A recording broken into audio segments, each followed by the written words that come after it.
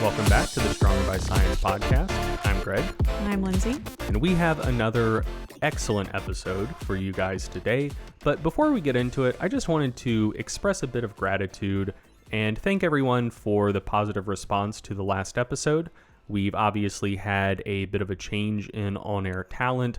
We were slightly apprehensive about how that was going to go over, just to be totally transparent. But it's been great. The response has been great. All of you guys have been great. So just here at the top of the show, I just wanted to thank you for that. Let's get into it. Lyndsey, what's been on your mind recently? What has been on my mind? Yeah, have you? Well, I have a recommendation. Okay. Does that count? Yeah. Okay. So, Sturdy Girl Club is my recommendation. This is a BBC stand-up series by a comedian named Jessica Fostekew. And I've never seen this format before. It's these short, 15-minute episodes presented like stand-up comedy. It's in front of a live audience because there's laughter going on.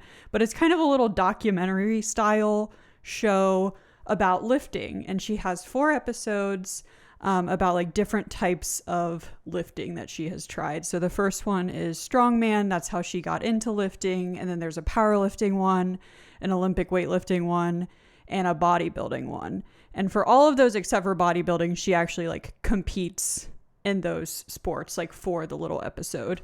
And she also interviews athletes, elite athletes in all of those sports, and just generally talks about what it's like to kind of be a woman in lifting and the comments she gets and how her parents disapprove of it, but how it has totally transformed the way that she thinks about her body. And I just thought it was really fun. And I actually got this recommendation from a newsletter that I'm also going to recommend. It's Casey Johnston's newsletter, She's a Beast.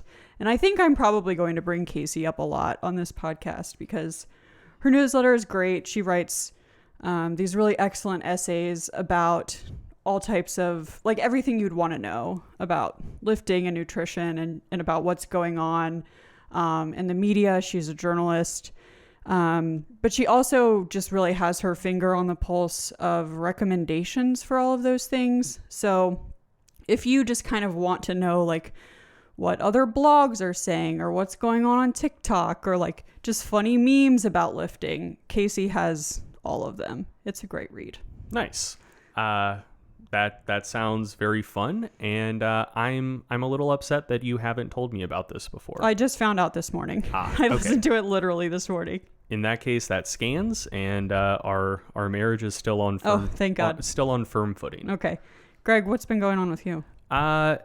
So not much interesting has actually been going on in my life. So we're currently working on a big micronutrient related release and feature set for Macrofactor. So my head has just been in the micronutrients for about the last 2 weeks or so.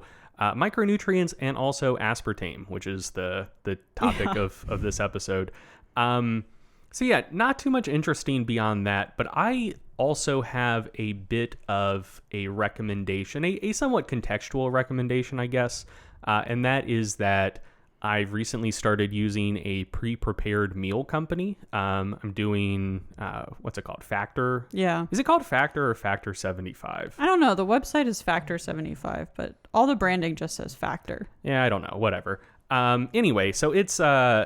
we don't have an affiliate code or anything. Not sponsored. Yeah, not sponsored. Not looking to get sponsored. Nothing like that. But yeah, I started using it and it's been nice. I previously assumed that pre-prepared meal company products would not be great. Mostly because people had shared their kind of meal prep service company food with me in the past, and it wasn't very good. Yeah. So it very well could just be that this class of service isn't great, but Factor itself is good. But yeah, the stuff they've sent me has been nice. It fits my macros pretty well. It's good to have a bit more variety in my diet instead of just eating literally the same thing for every meal for a week straight, which is exactly what you did. Yeah, that's what I do when I meal prep. So yeah, it's been great. It's been great. And also the cost isn't that bad. So yeah, if you're a busy person and you don't you don't want to think too much about where you're going to get your next meal and when you're going to have time to cook, or if you don't have food on hand, like where you're going to go out and get food or order from, like there might not be great restaurants in my area that have healthy options or whatever. If any of that sounds like you, it might be worth looking into going with a pre-prepared meal service. I personally have found it to be, I wouldn't say great, but I would say pretty good. Pretty good. Yeah. Seems like it's been really helpful, especially during this time that you've been super busy with micronutrient content. Yeah. So yeah, let's get into it. Before we jump into the actual content for this episode, we have our list of kind of standard plugs. So to start with, if you listen to the show, you like the show, make sure to like, rate, subscribe wherever you listen to podcasts. It's a small thing, but it does help the show a lot. If you're interested in some excellent high quality coaching for either lifting or nutrition or both, we have a coaching program at Stronger by Science and a group of world-class coaches ready to help you reach your goals. If you're looking for high-quality supplements at a good price, check out bulksupplements.com. You can use code SBSPOD at checkout for a 5% discount. If you're looking for a food tracking app that will help you set nutrition targets to reach your goals, coach you along the process, update those targets week to week, check out our app Macro Factor. You can get a 1-week free trial or use code SBS at checkout to extend that trial to 2 weeks. Get in now before all that hot micronutrient content drops. Yeah, absolutely. If you would like to check out a high quality research review to stay up to date on the research that's relevant to strength and physique athletes, check out MASS. That's Monthly Applications in Strength Sport. Again, much like Factor, I get nothing from this recommendation. I'm no longer affiliated with them. It's something that I used to do for a long time, recently left, but guess what? It still rocks, and you should check it out. It is still an excellent product and service. And if you want to connect to other people who like the show or pester us about the show or say, hey, you should cover XYZ topic, whatever, the best place to connect with us is probably our Facebook group and or subreddit. It's just Stronger by Science community on Facebook and reddit.com/r/Stronger by Science. If you want free study breakdowns, hit in your inbox every other week on the podcast off weeks, basically alternating newsletter week, podcast week, newsletter week, podcast week, etc. Subscribe to the Stronger by Science newsletter. You can do that at strongerbyscience.com/newsletter. And it's great. It's just content. Like we're not going to spam you with stuff. It's very nice. And then finally, on the last episode, I mentioned that we want to start doing audio Q&As at the end of most episodes. We will probably not do that this episode. As you're listening to this, I'm sure you can see how long it is. I don't yet know how long it will be, but we went wild. I do know how long our outline is, and it's very long, so I expect this to be a long episode. So we are foregoing a question at the end of this episode, but if you'd like to get your questions answered on the podcast, record an audio file, 60 seconds max, and email it to podcast@strongerbyscience.com, and if we like it, we will answer it on the podcast. So yeah, let's get into it. Yeah. This episode we're talking about aspartame. It's been in the news of late because the World Health Organization has recently classified it as a possible carcinogen. there was a lot of discussion leading up to that because the news that they were going to classify it as a possible carcinogen leaked earlier this month at the start of July. So there was kind of a wave of chatter leading up to it, and then the decision dropped like 2 or 3 days ago as of the time that we're recording this, probably about a week ago as of the time that this episode will release. So yeah, it's been on people's minds, and we're going to talk about that in this episode.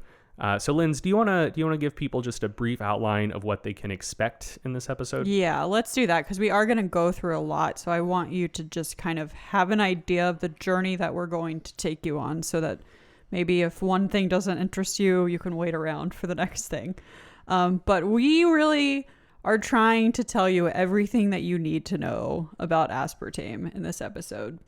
So that's going to start with history and early conspiracies about aspartame, what the press coverage has looked like over the years, and then Greg is going to go into the present WHO reports, as well as all of the relevant research about aspartame, before we then talk about what the media coverage looks like of the WHO reports and give some concluding remarks about like what the takeaways of this are going to be.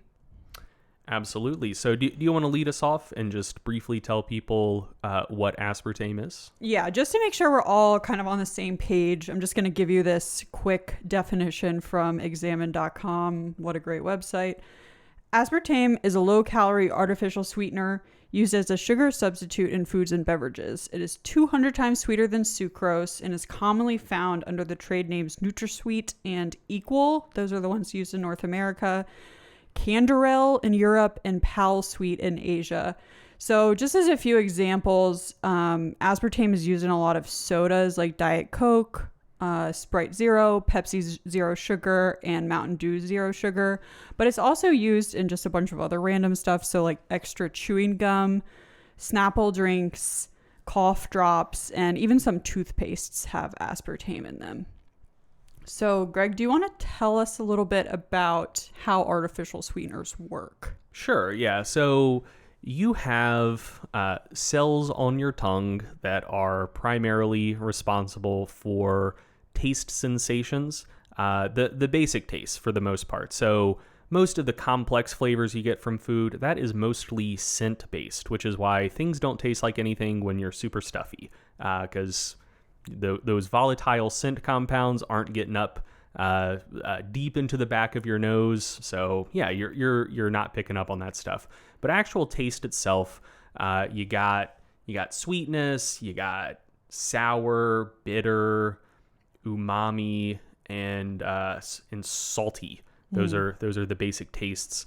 And yeah, there are different cell types on your tongue that detect each of those sensations.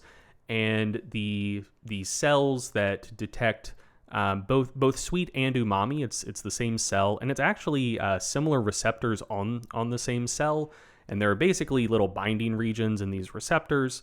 And when something can latch on to the particular binding region of one of those receptors that corresponds with a particular taste sensation, there are kind of downstream proteins that are activated, which then tickle some nerve fibers that goes up to your brain, and you perceive something as tasting sweet. So the way artificial sweeteners work is they bind to kind of the same regions of the same taste receptors as sugars do. Mm-hmm. They often bind either quite a bit like harder and tighter, or just through some other mechanism, they indicate to that receptor that like, hey, there's a lot of sugar in this. It's very sweet. Hey, brain, you should perceive this as being very sweet. But they are not sugar. So essentially, they bind to the same receptors. They have the same effect in your brain and in the way that you perceive them, the sensation they generate. But they either don't have calories, or in the case of aspartame, it's actually not a no-calorie sweetener, but it's a very low-calorie sweetener. So yeah, they basically have the same effect as sugar without having nearly as much energy content. And yeah, that's how they work. Yeah. So I know that there are other artificial sweeteners other than just aspartame. And some of the early ones were saccharin and cyclamate. Greg, I knew you did some research about like what the process of those coming onto the market look like and how that kind of informs how skeptical people are about aspartame still. So do you want to get into that? Yeah, so artificial sweeteners in general have a long and interesting history. And I think a lot of the current kind of bubbling baseline level cultural concern that people have about artificial sweeteners in general and aspartame in particular owes a lot to the history that these substances have had. Yep. So just want to start with the history. One, because I think it's very fun and interesting. It's just a fun story, I think. And I also think it's important for giving the necessary context to understand kind of that baseline level of anxiety that a lot of people feel about artificial sweeteners, and therefore why the recent announcement from the World Health Organization really kind of blew up into a big thing that everyone heard about. Mm-hmm. So let's start all the way back in year of our Lord 1879, when there was a chemist named Konstantin Fallberg who was working with coal tar derivatives. So those are byproducts of the coal refining process. And when he was working with those coal tar derivatives, he discovered saccharin, which was the very first artificial sweetener. Basically, he'd been working with these coal tar derivatives all day. This was back before PPE, like personal protective equipment for working with chemicals was good or really existed much in the first place. So he'd just been working with these coal tar derivatives all day, and I guess like licked his hand or something before adequately washing them. Don't be licking your hand on the job. Yeah, which I gotta say, a little bit late for that. I think like 1879 was late enough that people already knew about hand washing by then.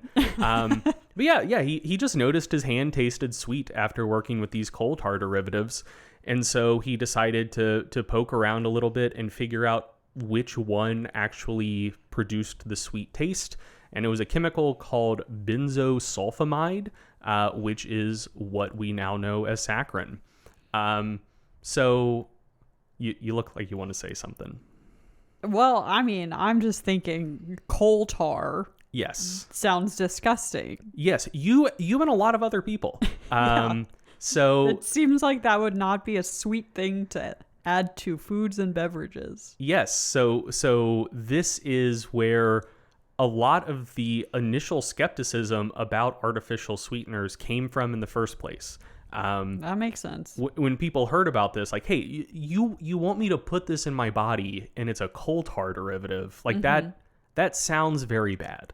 But in actuality, this is a fairly common thing, and it's not as scary as it sounds. So there's a huge industry that is a good thing of using kind of byproducts of industrial manufacturing to do other things with. Because essentially, like when you extract coal from the ground, you refine it down to a product called coke, not Coca-Cola, not cocaine. Is it spelled the same way as coke? Yeah, COKE. Okay. But yeah, that's what you're trying to get from coal when you mine it. Which is essentially just coal gas and like carbon itself. Like that's kind of the thing that actually combusts and burns really well. Yeah. So you start with basically a rock, and you're trying to get it down to this finished product, and there are just a lot of byproducts along the way. And when you have a byproduct of some process of industrial refining, you can either just throw it out, which just increases waste. Yeah. Like I don't think people would want there to just be like vast oceans of coal tar floating around somewhere. Or you can essentially recycle it, like find other find a way to use it. things to do with it.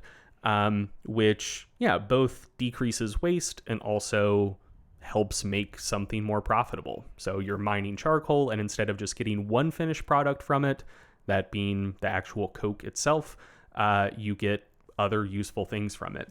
And so like this general process is very common and widespread.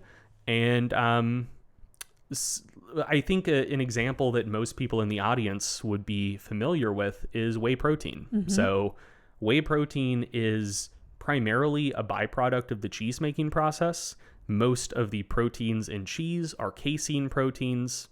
Milk itself, the protein content is like 80% casein, 20% whey. And the casein itself kind of is better at forming the globules necessary to give cheese its characteristic texture. So yeah, when you make cheese, you basically start by making blobs of casein protein, and Delicious. and then the water and the lactose and the whey is mostly left over. And so you could discard it, or you could refine it a little bit further, extract the whey from it, and then use Create the bodybuilding industry. Yeah, use it as like a post-workout protein shake. So that's one good example. Another one is if you take like a collagen supplement, or you use gelatin in your cooking, that is a byproduct of like the butchery industry. That makes sense. You slaughter a cow or whatever. It's mostly from cows. You slaughter a cow, you cut the steaks off its body, you get most of the leftover meat, grind that up, that's hamburger meat.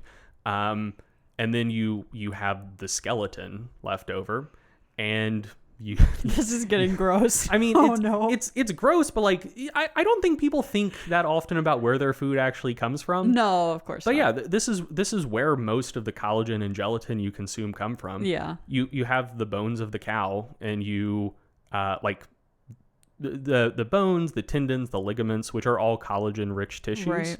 And like the kind of the quote unquote natural way you would get collagen is you would just take beef bones and boil them for a long time, and the resulting stock is going to be very rich in collagen. Like if you cook it way down and then let it cool, it'll set up like exactly Jell-O. like Jell-O would. Yeah. But yeah, like there are industrial processes for more efficiently extracting collagen and not having a bunch of other beef flavor come along with it. Yeah. But yeah, it's the same sort of deal. Like you take something that would otherwise be discarded and find something else that's interesting and useful to do with it. And with those two examples, that might seem quite a bit more benign because you're starting with milk and you're starting with cows. You're not starting with coal tar, right? Yes. But there is another example of something that you probably have in your house and that a lot of people ingest every day. And it sounds like the start of a scaremongering article. No, like it's no, like here, this is one of the reasons why like scaremongering is It so works. like yeah. Like I'm sure to some people listening, what I'm talking about sounds scary, but it's like totally normal and fine. So tell us what we all have in our house. Aspirin. Yep. Yeah, so a lot of people take a baby aspirin every day to reduce their risk of heart attacks or strokes. A lot of people take aspirin if they have a headache or a muscle ache or whatever. But yeah, most of the I think like all of the aspirin that would be in pill bottles on your shelves comes from a byproduct of petrochemical manufacturing. And so like I think a lot of people have this view of aspirin that it is like somewhat quote unquote natural, because the OG aspirin was derived from willow bark. So there's a chemical in willow bark called salicylic acid, and people have known about this for a long time. So kind of like ancient folks that lived in places with a lot of willow realized that if they were running a fever or they had some sort of ache, they could chew on willow bark, and they didn't know why, but it seemed to kind of alleviate those bad things that they were feeling. 1800s roll around, chemistry gets a little bit better. People realized that the salicylic acid was the actual primary chemical in the willow bark that was having those effects. And so yeah, that's where a lot of the early painkillers came from willow bark, and another herb as well called meadowsweet which is also high in Oh yeah, that salicylic sounds acid. very wholesome as well. Yeah, no, like that does sound very nice. Yeah. So, yeah. Is the salicylic acid they used the same as the salicylic acid that's used in like skincare products now? Because that is still like you still see that name on shelves. Do you really? Yeah, like it's a very popular skincare product for like acne. I don't know a goddamn thing about skincare, but Yeah. I assume it's the same. I think so. Yeah. So, but yeah, so that's where kind of the original aspirin came from. It was salicylic acid from meadowsweet and willow bark. Sounds very nice. Yeah. And then in 1853, a chemist named Charles Friedrich Gerhard synthesized acetyl salicylic acid for the first time. And so acetyl salicylic acid is that is what aspirin is today. Okay. Which is the same thing. It's the salicylic acid, but it has an acetyl group bound to it. You don't need to know what that is. Doesn't matter. But it's basically just better than the original salicylic acid because the OG product that you would get from chewing on willow bark is effective at pain relief, but it also causes a lot of stomach irritation. And so if you wanted to use it regularly, if you had some sort of like chronic pain condition or something, it could cause a lot of stomach irritation, cause a lot of digestive issues. And acetyl salicylic acid worked just as well for pain relief, but also alleviated a lot of those gastrointestinal symptoms. Nice. So yeah, it was a better product, but it was still inefficient to make at scale because you still needed to start with the salicylic acid itself, Right. which you still got from refining willow bark and predominantly by this time meadowsweet. So you needed to basically just pick a bunch of herbs and extract this one chemical from them, which was very time consuming and very expensive. And then the chemical process of adding the acetyl group to it, like that was quick and easy. But, you know, the raw material was still pretty tough to get your hands on and pretty costly. So then over time, chemists just got better and they realized they didn't actually have to extract salicylic acid from willow bark or meadowsweet. They could actually just make it themselves pretty easily and pretty efficiently from benzene, which is primarily a byproduct of petrochemical production. Okay. So essentially, salicylic acid is just a benzene ring. So benzene itself is a kind of hexagonal ring of carbons where some are single bonded, some are double bonded, whatever. So salicylic acid is just a benzene ring with a hydroxyl group bound to one of the carbons on the ring and a carboxyl group bound to a different carbon. And that's it. And hydroxyl groups and carboxyl groups, they're everywhere. Like they're kind of easy to get your hands on. And so if you're a reasonably bright chemist and you have access to the right chemicals and materials and whatnot, you can go through a couple pretty straightforward chemical reactions to make salicylic acid from benzene. So the first is called the cumene process, which is how you kind of add the hydroxyl group to the benzene ring. And another is called the Kolbe-Schmidt reaction for adding the carboxyl group. And the cumene process itself also involves propylene, which is another byproduct of petrochemical manufacturing. Oh, no. So yeah, I guess there are like two petrochemicals kind of involved in manufacturing aspirin. But yeah, so that's about it. That's a lot about aspirin in this aspartame episode. Yeah, so that is how salicylic acid is produced in bulk today. And then it's kind of the same thing as before. You just add the acetyl group to it, you have acetyl salicylic acid, you have aspirin, and it is the exact same product that you would get from refining from willow bark or meadowsweet, but it is much quicker and cheaper and easier to produce, and it also like recycles. Instead of discarding benzene and propylene, you use them to make something else that is good and useful that is safe to ingest, which is aspirin. Yeah.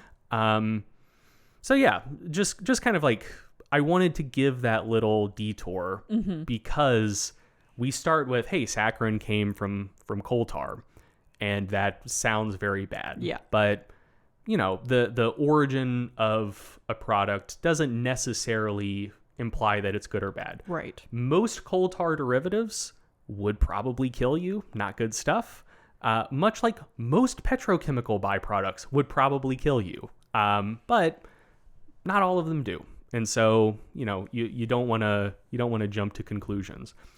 But anyway, so that is where most of the initial public concern came from with saccharin. Like it kind of got out that, hey, this people discovered this from coal tar, and much like you, and much like probably a lot of people listening to this episode, you hear that and you just automatically assume like there's no way that this is good for me. Like it has to be a poison, essentially.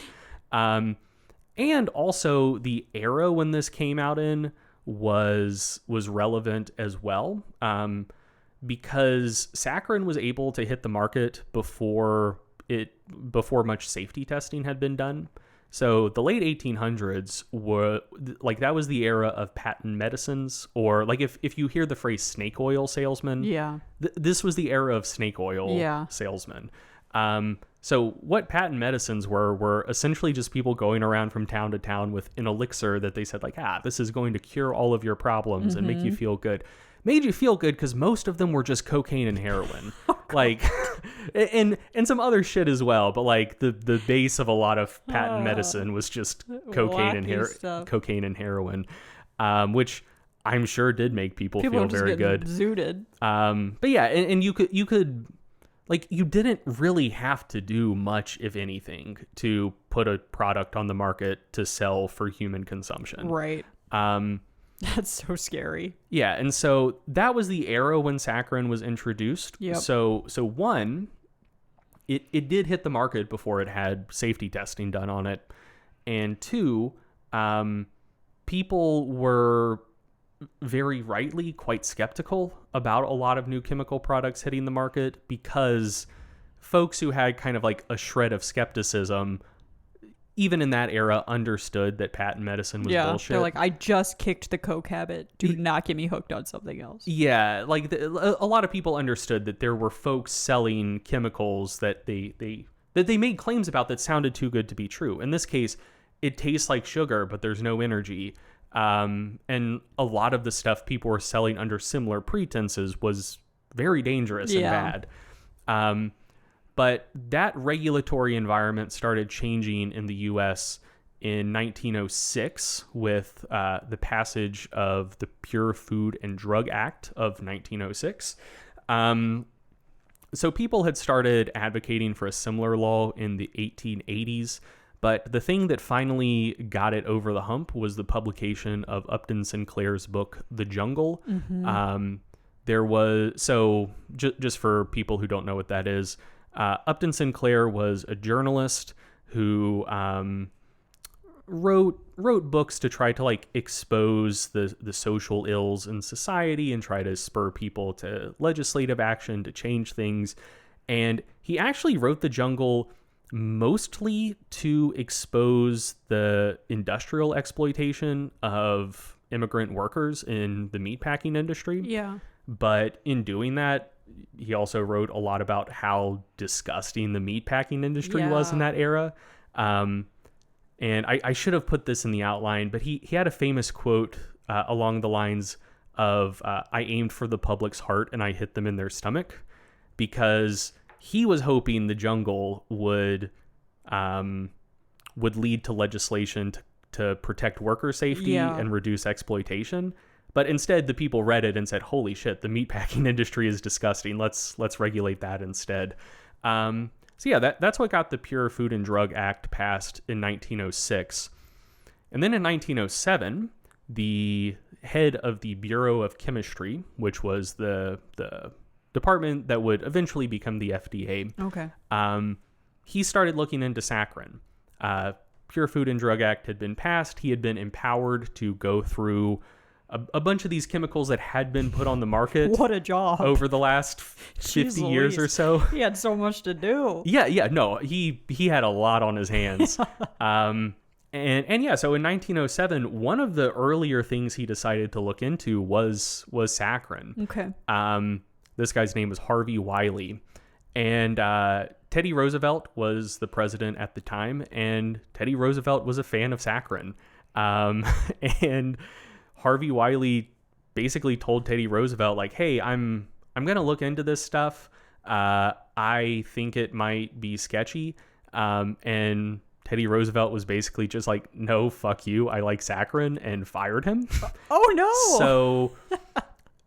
And again, we're still talking about the first artificial sweetener, and we've already gone from it was identified from coal tar, to now essentially like the head of the FDA got fired because they wanted to not just ban it, but investigate whether they might want to ban it. Yeah. So if you just have like the smallest inkling for like conspiratorial thinking, it's already a 2-strike situation. Yeah. And strike 3 came in 1911 when the FDA labeled foods containing saccharin as adulterated. But they clarified and said that saccharin wasn't harmful in 1912, but they did label it as an adulterant in 1911. What does that mean? Okay, so yeah, that doesn't mean much to modern audiences, but that meant a lot in the era. So adulteration is a matter of substituting a valuable. It's basically when substitutions are made from a product that people think they're consuming to something that you're kind of like tricking them into consuming almost. Now we often think about it in terms of something not meeting label claims or kind of like being deceptive in marketing. So we've actually talked about adulteration a little bit on the podcast before in the context of cheese, actually. Where a lot of things marketed as Parmesan cheese in the US actually contain no like Parmigiano Reggiano, like the OG Parmesan cheese. Yeah. Most contain either no actual Parmesan or very, very little, and it's just kind of cut with other cheaper cheeses to produce. I remember there was something like years and years ago about there being sawdust in like the shaky bottles of cheese. Yeah, that's another thing that's blown like way out of proportion. Okay. We don't have to do that. Yeah, let's briefly talk about it, whatever. But yeah, so yeah, they say like sawdust is in Parmesan cheese. So one, it's not just Parmesan, like it's most pre-shredded cheese that you'd buy in the store. And it's not sawdust. It's like refined cellulose, which is the stuff that makes up the cell walls of plants. And they dust cheese with it as an anti-caking agent, basically, because if you just... so it doesn't just become like a massive lump in the bottle or the bag. Right, yeah. Like if you just get a block of cheddar cheese or any kind of cheese and shred it and then put it in a bag and put that bag in the fridge, when you get it out, it's just going to be all clumped. Yeah. It's not really even going to be shredded anymore. No. So yeah, you dust it with cellulose, and that helps stop it from clumping. And it's a totally fine product. Like it's most of the fiber you consume is cellulose. So yeah, they just dust cheese with it, but you on an industrial scale, you derive cellulose largely from byproducts of like, oh my gosh, when you're like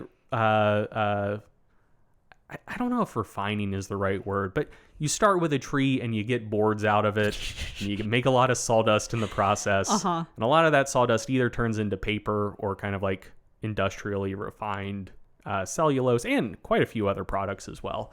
But yeah, so that's where the claim that there's sawdust in American Parmesan cheese came from. Like, it just has cellulose as an anti-caking agent. Okay, well, this Parmesan in those bottles is still gross.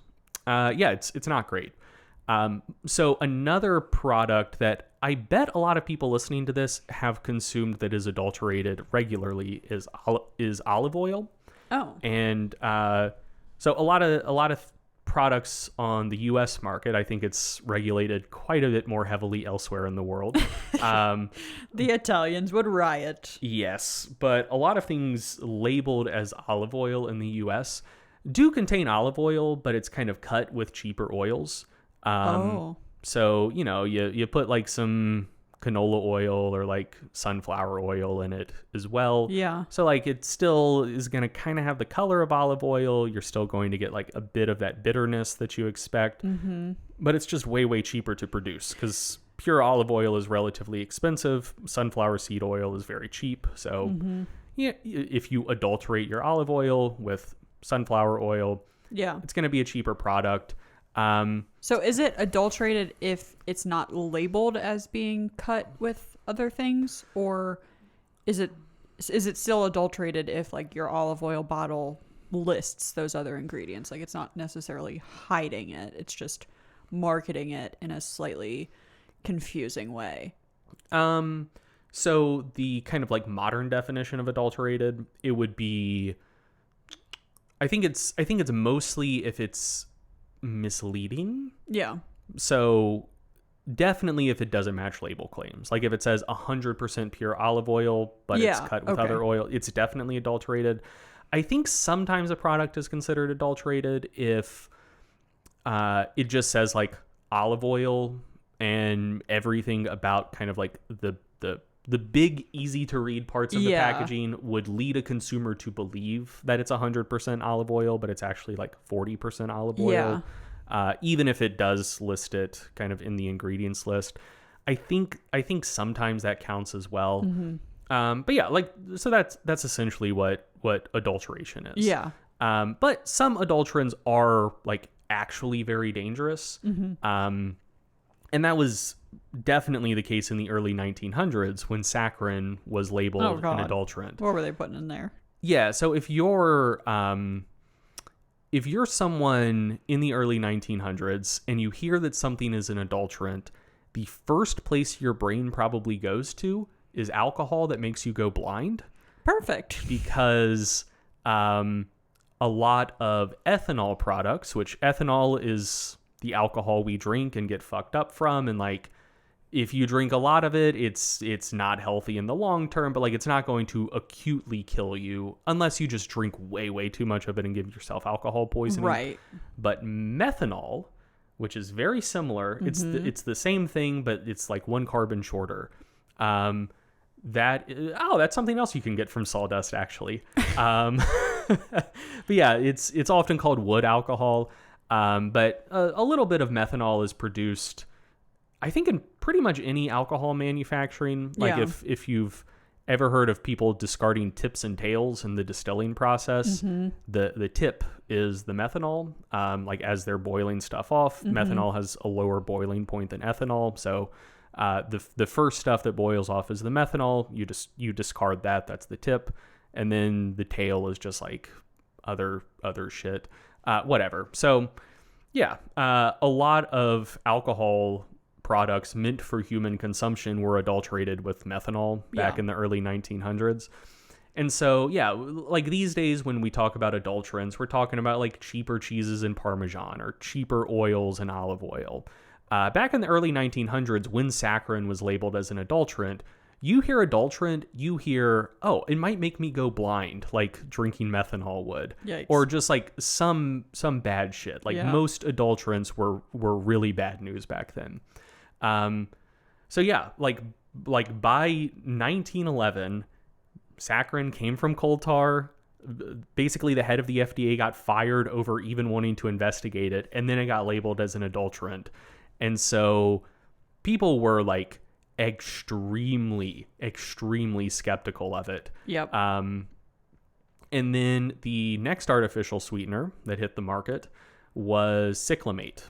It was discovered in 1937 by a graduate student at the University of Illinois named Michael Sveda. And this was also a discovery purely by chance.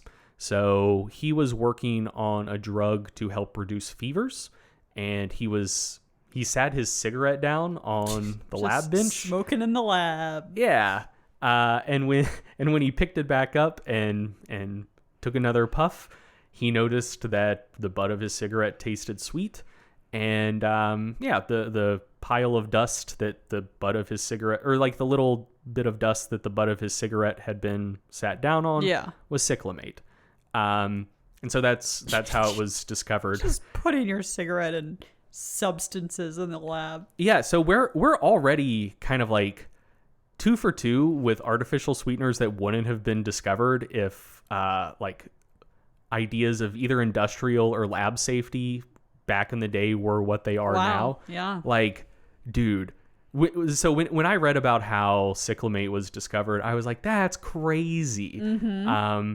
Like when I had to do lab training for UNC, it's like and you know, we weren't working with like anything that was like particularly dangerous, but like it was a biosafety level 2 lab, and it's like, definitely no outside foods and beverages. Like, if you're working with most things, you have to have gloves on. Mm-hmm. You have to have your coat. You have to have closed-toed shoes. You have to have glasses to avoid any like spills. You definitely couldn't have fucking cigarettes. So yeah, not just the fact that he was smoking in the lab, but that the chemicals he was working with were just kind of like dusted around in the place that he'd be sitting his cigarette down. Crazy stuff. Yeah. Lab safety back in the day was wild. Another just good example of this is another little historical anecdote is Marie Curie, who, I mean, discovered a lot of things about like radiation and like nuclear science and all of that.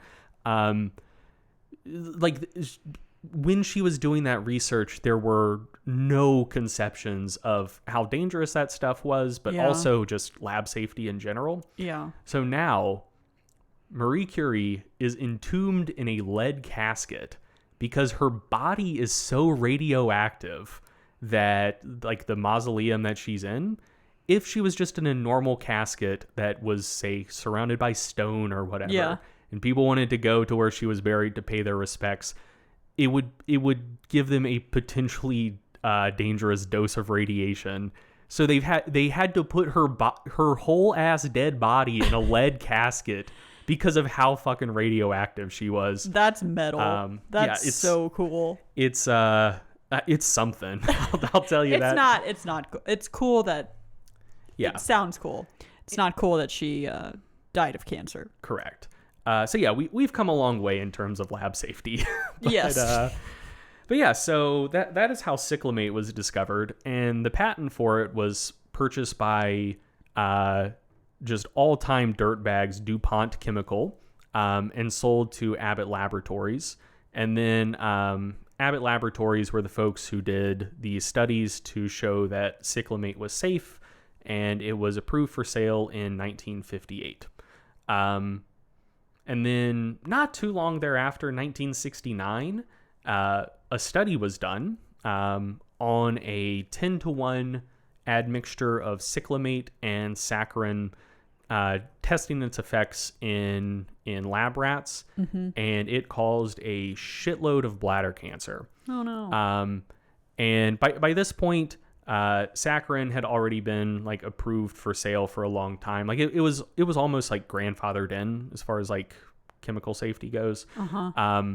But yeah, so the substance tested was a 10-to-1 mixture of cyclamate to saccharin, but kind of like due to how long saccharin had been on the market, regulatory bodies looked at that and said, hey, these effects, they're probably due to the cyclamate.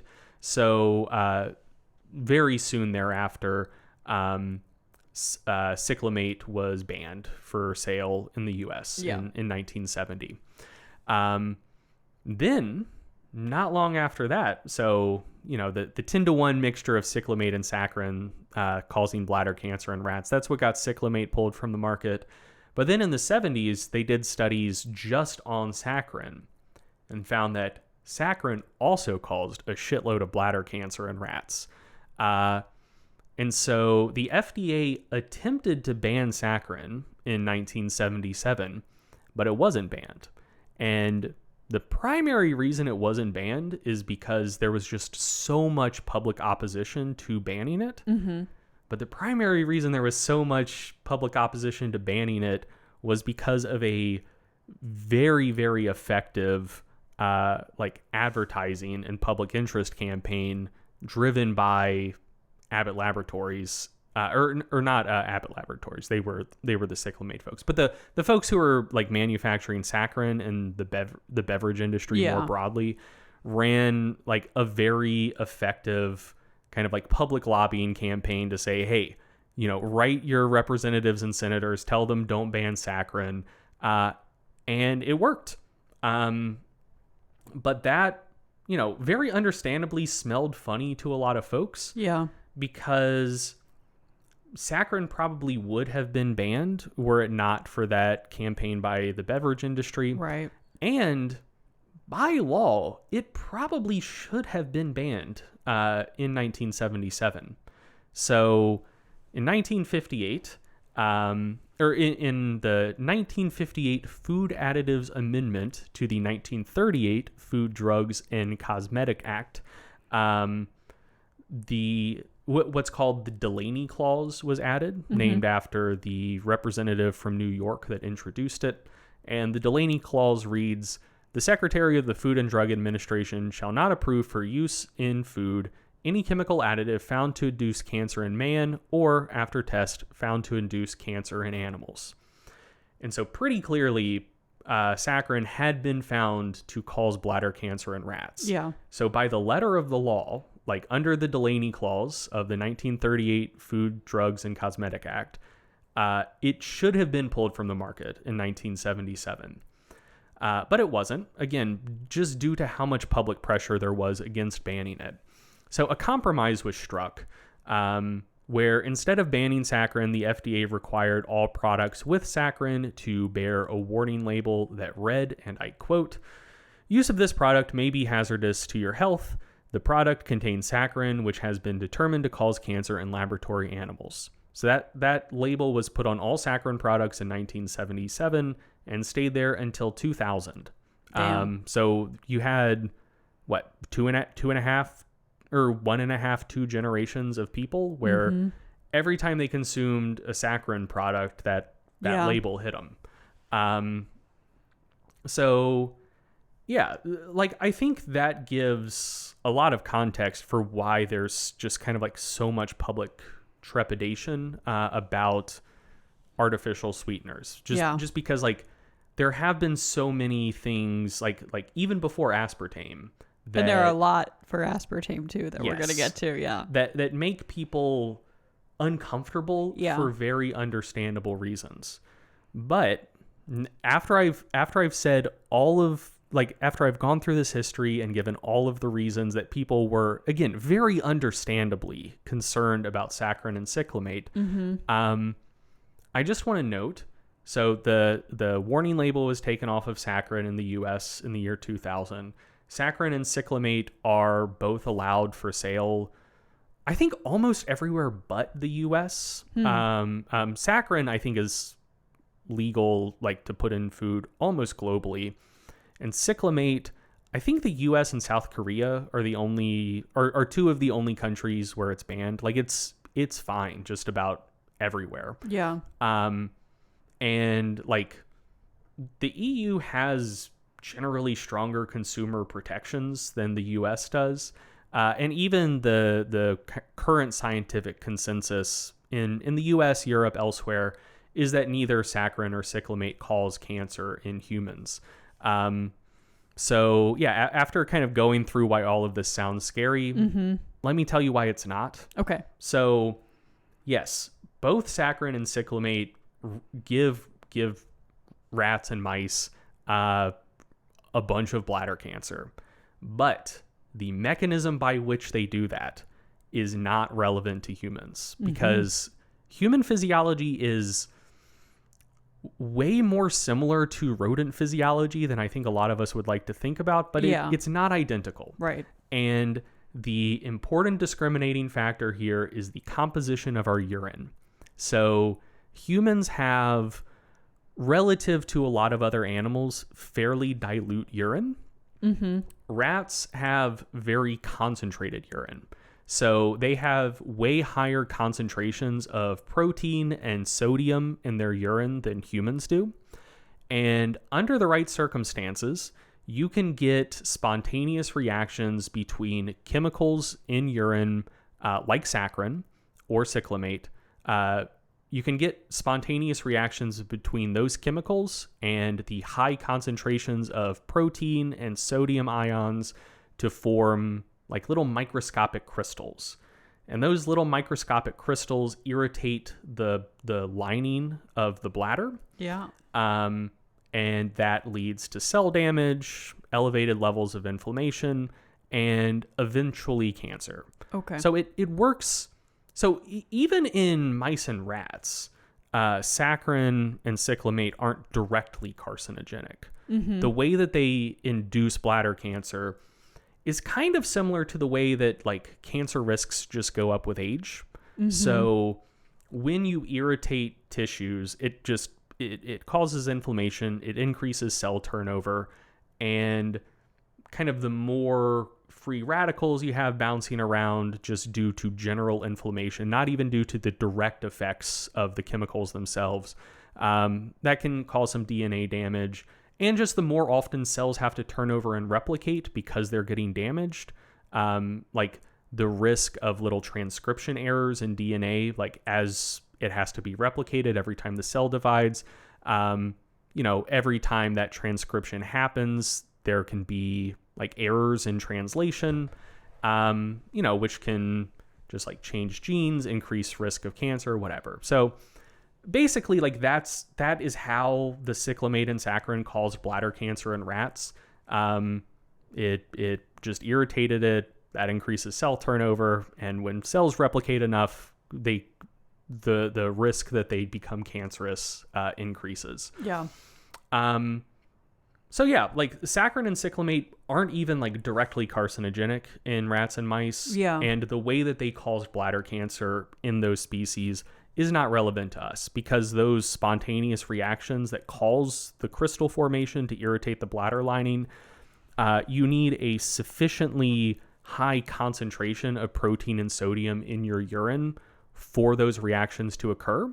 And humans just have dilute enough urine that we just don't have enough sodium or protein in our urine for cyclamate and saccharin to react in that way in the first place. Nice. And also, saccharin and cyclamate don't cause bladder cancer in rats at the doses that humans would consume them. Yeah. So the dosages of saccharin and cyclamate used in those studies were equivalent to humans drinking about 800 12-ounce Diet Cokes a day.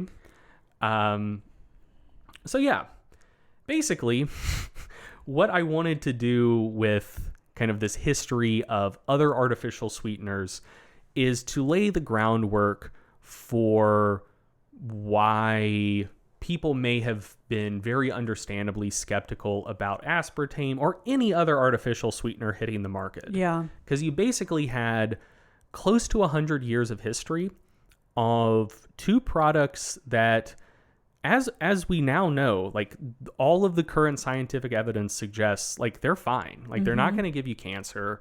But I think a lot of people kind of work with the assumption of if there's smoke, there's fire. Right.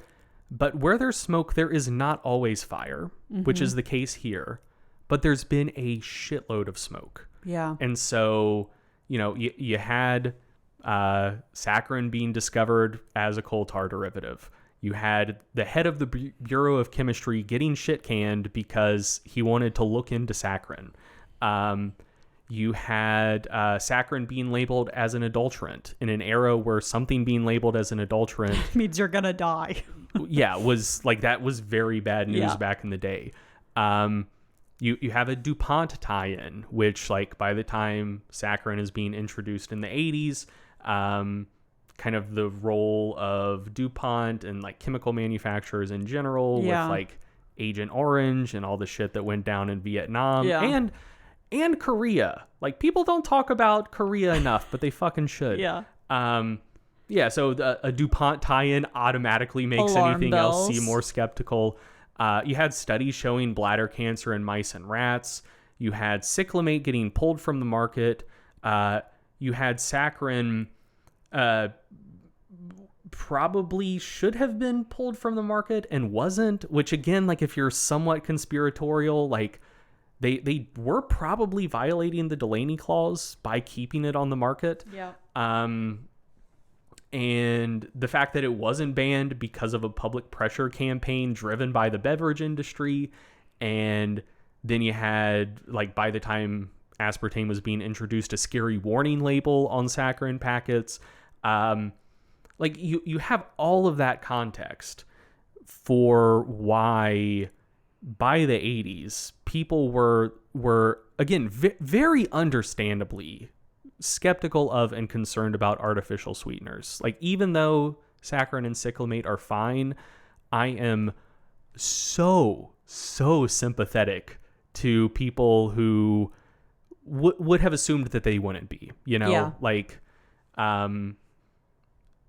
I feel like this sounds like somewhat judgmental to say, and I don't mean it in a judgmental way, but like there is a certain level of like scientific literacy that is necessary to be able to take scary sounding tidbits and circumstances and put them aside and look at and weigh what the actual data says.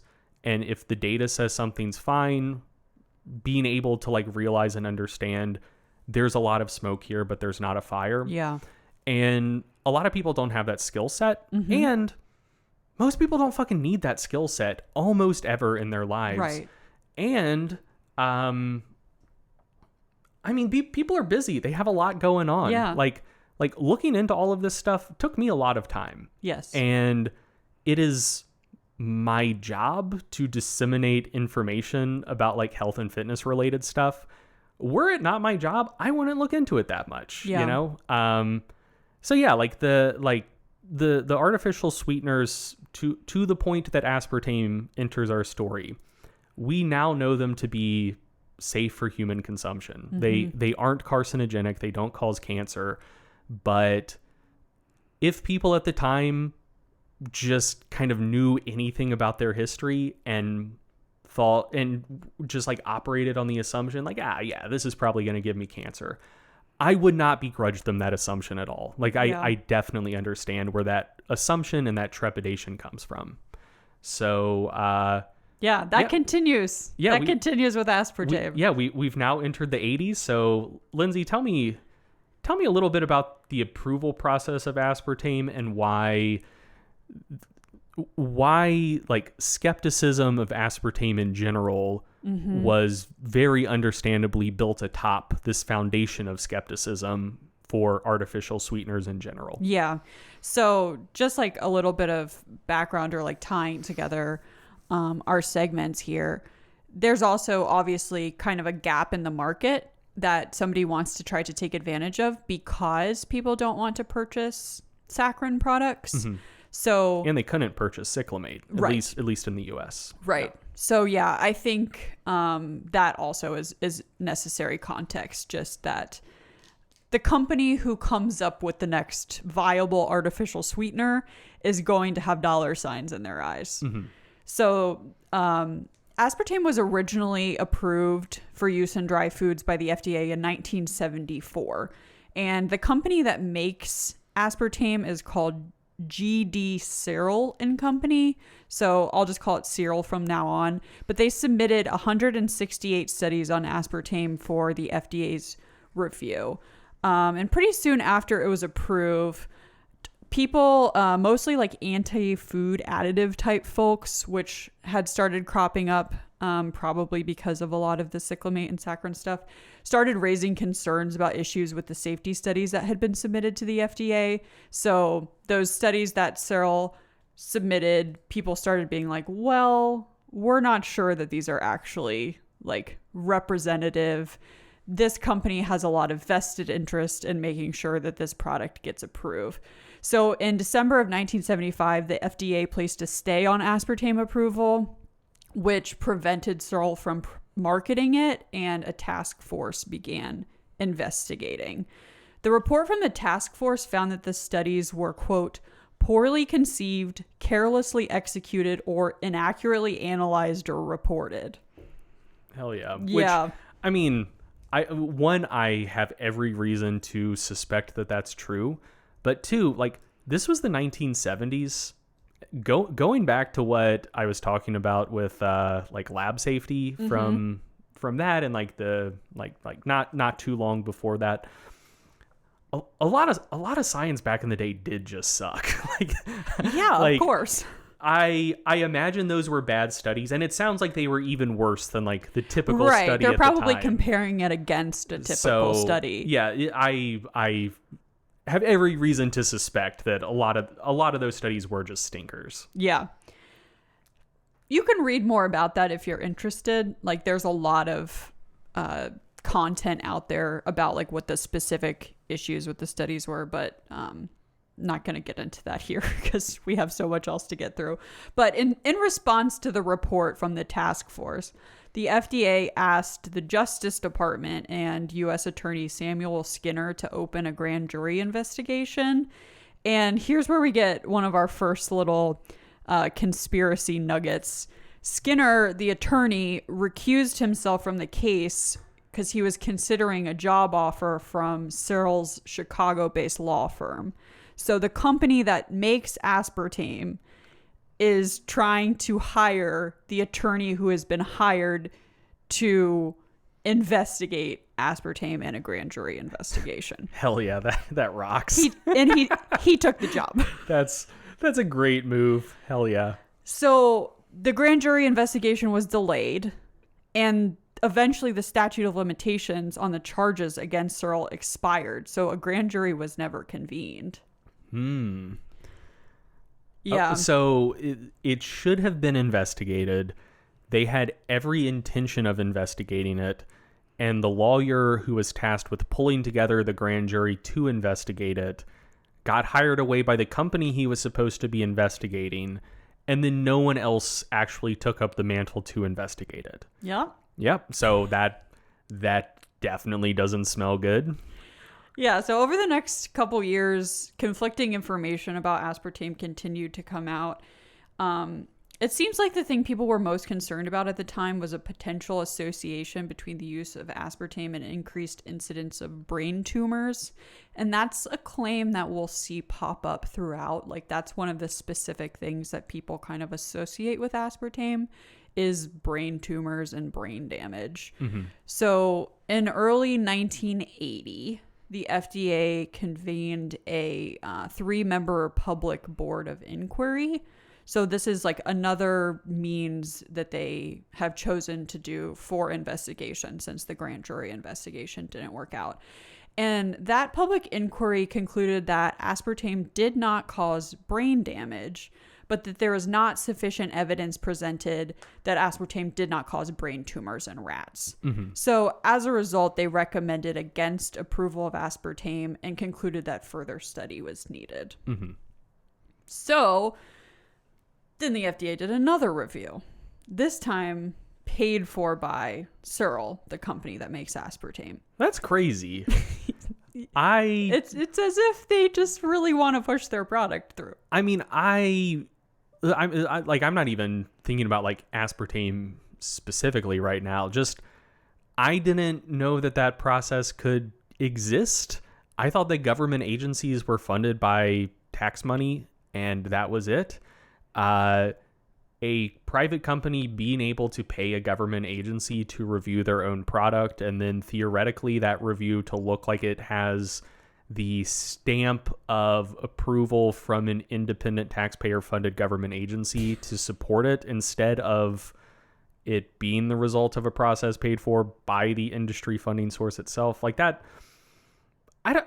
is that still legal? I have no idea. Either way, that's not good. That's not good at all. Like just in terms of like the way that government interacts with industry. Like I don't think that should be allowed. Yeah. So this review, which again paid for by Cyril, concluded that the studies paid for by Cyril had demonstrated that aspartame was safe. So that's another. Nice. Like, you have The review paid for by the company, reviewing the studies paid for by the company. So Nice. people don't love that. And then there's one more wrinkle here that causes some raised eyebrows. At the time, the chief executive, president, and chairman of Searle was Donald Rumsfeld. Oh. Yeah. Oh. Rumsfeld was also at this time part of the newly elected Ronald Reagan's transition team. And as soon as Reagan was elected, he appointed a new FDA head named Arthur Hayes. Mm-hmm. And shortly after Hayes' appointment to the head of the FDA, he took a look at the results of the most recent Searle-sponsored review on aspartame and immediately granted approval in 1981. Ooh. So also not a great look. Easily interpretable as Reagan just doing his buddy Rumsfeld a favor because it's Rumsfeld's company. Mm-hmm. And also not great. Hayes, the FDA head, left about a year later and took a job as a consultant at Searle's public relations agency. Oh. Oh. Yeah. So you can see why this story also raises people's hackles a bit and provides quite a rocky start for aspartame's scientific record and chance of being accepted as safe by anyone. Yeah. I mean, again, like much like the saccharin and cyclamate stuff, like I absolutely understand why someone would look at that and just immediately assume like, hey, if they're doing all of this stuff to avoid investigations or get investigations done that they're paying for, and doing like the tie-in between like Rumsfeld and the Reagan administration, to try to keep things like approved and rolling along. Like, I can understand how someone would look at all of that and be like, look, they must know their product is dangerous, because if they didn't, why would they go through all of these lengths to avoid like independent review and oversight? Right. Because if they would be able to withstand independent review and oversight, because their product is actually safe, it would make their product look good to actually get an objective third-party stamp of approval from a government agency. Therefore, it must not be safe, because that's the only explanation for why they would do all of this stuff. That to me is a very understandable thought process. Yeah. It's a super rocky start, and it comes up so often. Like, even in a lot of the reporting I saw about these new WHO reports, which we'll talk about later, people are still bringing up the FDA approval process as kind of like gesturing towards impropriety and gesturing towards controversy. So like they really kind of shot themselves in the foot by just how hard they push to get this through by any means necessary. Mm-hmm. Just really quick, let me cut in. I accidentally slandered DuPont Chemical earlier. Okay. Because I didn't slander. They'll never recover. Because I didn't slander them hard enough. It was Dow Chemical. That was the Agent Orange folks. Okay. The kind of historical thing that DuPont Chemical took a lot of heat for, and very understandably so, was continuing to do business with the fucking Nazis until 1943. So yes, DuPont sucks just as bad as I implied that they did, but for a different, much worse reason. Yeah. Well, you know what? Death is not good in any context. Yeah, I feel like it's hard. It's hard to rank. We them. shouldn't be ranking. No. DuPont and Dow Chemical both bad. Both rot in hell. Yeah, two thumbs down. Yeah, not great. Okay, sorry. That's all right. Just wanted to make that quick correction. Of course. We don't want DuPont's lawyers coming after us, though. No. Greg would be delighted by that. I would not.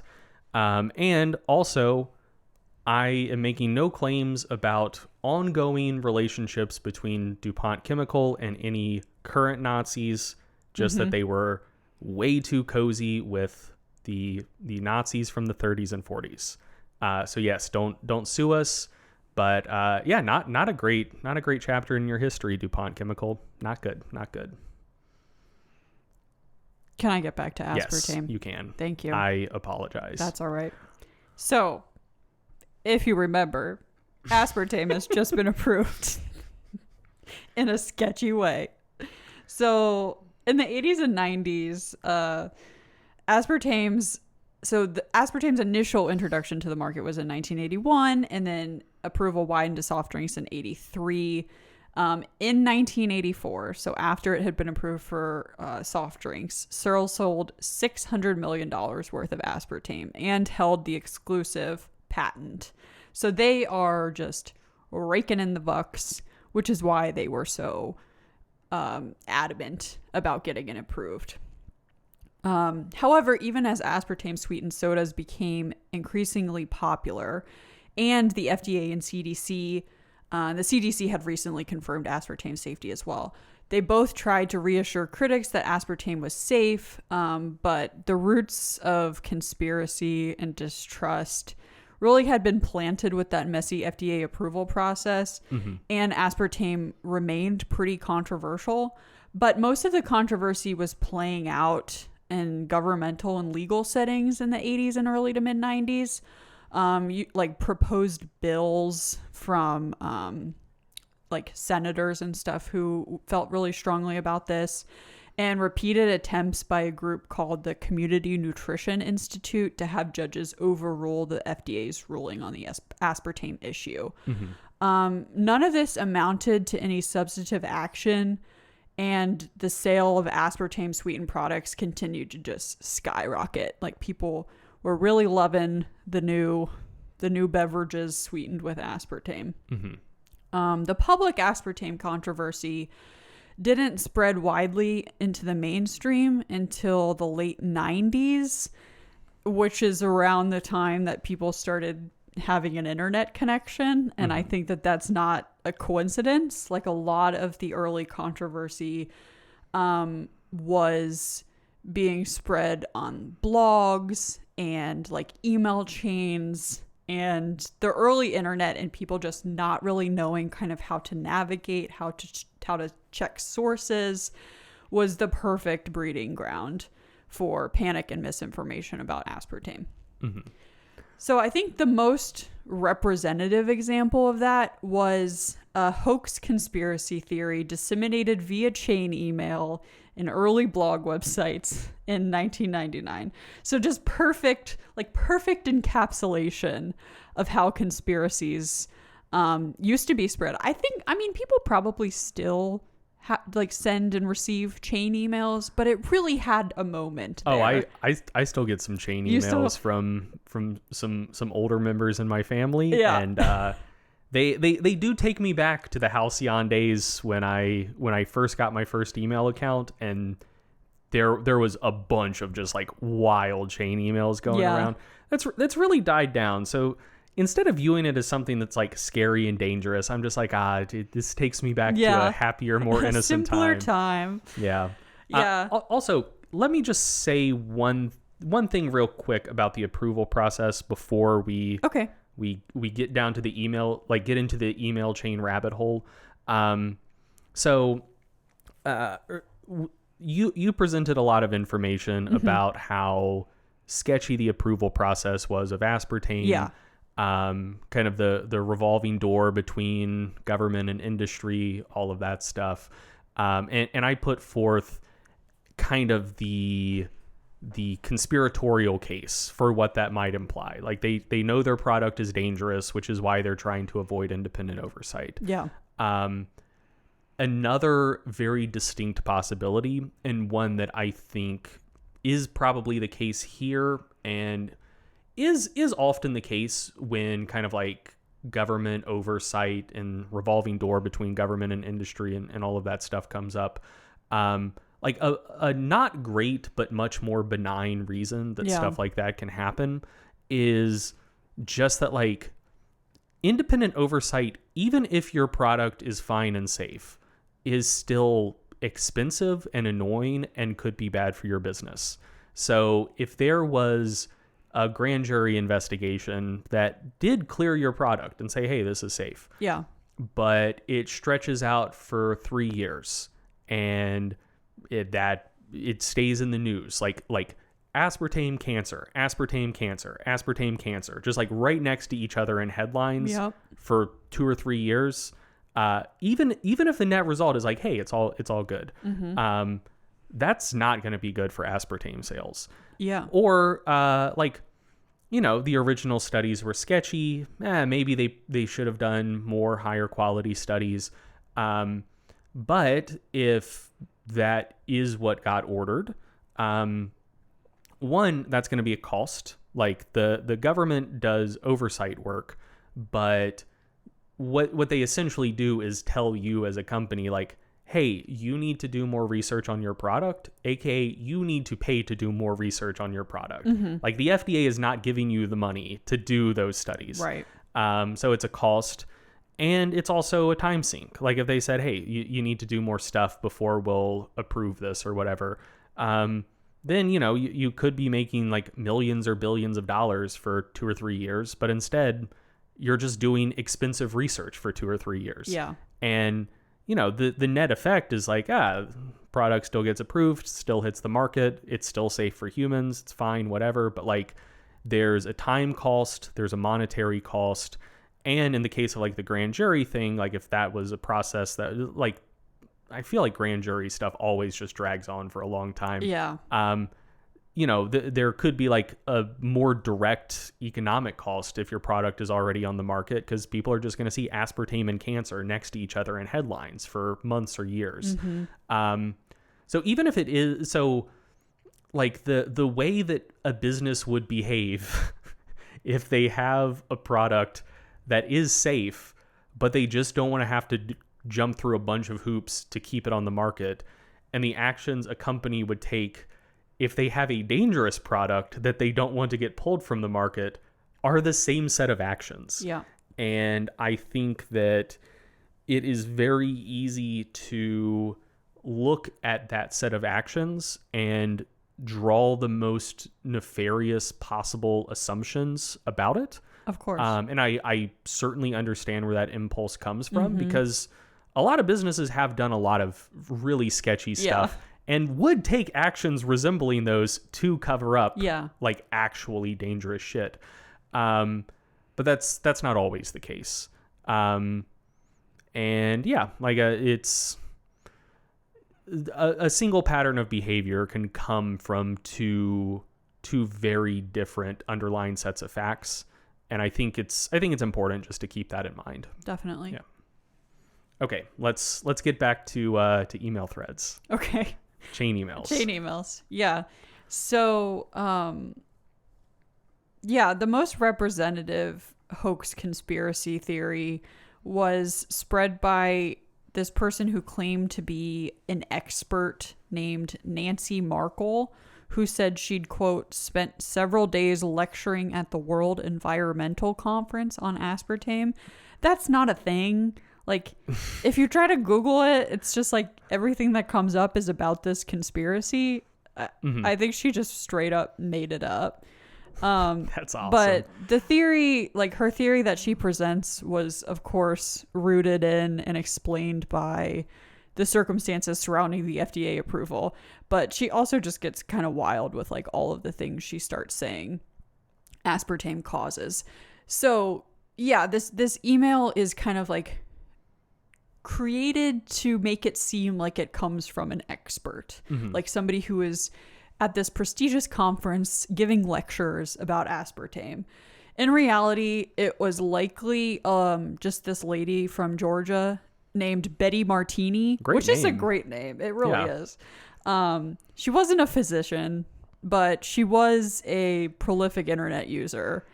And she was really passionate about posting her aspartame trutherism on Usenet groups. Nice. So, not a physician, but, she had that going for her. But she does play one online. She does. She loves it. And the hoax email and its extended argument on this website called aspartamekills.com. Great URL. Great URL. Yeah. Pretty unbiased. Allege that aspartame is responsible for, deep breath, multiple sclerosis, lupus, and methanol toxicity causing blindness, spasms, shooting pains, seizures, headaches, depression, anxiety, memory loss, birth defects, and death. Nice. It's a lot. That is a lot. And it's, that looks very scary, but it's also one of those things where, like, I love a conspiracy theory that can be disproven just by, like, looking at the world a little bit.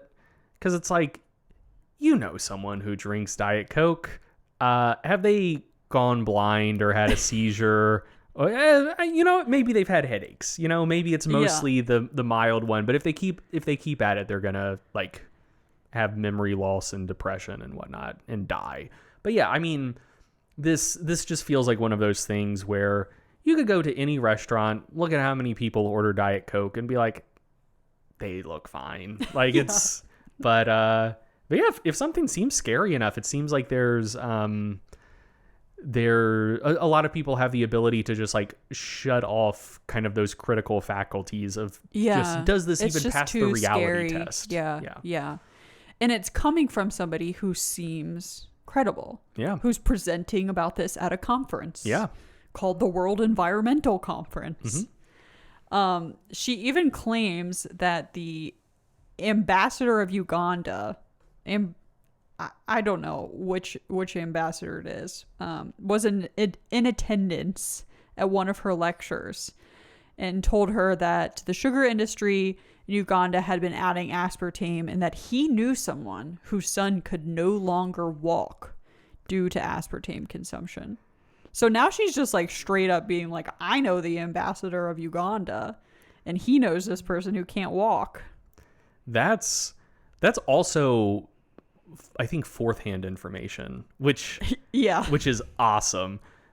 Someone told the ambassador of Uganda, who told this person who was speaking at the conference, who told the person who was writing about it. Yes. And you are now being told by someone over email that all of this occurred. Maybe that's fifth-hand information. That's a great game of telephone there that we should all definitely take very seriously. Yeah. But so this email, it seems just like a silly story. It seems like, oh, well, how many people did this actually affect? Mm-hmm. But it actually was super widespread. It spread like wildfire on the early internet. And it's still, like, apparently it still is kind of in circulation today. So It could be one of those hoax emails that you've gotten forwarded in recent years. But it was a really popular one. People loved it. And it even spurred an official response from the FDA debunking the claims. So, like, this poor man who works at the FDA went through this letter debunking just, like, these wild claims that just have no basis in anything. Oh man. But it got so popular that became required for there to be an official response. Yeah, I gotta say, like, I understand to some extent how chain email conspiracy theories got big before people became more, like, internet savvy, mm-hmm. especially because, like, these days, like, there are plenty of conspiracy theories that get big online, and it's a kind of like distributed, depersonalized thing. Yeah. Where, maybe there's, like, a social media user that you follow who, like, you don't personally know, but it's like, they seem to be on the same general wavelength. And, like, maybe you see something from them and you approach that as, like, they've vetted this information, it must be true. Or you just, like, search something and, like, stumble across a website. But it's such as aspartamekills.com. Such as aspartamekills.com. Right. Sure, yeah. But it is like a kind of abstracted thing. Mm-hmm. Like, you often either hear about it from someone you know nothing about, or you just like stumble across and it's just like, someone said this on a website. Is it true? Is it not? Who knows? A lot of people determine it is true, like in spite of all of that. But with chain emails, you're getting forwarded something typically from someone you know in real life. Like these days we email with people that we've never met. But like back in 1999, yeah, the only people who had your email address were like friends and family, because email wasn't a huge thing. And so like, you know, if your cousin or aunt or like mom or brother or whatever is forwarding you some sort of like very scary chain email, it's coming from someone that you know and probably trust, with kind of the tacit assumption that like they're forwarding me this because they vetted this information and they have my best interests at heart and they're trying to keep me safe. Yeah. And so, you know, a couple, like by a few years later, I think people better understood the phenomenon of chain emails and to not take them very seriously. But early on, like I understand why chain emails could catch on like this and be so big, because before, you know, to be skeptical of it, and you kind of have those antibodies built up against this type of thing. Like I imagine a chain email driven conspiracy theory, probably just in terms of its raw materials, has the ability to be more credible seeming than just stumbling across the same conspiracy theory from a website on your own, because it's mediated through someone who you know and trust. Right. Yeah. Yeah. And I mean, it's just like the internet was new at the time too. So it's not just that you're getting stuff from somebody you trust, but it's also that like your understanding is like, this is where I find information that is true. This is where there's like encyclopedia type information is what I find on the internet. There's not as much kind of a literacy on misinformation as there is now. So it makes sense why this would spread like it did and why it continued freaking people out. And it was kind of the backdrop of the public discourse going into the 2000s, and really kind of like one of the earliest indications of the public starting to really freak out about aspartame. So I'm going to go back just a little bit to talk about what the press coverage has looked like over the years. We're going to go all the way back to the 80s, and then I'm going to go through each decade. Then once we talk about the actual WHO report, I'll go through similarly what the press coverage has looked like for this most recent news. So how I did this for the historical press coverage is I just did like a media content analysis of articles from the New York Times that covered aspartame from 1980 to the present. I chose New York Times because I thought it'd be relatively representative of media coverage from like the prestige trusted sources. And perhaps more importantly, I have a subscription, so I didn't have to deal with paywalls. Well, and I mean, it's considered the paper of record, and yeah, that's what they call themselves. They themselves, their tagline is all the news that's fit to print. So, yeah, I mean, I feel like it's probably a decent barometer for like kind of like mainstream thinking about this stuff, especially from kind of like more theoretically like credible and authoritative sources. Yeah. So in the 80s, after aspartame had been approved, overall we're actually not seeing anything indicating reasons to distrust aspartame in the media. And that's kind of like what I was talking about earlier, is like most of the controversy surrounding aspartame at first, right after the approval, was mostly like legislators and like just like community nutrition groups, like, or institutes that just really kind of latched onto that as the issue that they cared about. But the longest article about aspartame in the New York Times was one from July 13th, 1983. And it really just emphasized the amount of due diligence that the FDA performed. So it looked like it was kind of trying to reassure people. So the writer said things like, the approval of aspartame as a soft drink additive culminates a decade-long effort marked by scientific uncertainty and controversy over its potential risks and extreme caution on the part of the Food and Drug Administration. And they also draw attention to the amount of evidence that was submitted during the approval process, saying things like, after 112 studies and with aspartame already approved for use in more than half a dozen other countries, the FDA approved it as a dry food additive. And they also mentioned Canada and England and how both of those countries have already deemed aspartame as safe, saying that after experience in Canada and England helped to convince the American agency of its safety and effectiveness in soft drinks, aspartame will be allowed to enter the soft drink market here. They also quote the director of the Center for Science in the Public Interest, a man called Dr. Michael Jacobson, who says aspartame is, quote, a far preferable alternative to saccharin. Nice.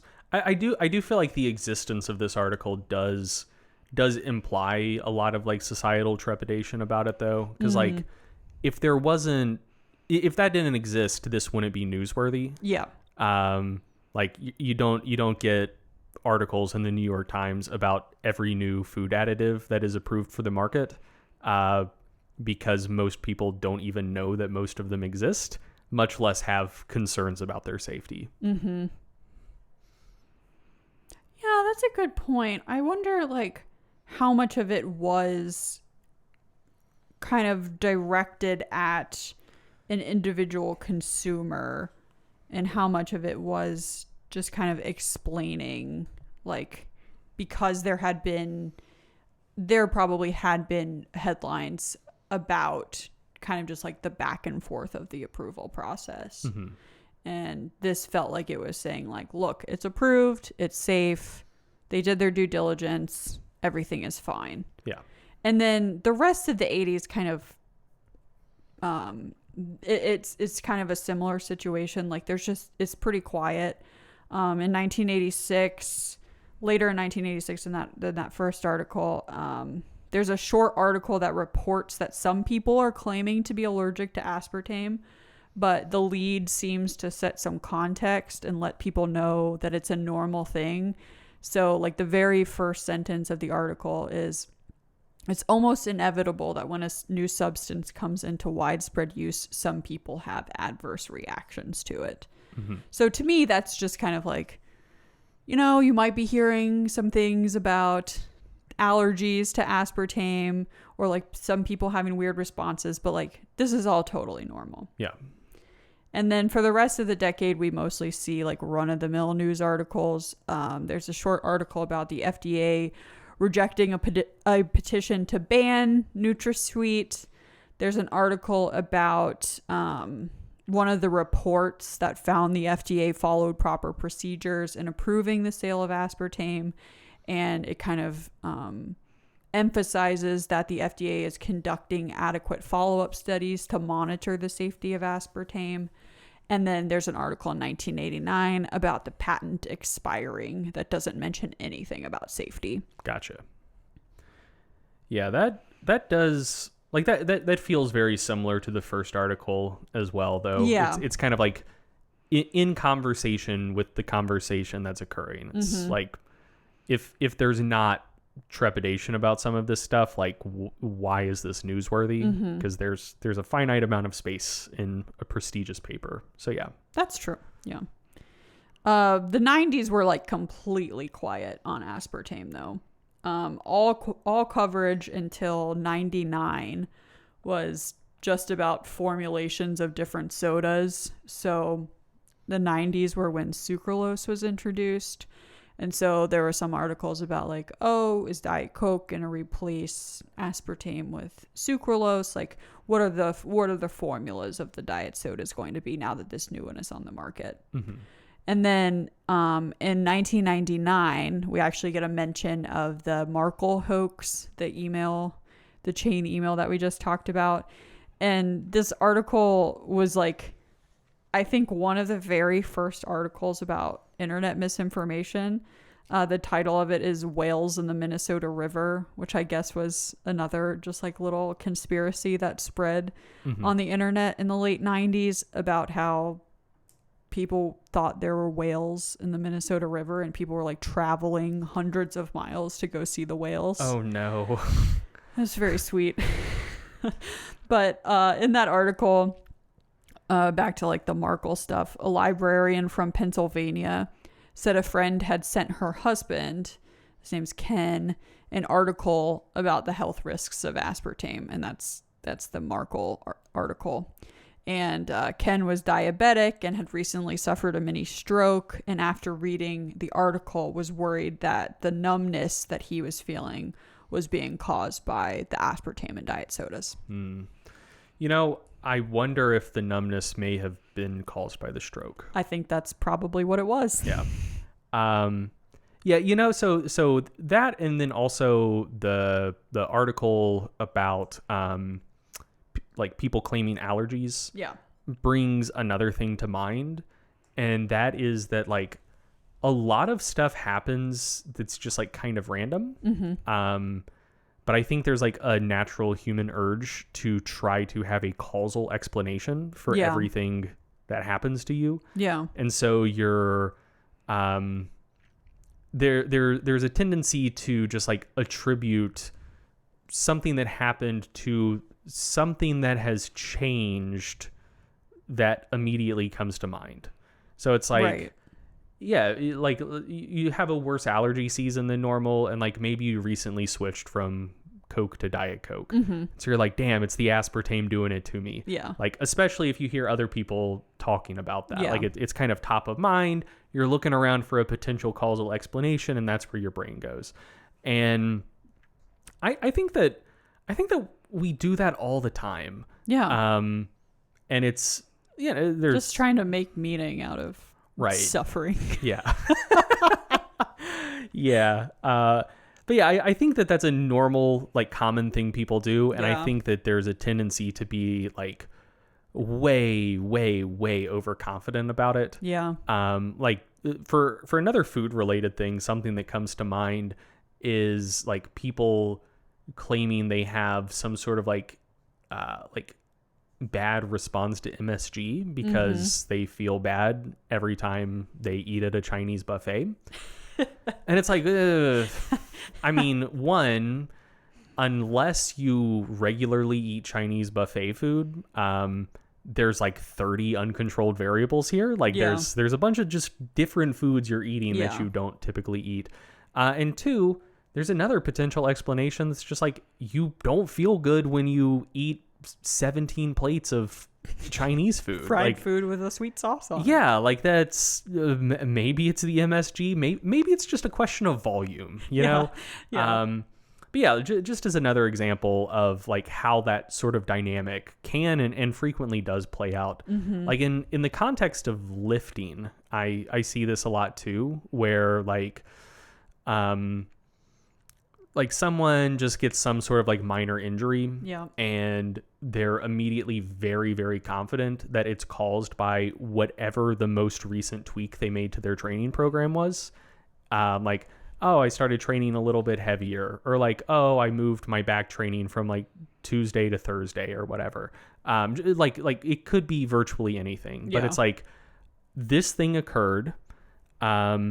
This was the most recent change I made to my program. Therefore, that change I made to my program is necessarily what caused the injury. Yeah. And yeah, like people don't like uncertainty, and I think that they want to jump to like any potential conclusion, confident conclusion, versus just like deal with uncertainty and be like, hey, this bad thing happened. Why did it happen? I don't know. Yeah.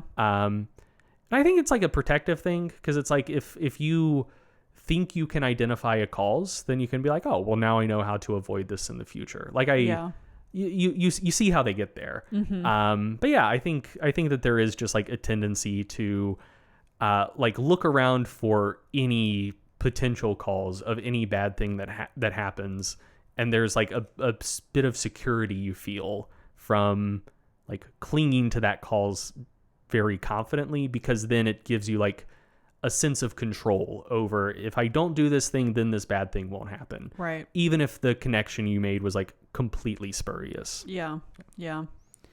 I mean, if you go to the doctor, they do the same thing a lot of times too. Like if you say you have started experiencing some adverse health effect or impact, they're going to ask you like, well, what has changed? Mm-hmm. Like, have you changed anything in your diet recently? Have you changed anything in your habits? And I think, I don't know if that's kind of a reflection of how our brains work naturally, or if we learned that from the doctors, but either way, you're right that we certainly do that. I think that looks similar, but is often quite different. Because like when a doctor is doing it, they have pseudo encyclopedic knowledge of, one, based on the symptoms you're describing, what condition you could have. Yeah.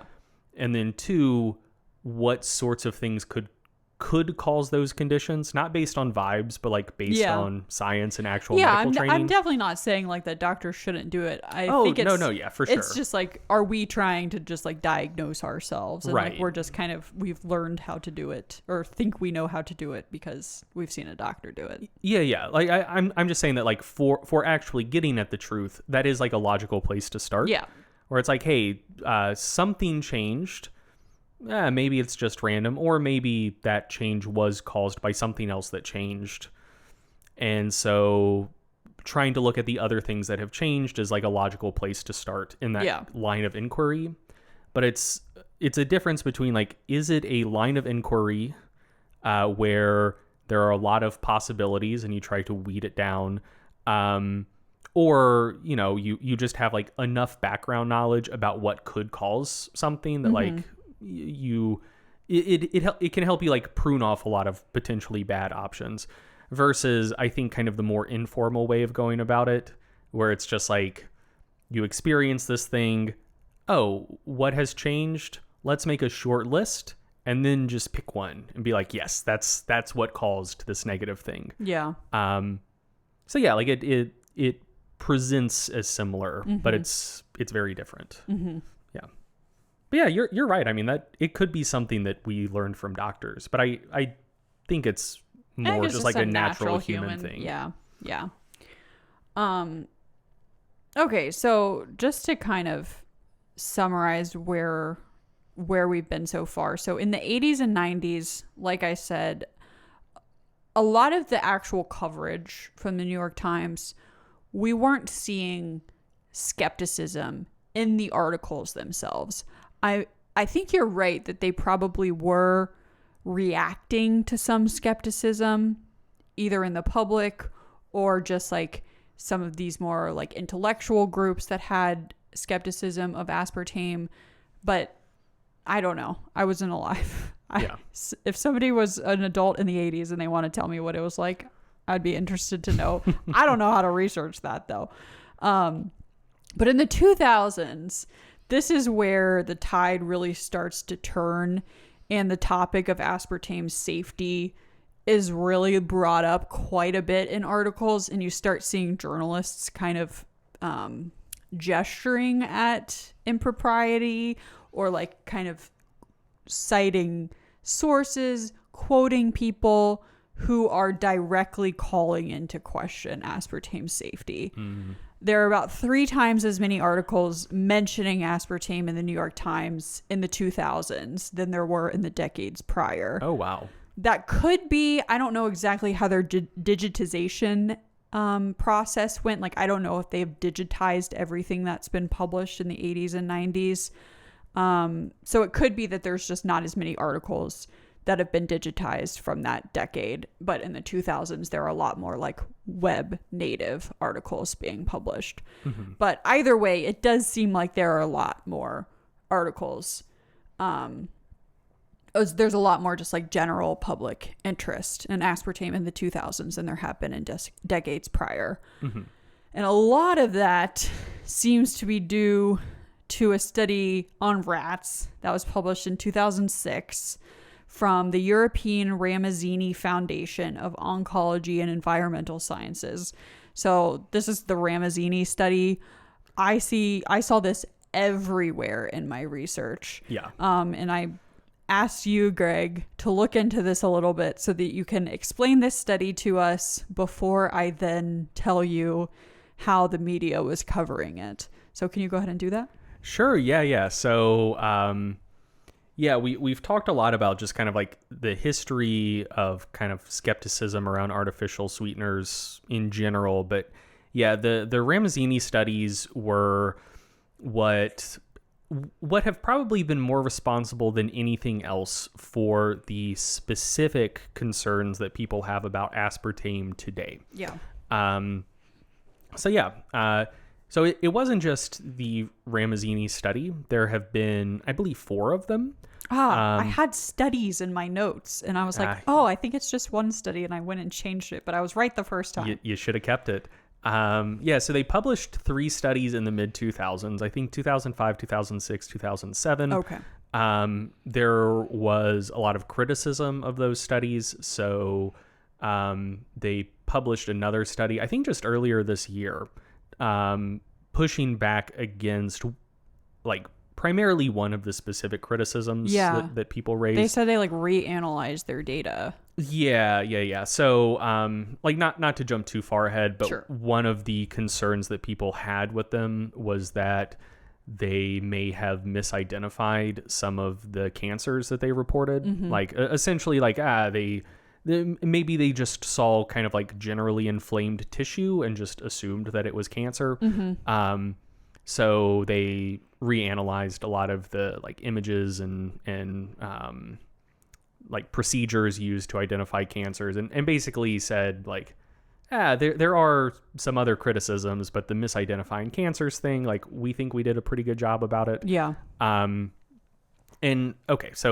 So yeah, there have been 4 studies. Okay. 3 kind of like original studies, Yeah. and then one reanalysis for that reason.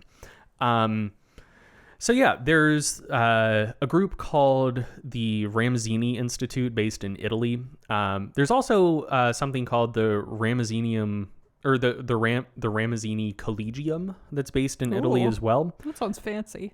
And I think they share some membership, but they're 2 separate organizations. Confusing. And the folks at the Ramazzini Institute want to make sure that everyone knows that.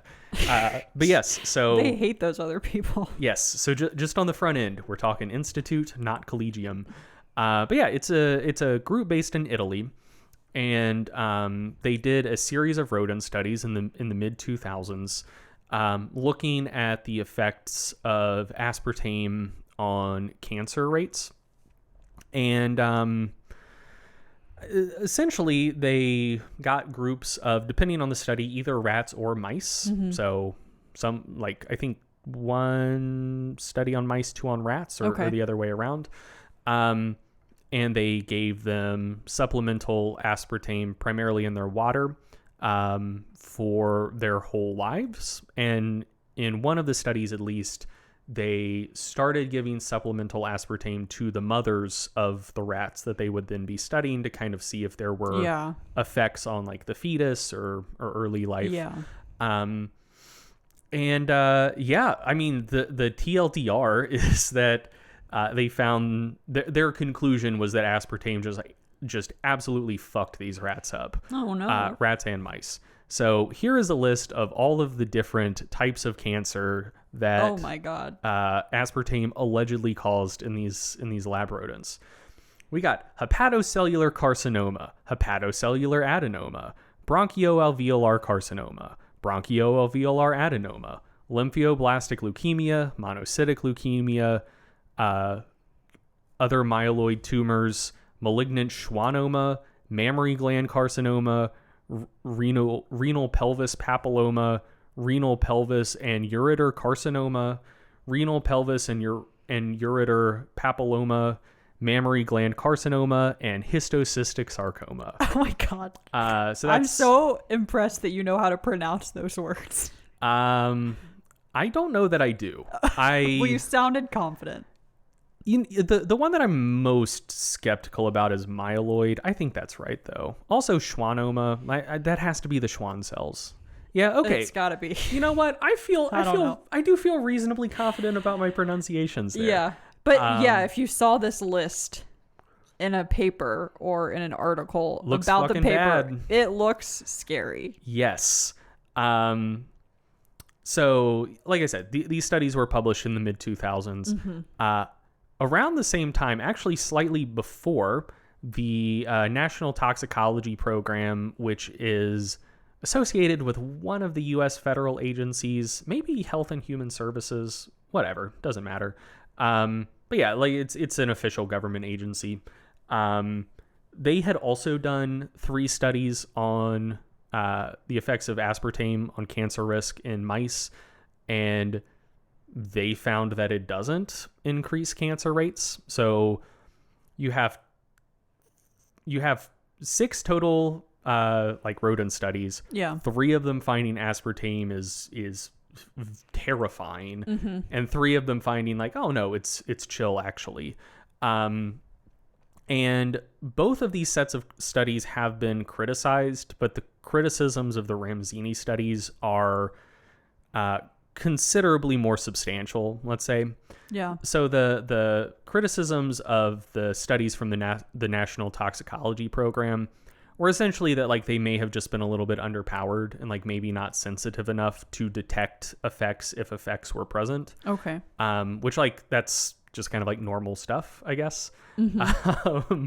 The criticisms of the Ramzini studies were much more expansive. So we're going to talk about the World Health Organization report later on, but I'm just going to quote really quickly from the Lancet article that summarized it.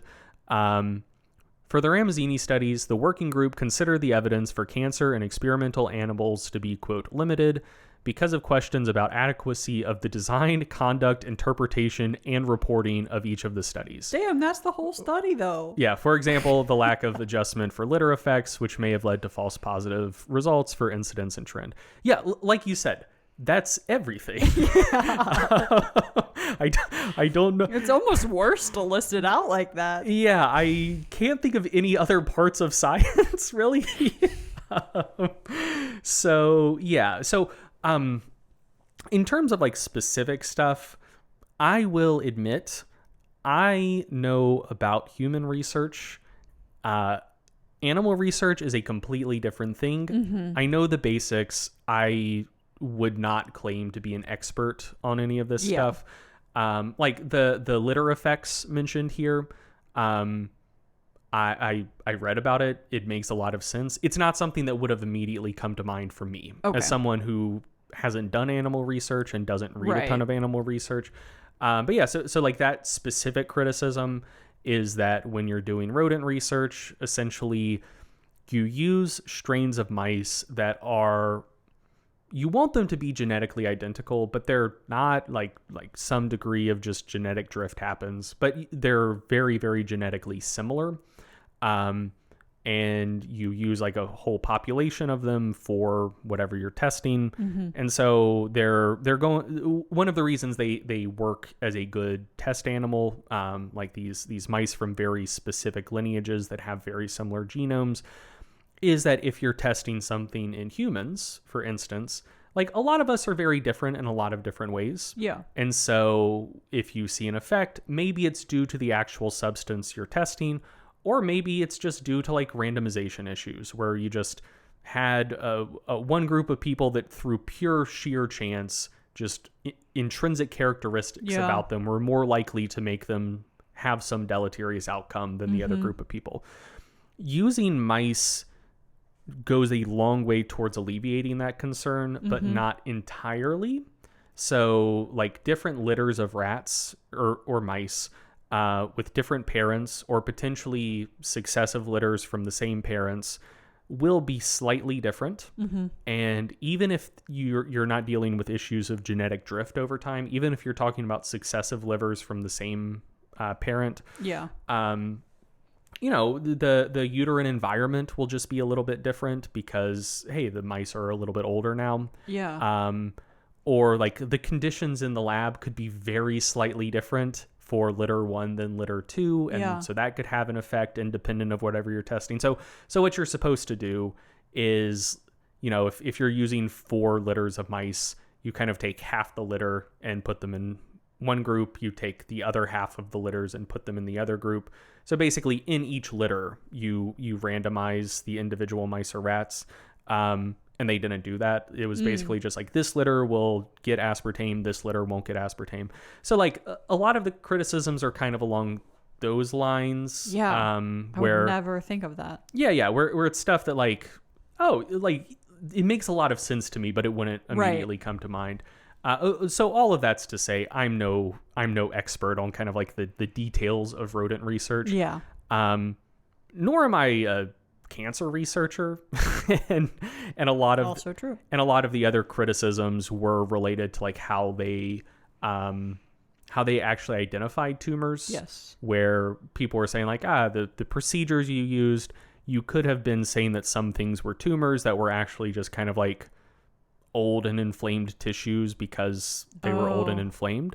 So another criticism of the Ramsini studies is they were whole life studies, where they would essentially like give them aspartame and let them live a full mice or rat lifetime. Yeah. And either die of, well, quote unquote natural causes. Most of them died of cancer, but just kind of like go when nature takes them. Or they would like kill them very, very late, like right before they were about to die. And that is apparently not what you want to do, just because like, there's shit that happens that's attributable to the aging process. And when you're talking about something that lives for as short of a period of time as a mice or a rat, when they die, they go downhill very quickly, like before they do. So there's a lot of things that like you might attribute to whatever you're testing that are actually just that end of life for mice and rats is like kind of sketchy. Another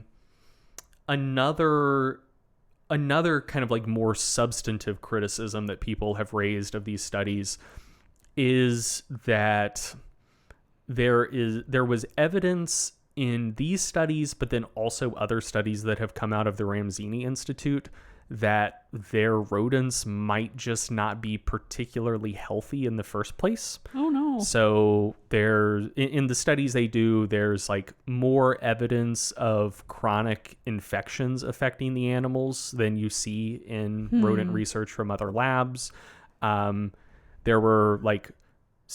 There were much higher than average rates of other cancers and tumors in the control group than you tend to see in control groups in other studies. So yeah, like the other people that do rodent research and know a lot more about it looked at kind of some of these details, and they're just like, this just didn't look to them like well-conducted rodent research, where the general conditions of the labs and the rodents were good enough that you could confidently attribute the cancer findings to the aspartame itself. Yeah. Versus just, damn, these rodents are in bad shape. They're just sick. Yeah. Yeah. So, anyway, there were other kind of like more granular criticisms of these studies, but just kind of in broad strokes. That's what a lot of it boils down to. So yeah, you have all of that stuff with the Ramsini studies versus the studies from the National Toxicology Project, where it's just like, they may have been underpowered, which, that's not as big of a criticism. Right. So yeah, that's I think what you need to know about the Ramsini studies. Also, another thing to note about them, I guess, is that it's not just that criticisms of them were from maybe like interested parties, potentially people getting money from the National Beverage Council, although there has been. Yeah. Like there have been a lot of like interviews given by folks who had a vested interest in aspartame staying on the market, and a fair number of studies that have been published from people getting money from those folks saying like, these Ramsini studies are bad. But also like independent government agencies have also looked at these studies and been like, no, they suck. So the EFSA, which is the European Food Safety Authority, like kind of their version of the FDA, independently evaluated these studies and said like, no, there's not enough meat on the bone here for us to ban aspartame, because like we don't think your work was good and reliable. So yeah, I think that's about all you need to know about them.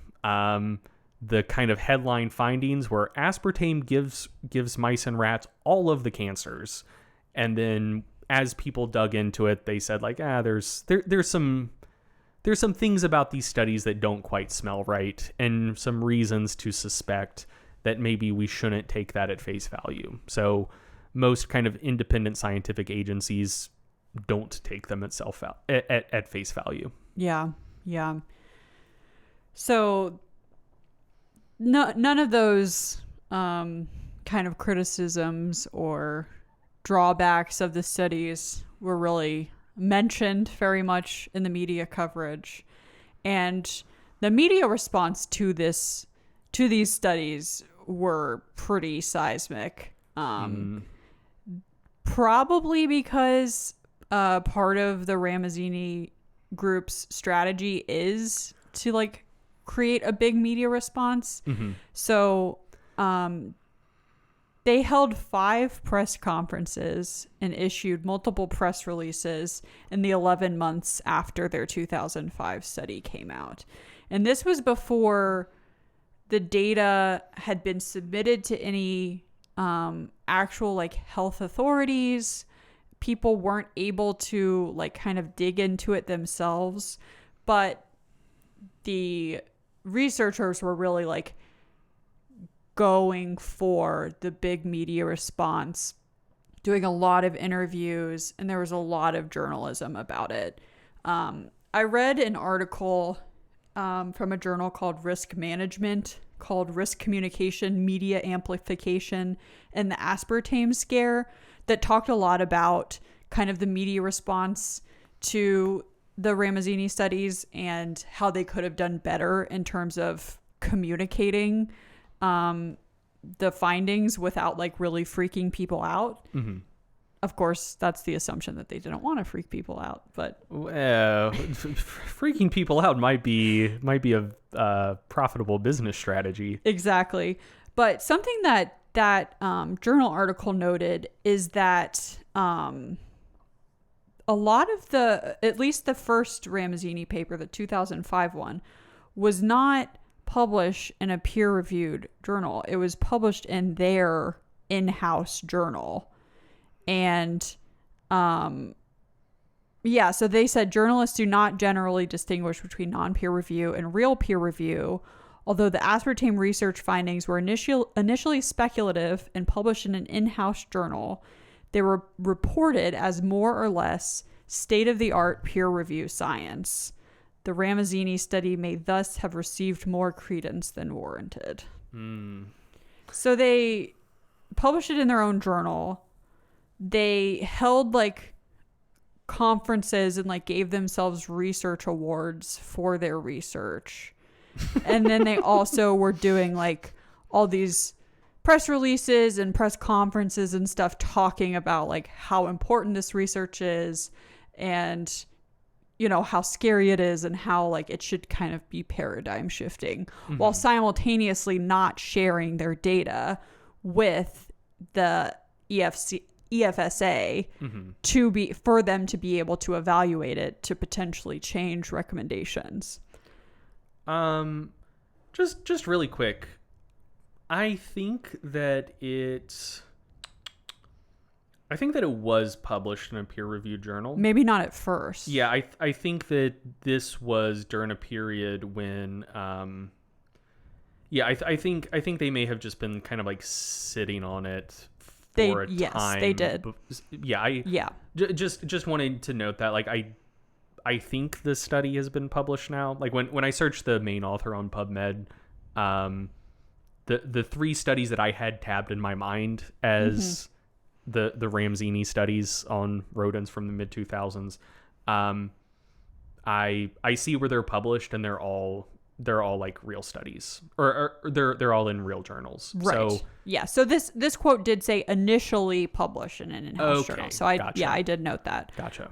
So yeah, I think it was just like, I mean, what it seems like is that they held all of their stuff for like a year before then, going through a peer review process, submitting their data for the EFSA to review, but simultaneously they're really kicking up a lot of dirt and getting people to talk about this and freak out about this, but nothing can really happen in the scientific community or like for regulations because they're really just sitting on their data. Yeah. Which then sets up a dynamic of just like, why aren't governmental agencies taking these results seriously? They seem very scary. Exactly. But the governmental agencies are just like, we can't fucking do anything, man, because all we have is like what they've told us. Right. But like we need to see more. Right. Before we can actually like evaluate this. Yeah, that's exactly what happened. That reminds me so much of something that just happened, that we all experienced for the last 3 years or so, that being COVID and science and journalism revolving around COVID. Yeah. James Heathers, great guy, also has a podcast called Everything Hurts. And if Hertz, like the measure Hertz, like HERTZ. It's a fun podcast. If you really like really nerdy, kind of like research design and statistics conversations and meta science and all that fun stuff, you should check it out. It's a fun show. Anyway, one of his big hobby horses over the last 2 years or so is just like science by preprint during the COVID era, where if you have something that is like a huge public health crisis where like fast action could save lives, there is an argument to be made that like maybe you don't want to take all the time for peer review. Just like preprint your stuff, get it out there, whatever. But that's also a system that's very exploitable by kind of bad actors and people who their stuff probably wouldn't pass muster. Because like if a lot of the folks doing good work are putting their stuff on preprint servers and saying like, hey, like this hasn't been peer reviewed yet, but like, me, I'm a legitimate scientist. Like media outlets, go ahead and report on this. Like it could be helpful and save lives. Governmental agencies who are making decisions on like pandemic responses. Here is some new relevant data that you want to be able to review when you're making decisions. When you have that alongside more unscrupulous actors who aren't doing good stuff, but who are operating via the same channels, putting their stuff on preprint servers, putting it out in the media, and then you have like not so much the governmental agencies, but just reporters who struggle to tell the difference between the two. You have a set of circumstances where a lot of really bad information can get disseminated very quickly while looking identical to credible science. So yeah, he's been writing about that general type of dynamic for the last couple of years, and folks should check it out. He has, I think, a Substack as well. He used to write on Medium, but if you just search like James Heathers articles, I'm sure stuff will come up. Yeah, that sounds really interesting. But yeah, I mean, what you're describing here with the Ramzini studies, like this, it is a dynamic that can has and does play out in other domains as well, where journalists aren't researchers, and like being able to like discriminate between like good and bad science is a skill set, and it's a hyper specialized skill set. Yeah. Like I said before, like I'm a lot more scientifically literate than most people, but I don't have expertise in rodent studies. Yeah. Like, I think there's a very high likelihood that if I knew what I know now, and the Ramsini study was published in 2005, and I read it, not just like listened to their press conference, but actually read the full text, I think there's a reasonable chance that I, as a journalist, would be like, oh, this is good shit. Like, this is scary. This is relevant to the public interest. Like, I need to do a story about this. So yeah, like this is like, and then when you compound that with the real world, where a lot of journalists aren't scientists and like don't have much training and are on a time crunch, like expected to churn out multiple stories per day, and are mostly just responding to the press reports. Exactly. And just trying to like keep up with whatever your competition is doing. Like, your editor is giving you a story because they know that the other newspaper is going to be publishing an article on that topic, and you just got to churn it out. And you don't want readership thinking that the folks you're competing against are the ones that look out for consumer safety, but you don't, because then people might shift who they're subscribed to. Yeah. No, I definitely think the issues are much higher up than the journalists themselves, but then they are the people who are disseminating the information, and that is what causes a lot of the confusion. Yeah, for sure. So let's talk about what that media response to Ramsini looked like specifically in the Times. The main article they published was called "The Lowdown on Sweet," and that has a question mark at the end of it. And the news angle about that was the Ramsini study, but it goes pretty in depth on the history of aspartame, including the sketchiness of its FDA approval. So I initially found this article when I was working on the earlier segment for this episode about the FDA approval, and then found it again when I was doing this section of it. And like, my understanding had kind of evolved by that time. But you can see how, like, in a situation when somebody is trying to explain the importance of the Ramsini study results, that they're going to bring up the sketchiness of the FDA approval as kind of like, oh, well, look at this. Maybe this shouldn't have ever been approved in the first place. Yeah. And so it presents a fair bit of skepticism about the safety of aspartame. And like I was saying earlier, like, these articles in the 2000s are kind of the first ones that you see the journalists presenting skepticism about the safety of aspartame, rather than just kind of like it seeming like a response to other people being skeptical. So the article points out that a lot of the research that says aspartame is safe is funded by groups that have vested financial interest. And it includes a quote that just straight up says, "The results of aspartame studies tend to depend on who paid for them." Just straight up. That quote is not from the journalist, but it's from Dr. Ralph Walton, a professor of psychiatry, who published an analysis of 166 aspartame articles. And those articles had been published in medical journals in a 5-year span from 1980 to 1985. So that's around the time that the FDA approval was kind of going back and forth. He found that all 74 studies that were financed by the industry attested to aspartame safety. So that's kind of what the quote about the results tending to depend on who paid for them comes from. But then there's just one line that's, he hasn't analyzed studies performed since 1985. So, you know, this is 21 years later. And he also says, whenever you have studies that were not funded by the industry, some sort of problem is identified, saying some problem with aspartame. It's far too much for it to be a coincidence. Let's go a step deeper on this. That in and of itself is an interesting source for the Times to use. So I was just curious, like, hey, let's look up this study, like, see what they found, because this quote here, basically just says that like, oh yeah, all of the studies that industry had funded attested to its safety. The quote doesn't include what percentage of like non-industry funded studies were safe. So as you were talking, I was just like, hey, I'm just going to Google this real quick. Yeah. Let's just see what the other half of these studies look like. Here's from Wikipedia.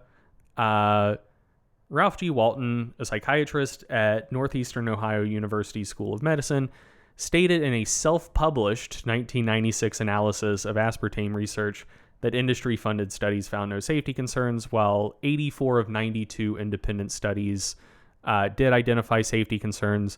This analysis by Walton was submitted to the television show 60 Minutes and has been extensively discussed on the internet. An analysis of Walton's claims showed that Walton left out at least 50 peer-reviewed safety studies in his review of the literature, and that most of the research he cites as non-industry funded were actually letters to the editor, case reports, review articles, or book chapters rather than published articles. Jesus.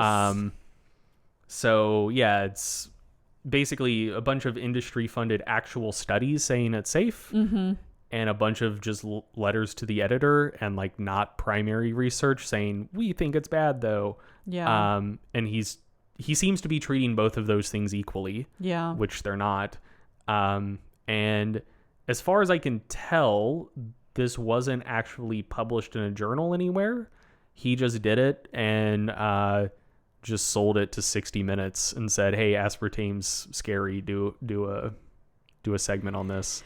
And they did do a whole episode on it. Yeah. So that's not.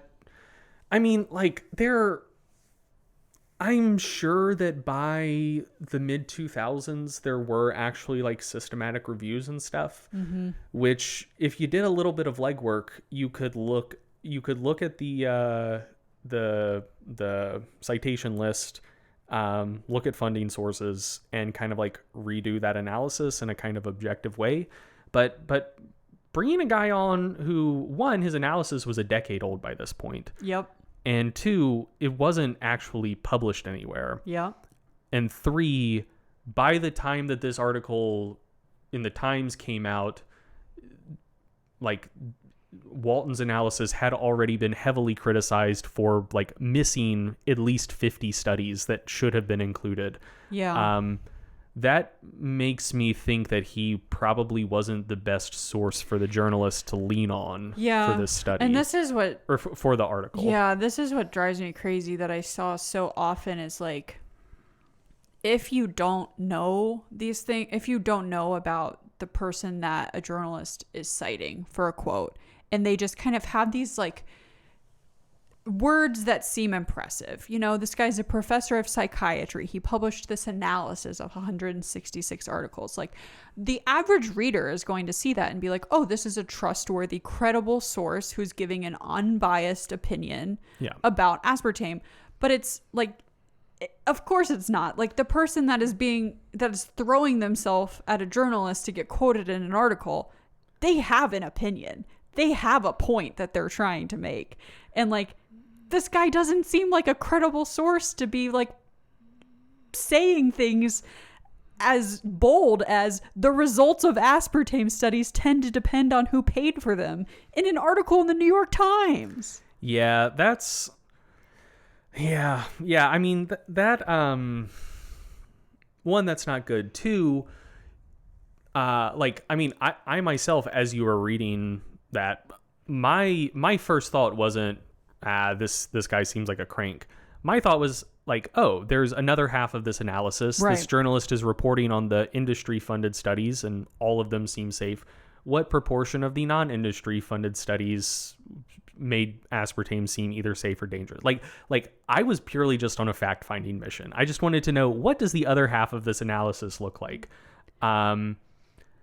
But yeah, like the way it was presented, it raised no red flags about this person himself. Yeah. But maybe I should have been more skeptical, because here's a tip for both you and all of the listeners out there.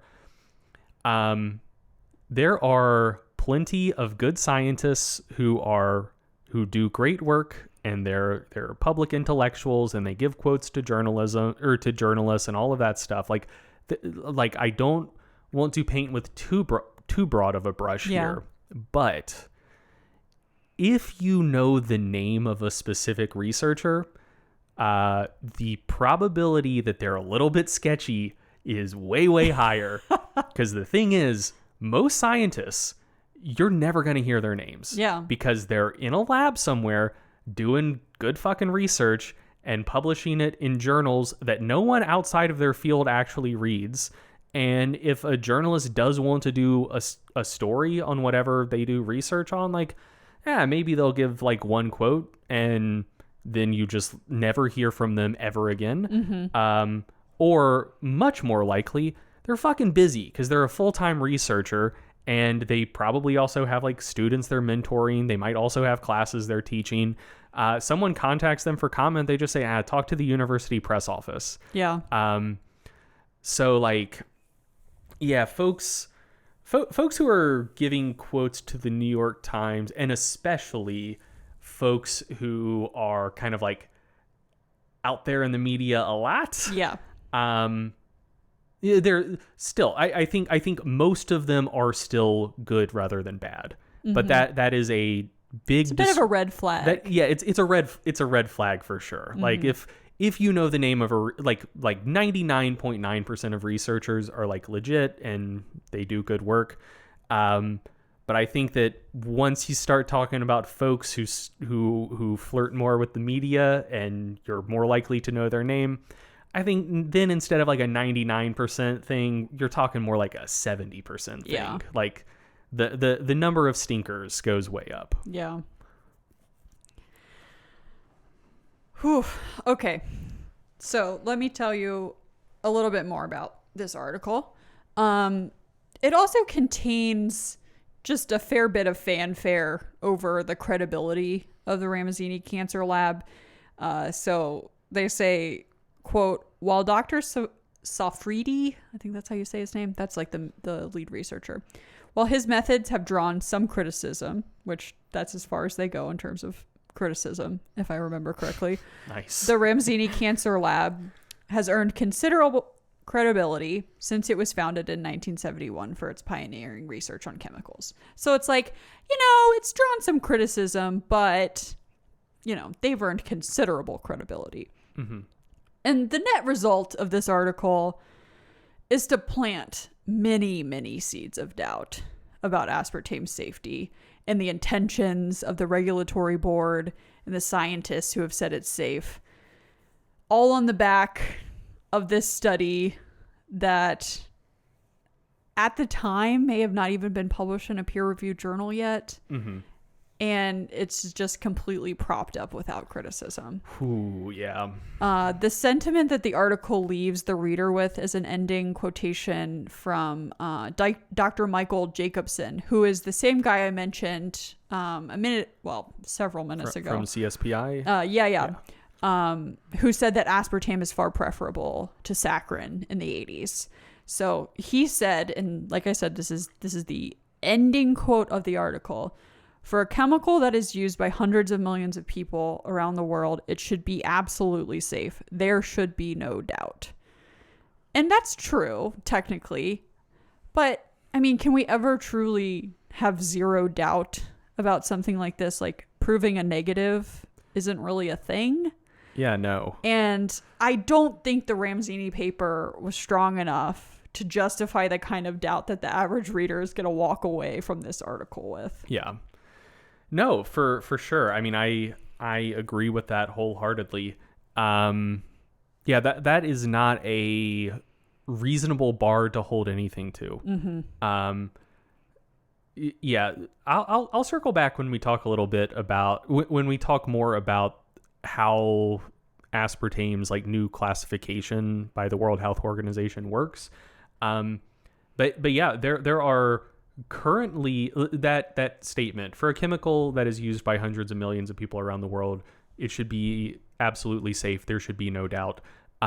Nothing reaches that bar. Yep. Whatever. I'll just go ahead and do this. The IARC, the actual arm of the World Health Organization that has recently classified aspartame as possibly carcinogenic, They used to have 5 levels that they could classify things at. 1, 2A, 2B, 3, and 4, with 1 being like almost certainly carcinogenic or very likely carcinogenic or whatever. And 2B being possibly carcinogenic, like that's where aspartame is now. And then 3 is basically just like, we can't say, like there's not enough to say either way. And then 4 used to be probably not carcinogenic. So probably not doesn't mean no doubt. Yeah. It means probably not. Uh-huh. And the amount of safety research that you need to establish something as probably not carcinogenic is such a high bar that during the entire time that they had been classifying chemicals like on their little rubric, only one thing had ever made it into group 4 as probably not carcinogenic. So they got rid of group 4. Like, they no longer classify things as probably not carcinogenic because they're like, it's a waste of time to even have this classification because, like, we've been doing this for, like, decades. Yeah. We only found one thing that was probably not carcinogenic. So, like, fuck it. We're just getting rid of it. Yeah. So, according to folks that, like, actually assess carcinogenicity. Ooh, wow. That is a word. Carcinogenicity. Nice. Carcinogenicity. Yeah. For the people who actually assess that, and that's what they do, to them, there should be no doubt is not something that even exists. Yeah. They never even considered having something other than probably not carcinogenic. And then after decades of experience, they decided, probably not carcinogenic is still too high of a bar to clear. Like, we only found one thing that cleared it. So, like, we're just getting rid of that. Because, like probably not carcinogenic is also, like, so difficult to establish that it just doesn't apply to hardly anything. So yeah, that is a wild quote to leave the reader with.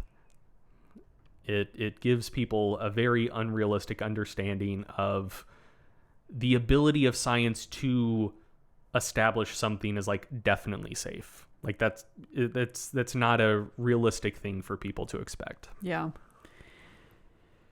All right, I'm going to try to breeze through rest of 2000s and 2010s. In 2009, we get an article in the personal health section about the use of artificial sweeteners for appetite and weight control. It includes the following quote: aspartame was charged with causing headaches and other neurological problems, including seizures and brain tumors. Although some consumers may be sensitive to this sweetener, in 25 years of widespread use, no human evidence of a link to cancer has emerged from prospective studies of diet and health.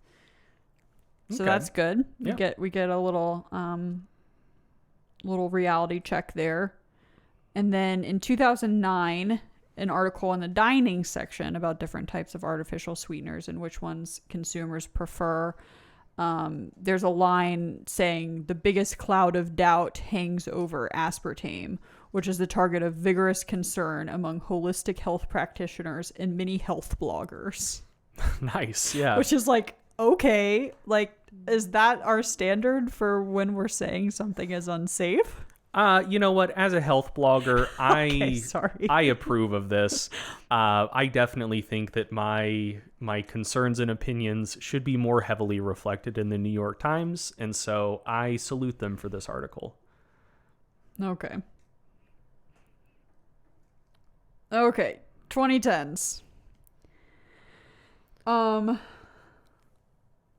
In April of 2015, we get a syndicated AP article published in the Times saying that Pepsi is changing the artificial sweetener in Diet Pepsi to sucralose because of, quote, customer worries about the safety of aspartame. And I just wanted to mention this briefly because I think there's kind of an interesting little note to make here. Pepsi removed aspartame from sodas in 2015, which is what this article is about, but then it brought it back a year later, And then there are conflicting reports. They maybe removed it again in 2020. I saw some articles that said that they did, some articles that said that they did not. But in another article that I found from the Washington Post, you could easily get the answer to that question by going out and buying a Pepsi, but who's going to do that to themselves? I'm not going to drink a Pepsi. One of the lowest tier soft drinks in existence. I'm not going to do that to myself. But a Washington Post article points out that when Pepsi was kind of making the announcement about changing the formula, they said removing aspartame is the number one request we get from customers. But they also acknowledge that there's no scientific basis for the formula rework. So like they're kind of giving in to customer demands here. And by doing that, making it seem like there's something wrong with aspartame, because then you just get the headlines that are, you know, Pepsi is removing aspartame because customers are concerned about the health effects or whatever. Yeah. So companies doing things like this likely just further confuses people and lends credibility to the unfounded fears. But, you know, you got to sell Pepsi. Yeah. I mean, ultimately, they're responding to what they expect to be the most profitable decision. Yep. But yeah, just the dynamics of it do look like they're validating those concerns. Yeah. Also in 2015, there's like an opinion style article published in their section, The Upshot. And the title of the article is "The Evidence Supports Artificial Sweeteners Over Sugar." The author is a pediatrician and a professor of pediatrics named Aaron E. Carroll. And so the article is about what the title makes it seem like. He's talking about artificial sweeteners still being better than sugar. So he says, the available evidence points to the fact that there appears to be a correlation between sugar consumption and health problems. None can be detected with artificial sweeteners. He points out that the rat studies are highly contested and that rats and humans are actually quite different. And he also gives a quick criticism of a 1996 only study that I saw talked about in a lot of these articles, which was about brain tumor rates that freaked a lot of people out. So he says the paper stated that 1, brain cancer had become more common from 1975 to 1992, and 2, that more people had started consuming aspartame recently. He responded, there are any number of problems with this logic. Most of the increase in cancer was in people 70 years and older who are not the main consumers of aspartame. And because aspartame was approved in 1981, blaming it for a rise in tumors in the 1970s seems impossible. Finally, much more comprehensive studies couldn't find links. These included a case control study from the Journal of the National Cancer Institute of Children and a cohort study of more than 450,000 adults in cancer epidemiology, biomarkers, and prevention. So I liked this article a lot, but then I found that pretty soon after it was published, oh no, he had to publish another article answering questions that people had sent in response to his article. Oh yeah. People were fucking mad. I'll link all of these articles that I've talked about, but this one is particularly amusing / depressing. But I think this one line sums it up. He says, I don't think that letting my children drink diet soda once in a while makes me a monster. But apparently some of you think it does. Oh, man. So he got fucking roasted. God, I feel for the guy. That's rough. And also, I mean, so one, as we record this episode, I am already like bracing for some of the feedback we're going to get to it. Like people will have to listen to it to give feedback. And I mean, no. You're right. What am I thinking? People don't listen or read something before they give feedback. Well, it's that. And also the people who get the maddest are going to be the people who are most likely to get all the way to the end. And yeah, so I am just bracing for what my inbox is going to look like for a couple days after we post this episode. Yeah. Which is like that's a dynamic that plays out kind of a lot. Like if there's a particular topic where the people who are either on the pro or anti side are particularly vocal and particularly vitriolic, that can have the effect of kind of like stymieing public discourse about it. Because like, you know, I imagine this guy, like it sounds like he wrote a really good column about it. I wouldn't be surprised if he stopped talking about aspartame after this. It's just like, yeah, I'm going to write this article. Yeah. I'm going to do a follow-up to address some of the concerns people have, which they voiced very quickly. The first article was published the 27th of July. The second one was published the 31st. So, like, yeah, people fucking let him have it in the first day or two. It wouldn't surprise me if he just looked at that and he was just like, you know what? There are plenty of things to write about.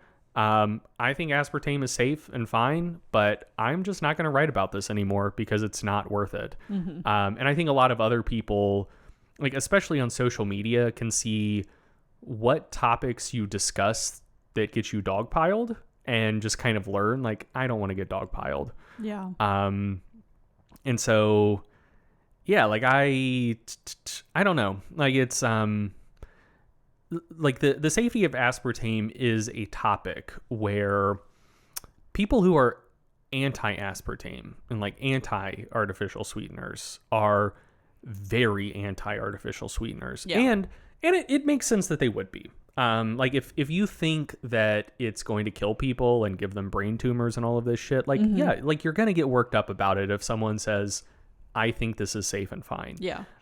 Or if you're like me and you have asked for Splenda on a plane and a flight attendant has shamed you saying, do you want sugar or do you want cancer? Oh my God. Yeah, I had forgotten about that. That's crazy. Jesus Christ. Yeah.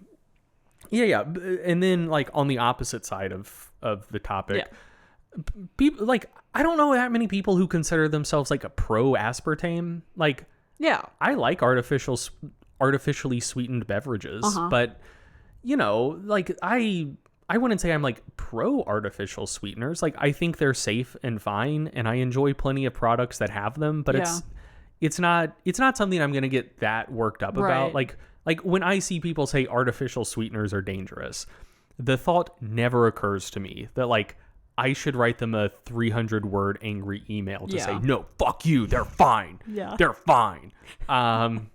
Like, so I think that there are a lot of topics where just kind of like due to those dynamics, a vocal minority can do a lot to stymie the more popular but more weakly held position that doesn't radicalize as many people.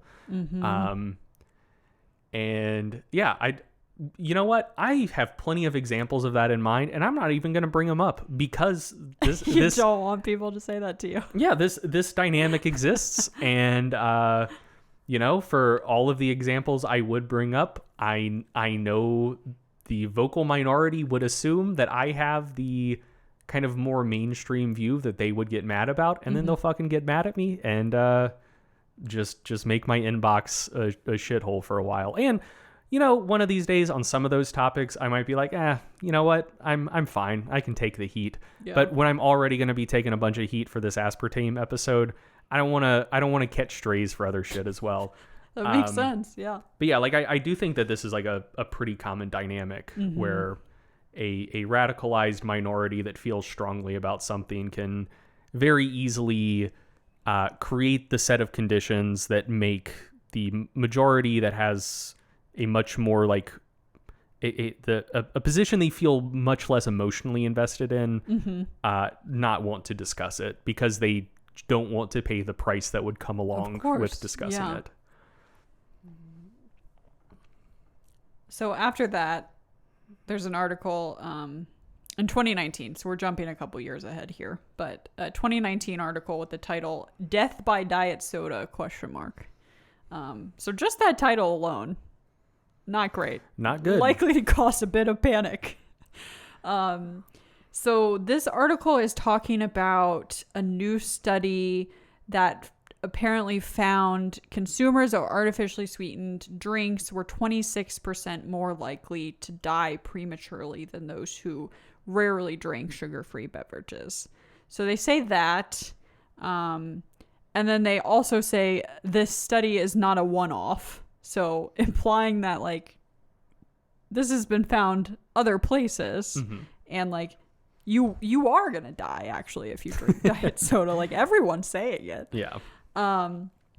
And they say the problem experts say is that these and other studies have been unable to resolve a key question: does consuming drinks sweetened with aspartame or saccharin harm your health? Yeah. That's the problem. And then it ends with the sentiment: the deleterious effects of artificial sweeteners can't be ruled out. So once again, we're getting that no doubt thing. Yeah, that is the same sentiment of like there should be no doubt that it's completely safe. But yeah, that's not a bar anything can be held to. And I mean, I guess another thing that some of these articles, like the one that you liked from Aaron E. Carroll brought up, is that like there's a question of like compared to what, I guess, where in like even if you're someone who does think that like there might be something wrong with aspartame, like it may be not the best, there's the question of like what's the alternative, and if it's like sugar sweetened beverages instead, the negative effects of excess sugar consumption are much more handily established. Yeah. And so it's like, why are you going to get up in arms about something that may potentially have some negative effects, although that's controversial and like, we see some associations, but it's hard to find a causal link, when the alternative is something that is like much more like obviously deleterious, where the evidence supporting its harms is like much more robust. I mean, like the third option is just like don't drink anything that's sweet, which like honestly probably is the best option. Yeah. But like, people like their sweet fizzy drinks. Yeah. And so of those two, like artificially sweetened or sugar sweetened, we know one is bad, and then people have concerns that the other might be bad as well. But it's like, it's kind of like bird in the hand is worth two in the bush. Like you avoid the known and established harm. I would think. Yeah, I mean, I know we'll talk about like the naturalistic fallacy later, but it really feels like it's just that. Like it's like, well, people have been eating sugar for years, and they're not getting crazy brain tumors from it. Whereas with aspartame, shrug, who knows? Yeah. And I feel like that just kind of can you prove that they don't give you crazy brain tumors? That's just like the default, and people don't kind of dig into that any further. Yeah. Yeah. All right. In the 2020s, we have an article in 2021 that's a first-person narrative about the author's, quote, addiction to Diet Coke, which apparently a lot of people think that they're addicted to aspartame. I didn't get into this in my research here because it's just a whole nother rabbit hole. But this article included a bunch of anecdotes about health issues that folks attributed to drinking Diet Coke, and included this line, which made me uncomfortable. Previous studies have linked diet sodas to strokes and dementia, diabetes and metabolic syndrome, and tooth decay, as well as abdominal cramps, diarrhea, hallucinations, headaches, joint pain, and nausea. The word that's doing a lot of heavy lifting there is linked. Yeah. Because that almost always means an observational study has found an association. Which, like, in the case of tooth decay, like, I buy it because a lot of tooth decay is just about like acidity. Yeah. And most artificially sweetened beverages are somewhat acidic. So like I buy that there might be a causal link with tooth decay. But like a lot of the rest are just like, they were probably mere associations. And the diabetes and metabolic syndrome in there in particular, brings up, I think, one of the go-to examples of like inverse causation that a lot of, especially like sciencey, fitnessy people talk about, which is like the association between diet soda consumption and obesity, which is that like a larger proportion of individuals with obesity consume diet soda than people in the general population or people with a BMI like below 30. Right. And a lot of scaremongering would say like, oh, well, that's because it causes obesity. But it's no, like that's not what it is. And like you can get that in studies where there's like a time-based component where it's like when people switch what they consume, how does that affect their weight trajectory? But just on a much more basic level, it's like folks gain weight and then they decide they want to lose weight. And so then they switch from sugar sweetened beverages to diet beverages.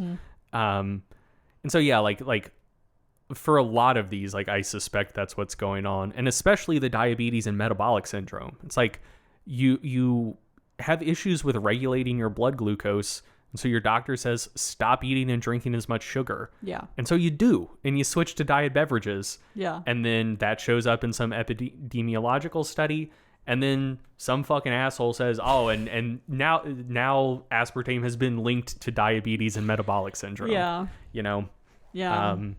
The thing that I don't like about sentences like this is it really seems so similar to like the Markle hoax, like the email conspiracy. Like it's just listing all of these things that you're scared of. And the thing that you're going to walk away from is like, damn, aspartame is going to cause all of these issues. Or like if aspartame can cause all of this stuff, like chances are one of these things will happen to me if I consume aspartame. Yeah, that's a really good point. Yeah, even if you are more skeptical, it's just like, hey, we got a list of a dozen things here. Right. One of those even is if some of them apply. are mere associations, at least one or two of them have to be causal. Right. Yeah. Okay. And then in May of this year, so we're caught up. The New York Times publishes an article that reports the continued consumption of non-nutritive sweeteners doesn't reduce weight and could increase the risk of type 2 diabetes, cardiovascular diseases, and mortality in adults. And I think this was kind of the first section of the WHO reports. This didn't get as much attention as the possibly carcinogenic, but that was reporting on kind of the first wave of this. I think it was separate. I think it was like a separate arm of the World Health Organization, and that it's. I saw it mentioned in a lot of the articles about the most recent reports. Yeah. So I don't have a New York Times subscription. Can you just like send me? Do they link to the World Health Organization report in the actual article? Yes, I can send this to you though because I can gift it to you. Cool. Hell yeah. I like being gifted news articles. Yeah, so in I only your have 9 left. In your next segment, I'll just skim it really quick. Cuz yeah, it could just be that the World Health Organization just said let's do a general sweep of aspartame and see what's up with it. I think that it was a separate thing though, cuz I remember when this report came out, and I don't think that it related to IARC or JEFCA at all. Okay. I kind of think just like some other like organization within the World Health Organization was also looking at aspartame kind of independently. I think a lot of their reporting on this was basically like the takeaway was that there's not any benefit to consuming diet soda versus just regular full sugar soda. Yeah, I mean, I think that's true for the most part. So yeah, okay. This is the report that came out. I don't think that this was related to the current IARC report, but it could have been. Who knows? But yeah, like I do think the World Health Organization report that this news article was talking about that was where that quote came from. Continued consumption of non-nutritive sweeteners doesn't reduce weight and could increase risk of type 2 diabetes. Like, I think the could increase risk of type 2 diabetes, cardiovascular disease, and mortality in adults part. I think that they were maybe a little bit too far out over their skis there, but this was also, if memory serves, one of the parts of the World Health Organization that kind of is responsible for making recommendations that are kind of relevant to public health advice. And so, like, the most recent meta-analysis on artificial sweeteners and their effects on weight and BMI and obesity and all of that, a meta-analysis of RCTs, if memory serves. I know that we've talked about it on the podcast previously. If folks want to go back through the archives, or if not, maybe we did a research spotlight on it, whatever. But yeah, the most recent meta on it that actually looked at like interventions where like some folks are given artificially sweetened beverages, others are given full sugar soda, and some are given water. Like they did all of those comparisons. Tends to find that certainly compared to sugar sweetened beverages,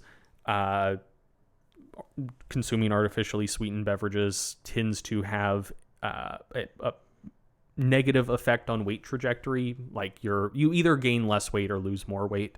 And if memory serves, there was even a small effect compared to water.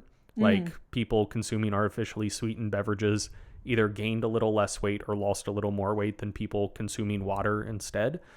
But in all cases, the effect sizes were very, very small. Yeah. And so if you're generating public health advice, it's just like, hey, we perceive there to be an obesity epidemic, and we're looking for interventions to recommend that are going to like move the needle considerably.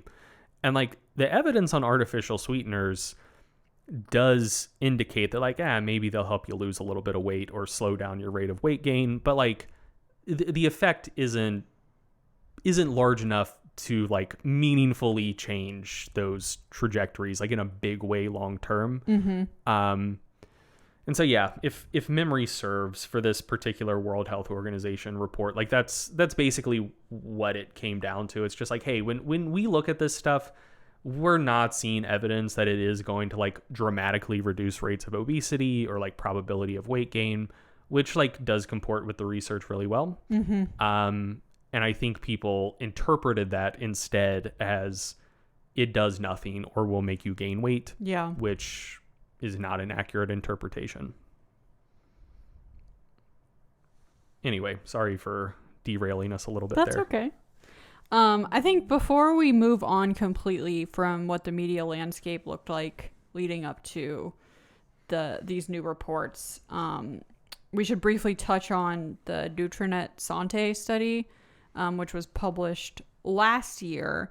And this is kind of one of the main studies that I saw cited in a lot of the articles talking about the new reports. So that's why I think it's important to talk about a little bit here. So Greg, if you could give us a brief overview. Yeah. So until this recent round of news coverage in the last month, this study was the last big thing coming out of the scientific community that put aspartame in the mouths and on the fingers of journalists and got a lot of people talking. Yeah.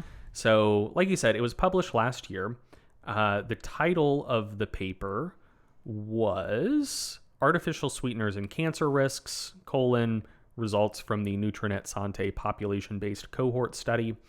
It was published in PLOS Medicine, Public Library of Science Medicine. And it's an open access journal. It's an open access paper. You can check it out for yourself if you would like. But yeah, I mean, it was a observational cohort study, which means that they had a group of adults, approximately 100,000 of them. And between 2009 and 2021, basically from time to time, the researchers would hit up the participants and be like, hey, write down everything that you ate in the last 24 hours. Like their method of ascertaining intake data was 24-hour dietary recall records, just 24-hour dietary records. And the median follow-up was 8 years. So the study took place over a 13-year period, but the median time that each individual subject was involved in the study was about 8 years. And so yeah, they looked at what people were eating kind of on random days at a time over about an 8-year period. And they also compared that against those folks' medical records.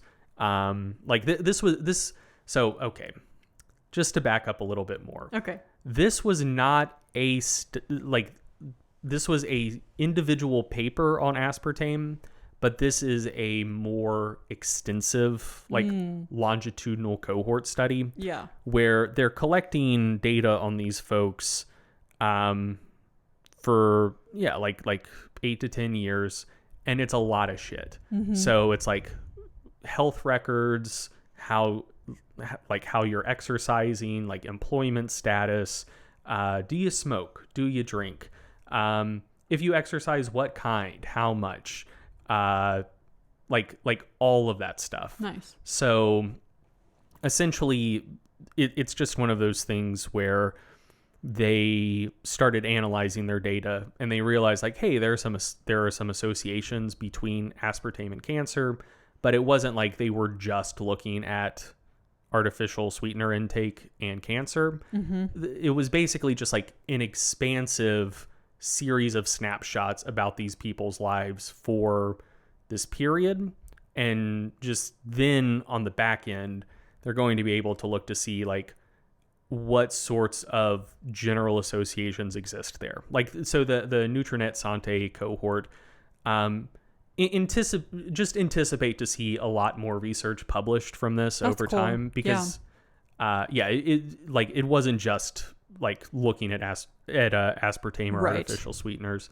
Like they're popular, or like a big example of this in the US is like there's something called the Nurses Health Study that started I think in the 70s or 80s, and I think is still running, where it's basically exactly that. Mm-hmm.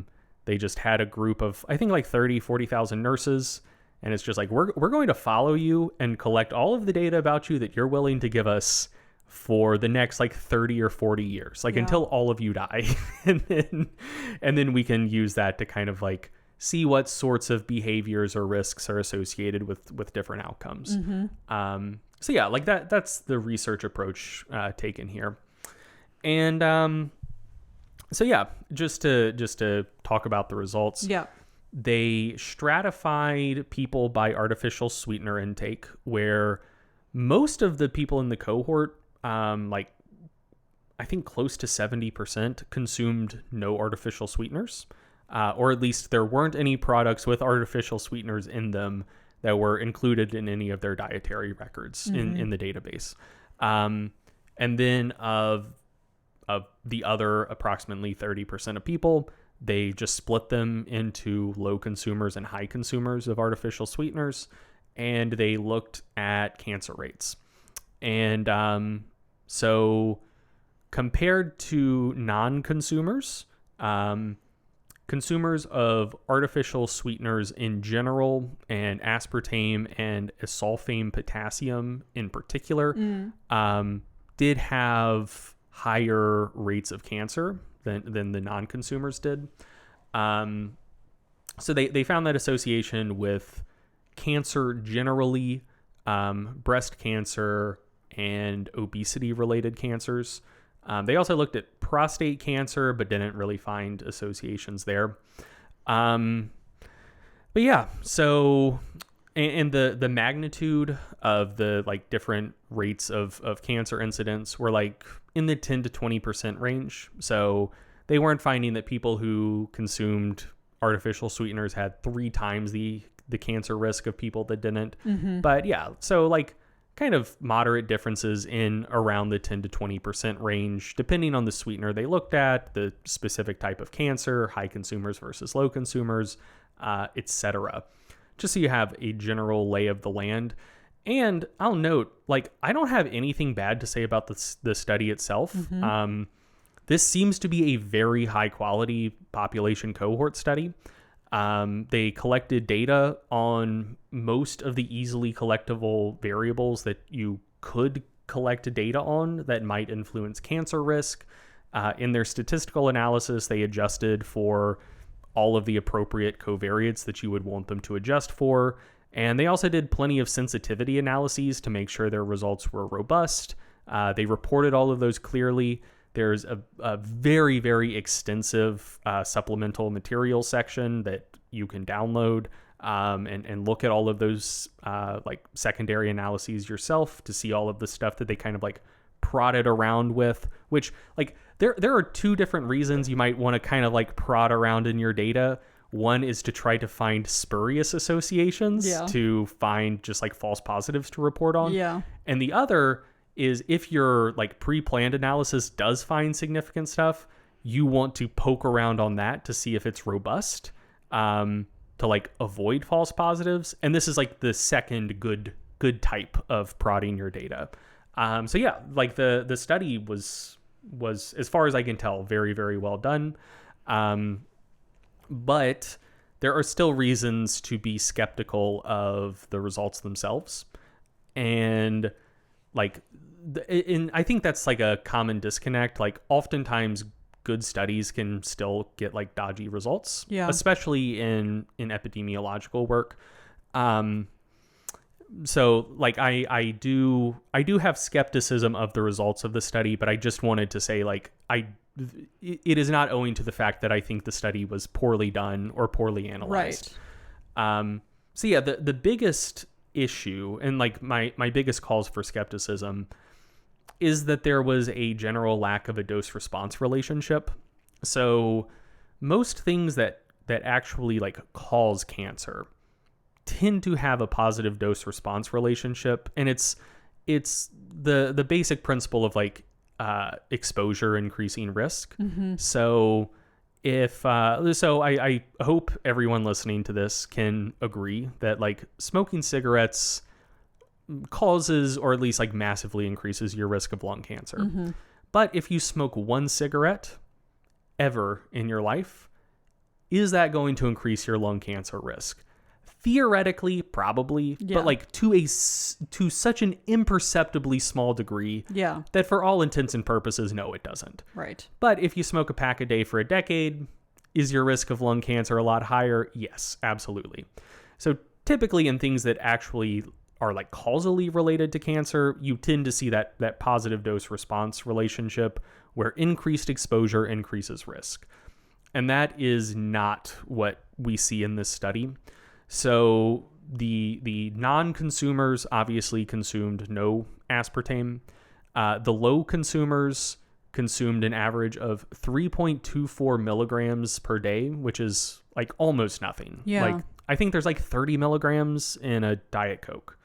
So like 3.24 milligrams per day, like that's fucking incidental. It's like maybe you had one cough drop. Yeah. And then the higher consumers consumed an average of close to 50 milligrams per day, which also still isn't that much aspartame, but it's like more than 10 times as much as the low consumers. And so you're seeing if aspartame caused cancer, you would be looking at a large difference in exposure, like 10 times more exposure for the high consumers than the low consumers. So if it was a causal relationship, you would expect to see an increase in risk with increased consumption. But you don't really. Like in terms of raw numbers, the high consumers actually had lower cancer rates than the low consumers did. So like 3.1% of the non-consumers got cancer at some point in the study. About 3.9% of the low consumers got cancer, and about 3.3% of the high consumers got cancer. So just in terms of like raw numbers, the high consumers had lower cancer rates than the low consumers did, which is the opposite of that positive dose response relationship. And then they reported two sets of analyses. They had a minimally adjusted model and a fully adjusted model. And that's basically just a question of like, how many covariates you put in there, like how many things you account for that might also influence cancer risk.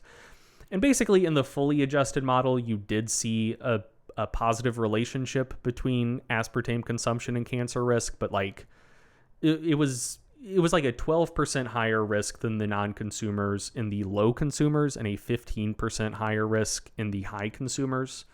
And so we're talking about a 3% difference in folks consuming more than 10 times more aspartame. And then in the minimally adjusted model, you see kind of like that reverse relationship again, where the low consumers had 21% higher risk versus 18% higher in the high consumers. So like basically the raw numbers indicate like definitely not a positive dose response relationship. As you add more variables into the model, if there is a sort of dose response relationship here, it's very weak. Like you're seeing a very minimal increase in risk with a relatively large difference in exposure. And that's for all intents and purposes, like we're not seeing a dose response relationship here, which is not what you tend to see for things that are actually causal. And then the second, and like this is again not a criticism of the researchers here. This would apply to any single observational study. You don't want to put that many eggs in the basket of a single observational study. Like the quote, it's just a single study criticism applies to just about any paper in just about any field. But it especially applies when you're dealing with epidemiological studies. So in 2013, there was a fun paper titled, "Is Everything We Eat Associated with Cancer? A Systematic Cookbook Review." And what the authors of this study did was basically just look at the most common ingredients in cookbooks and then just search them in PubMed with like cancer appended to it. Yeah. To just see like what research has been published on each of these individual foods and their association with cancer rates, just to kind of illustrate how much estimates can vary between studies, even for the same ingredient.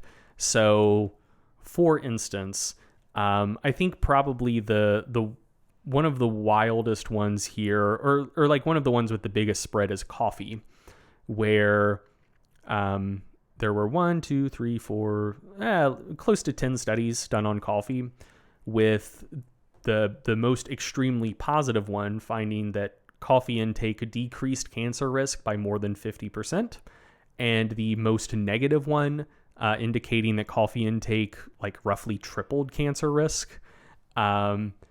For onions, the most extremely positive study found that they decreased cancer rates by like close to 90%. And the most negative study found that they roughly tripled cancer risk. like basically, oh my gosh. Yeah. Basically this shit is incredibly noisy. Yeah. Where a single food, multiple research groups can look at it, like in a nutritional epidemiology study, all do good work, and just due to like random chance, basically, just find very, very different estimates. And the same article noted that like when you have multiple studies and can meta-analyze them, those estimates tend to not be as like drastically varying as individual studies. But yeah, basically like through just a variety of different effects, individual studies can have effect estimates that can differ enormously from the true effect. That is true for most types of research, and that is especially true for these types of observational studies looking at cancer risk.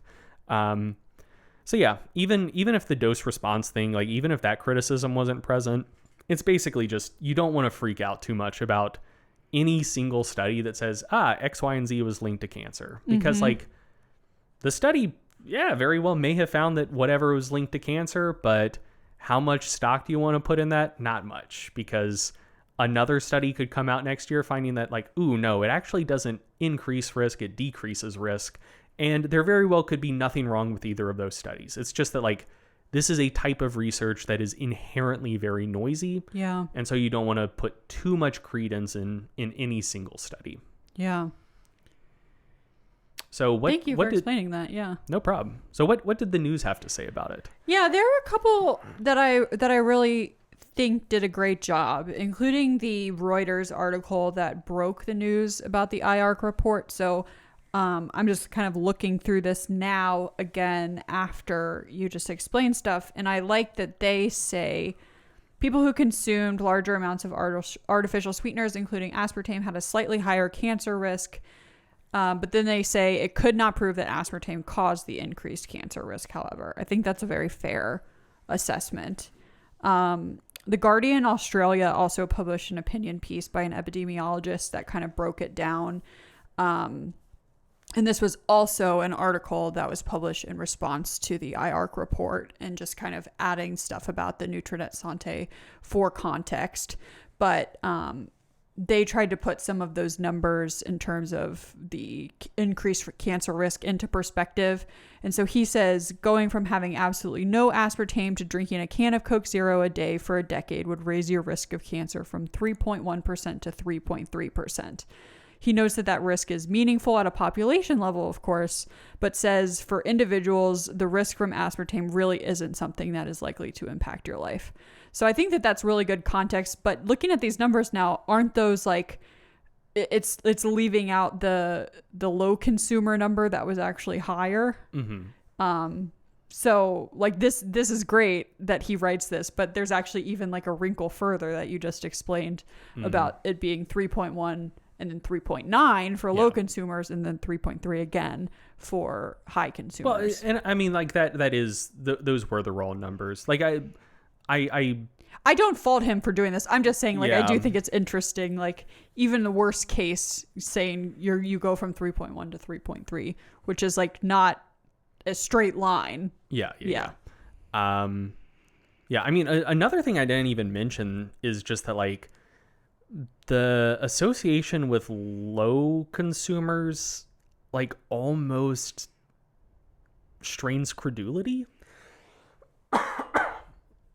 Because, like, 3.24 milligrams of aspartame is a hideously small amount of aspartame.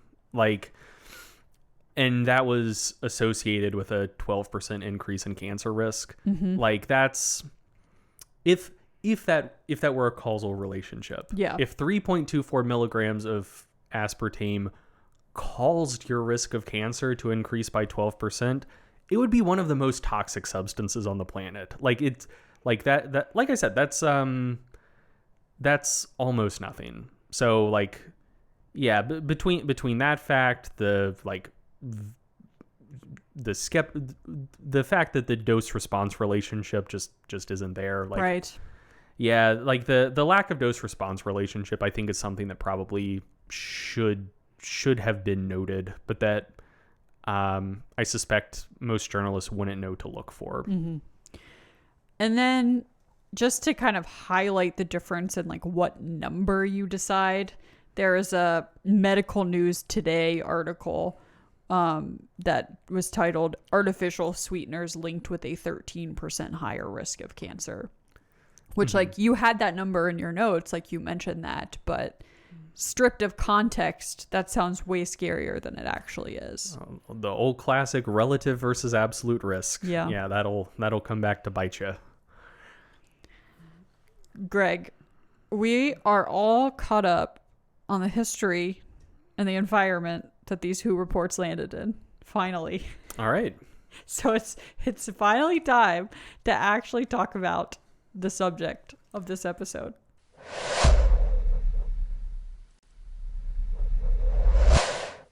All right, let's get into it. So earlier this week, IARC, which stands for the International Agency for Research on Cancer, published a report suggesting that they believe that aspartame is a possible carcinogen, or they're classifying it as a possible carcinogen. And we are going to discuss that report, but before doing so, I want to first lay out the case for why just our baseline assumption should be that aspartame is probably not carcinogenic, or if it is, it would not be more carcinogenic than just any other food or thing you consume. And so that broadly relates to just biological plausibility. It sounds like a scary chemical, but it is actually like what your body produces when you digest aspartame is just normal shit that is in everybody's diet. So aspartame, the name of it, it sounds like it's going to be some sort of like big scary chemical, some sort of like weird structure, some weird shit going on with it. But it's actually very, very simple. So it's a dipeptide. It's 2 amino acids bonded together. The same types of amino acids found in all of the protein of all of the foods you eat. And those amino acids are phenylalanine and aspartate. And there is also an additional methyl group bonded to the phenylalanine that when aspartame is digested, it kind of splits off, it links up with a hydroxyl group, and it becomes methanol. So let's just briefly talk about those things first. So phenylalanine, completely normal amino acid. You consume plenty of it in your diet. Based on kind of the normal protein intakes that people consume and the typical amino acid profiles of the foods providing those proteins, folks with a normal level of protein intake, about 80 grams per day, consume about 3.5 grams of phenylalanine per day. If you're listening to this and you're like a bodybuilder, strength athlete, fitnessy person aiming for much higher protein intakes than that, you might be consuming 6, 7, 8 grams of phenylalanine a day. Aspartate, same type of deal. It's another totally normal amino acid that folks consume in their diets in reasonably high quantities, just as a constituent of protein. So folks consuming normal protein intakes get in about 6, 7 grams of aspartate per day. Again, if you're a fitnessy person, you're eating a lot of protein, you might be consuming like 12, 15, maybe 20 grams of aspartate a day. So those are just completely normal parts of the human diet. And then methanol, like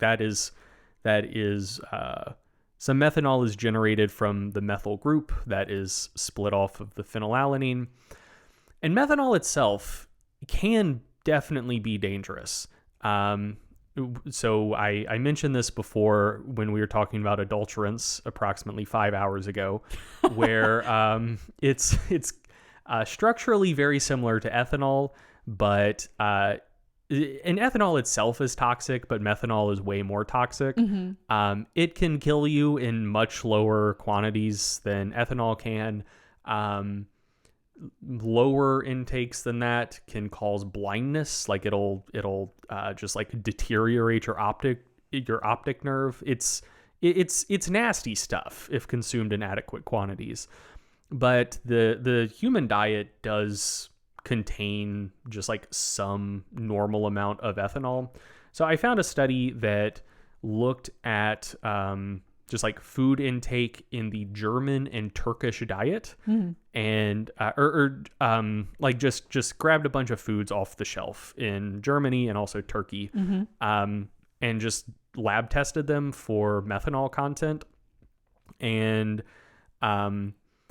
looking at those foods, which were like kind of representative of what people might eat in a day, the like rough amount of methanol one would be expected to consume in those foods and kind of like a normal amount of calories was about like 127 milligrams of methanol per day, give or take. And that's not including alcoholic beverages. So like alcoholic beverages also have a little methanol in them because when you're fermenting stuff, you're trying to produce mostly ethanol, and especially if you're distilling, you try to get rid of most of the methanol, but like, stuff's in solution, a little bit of methanol gets in.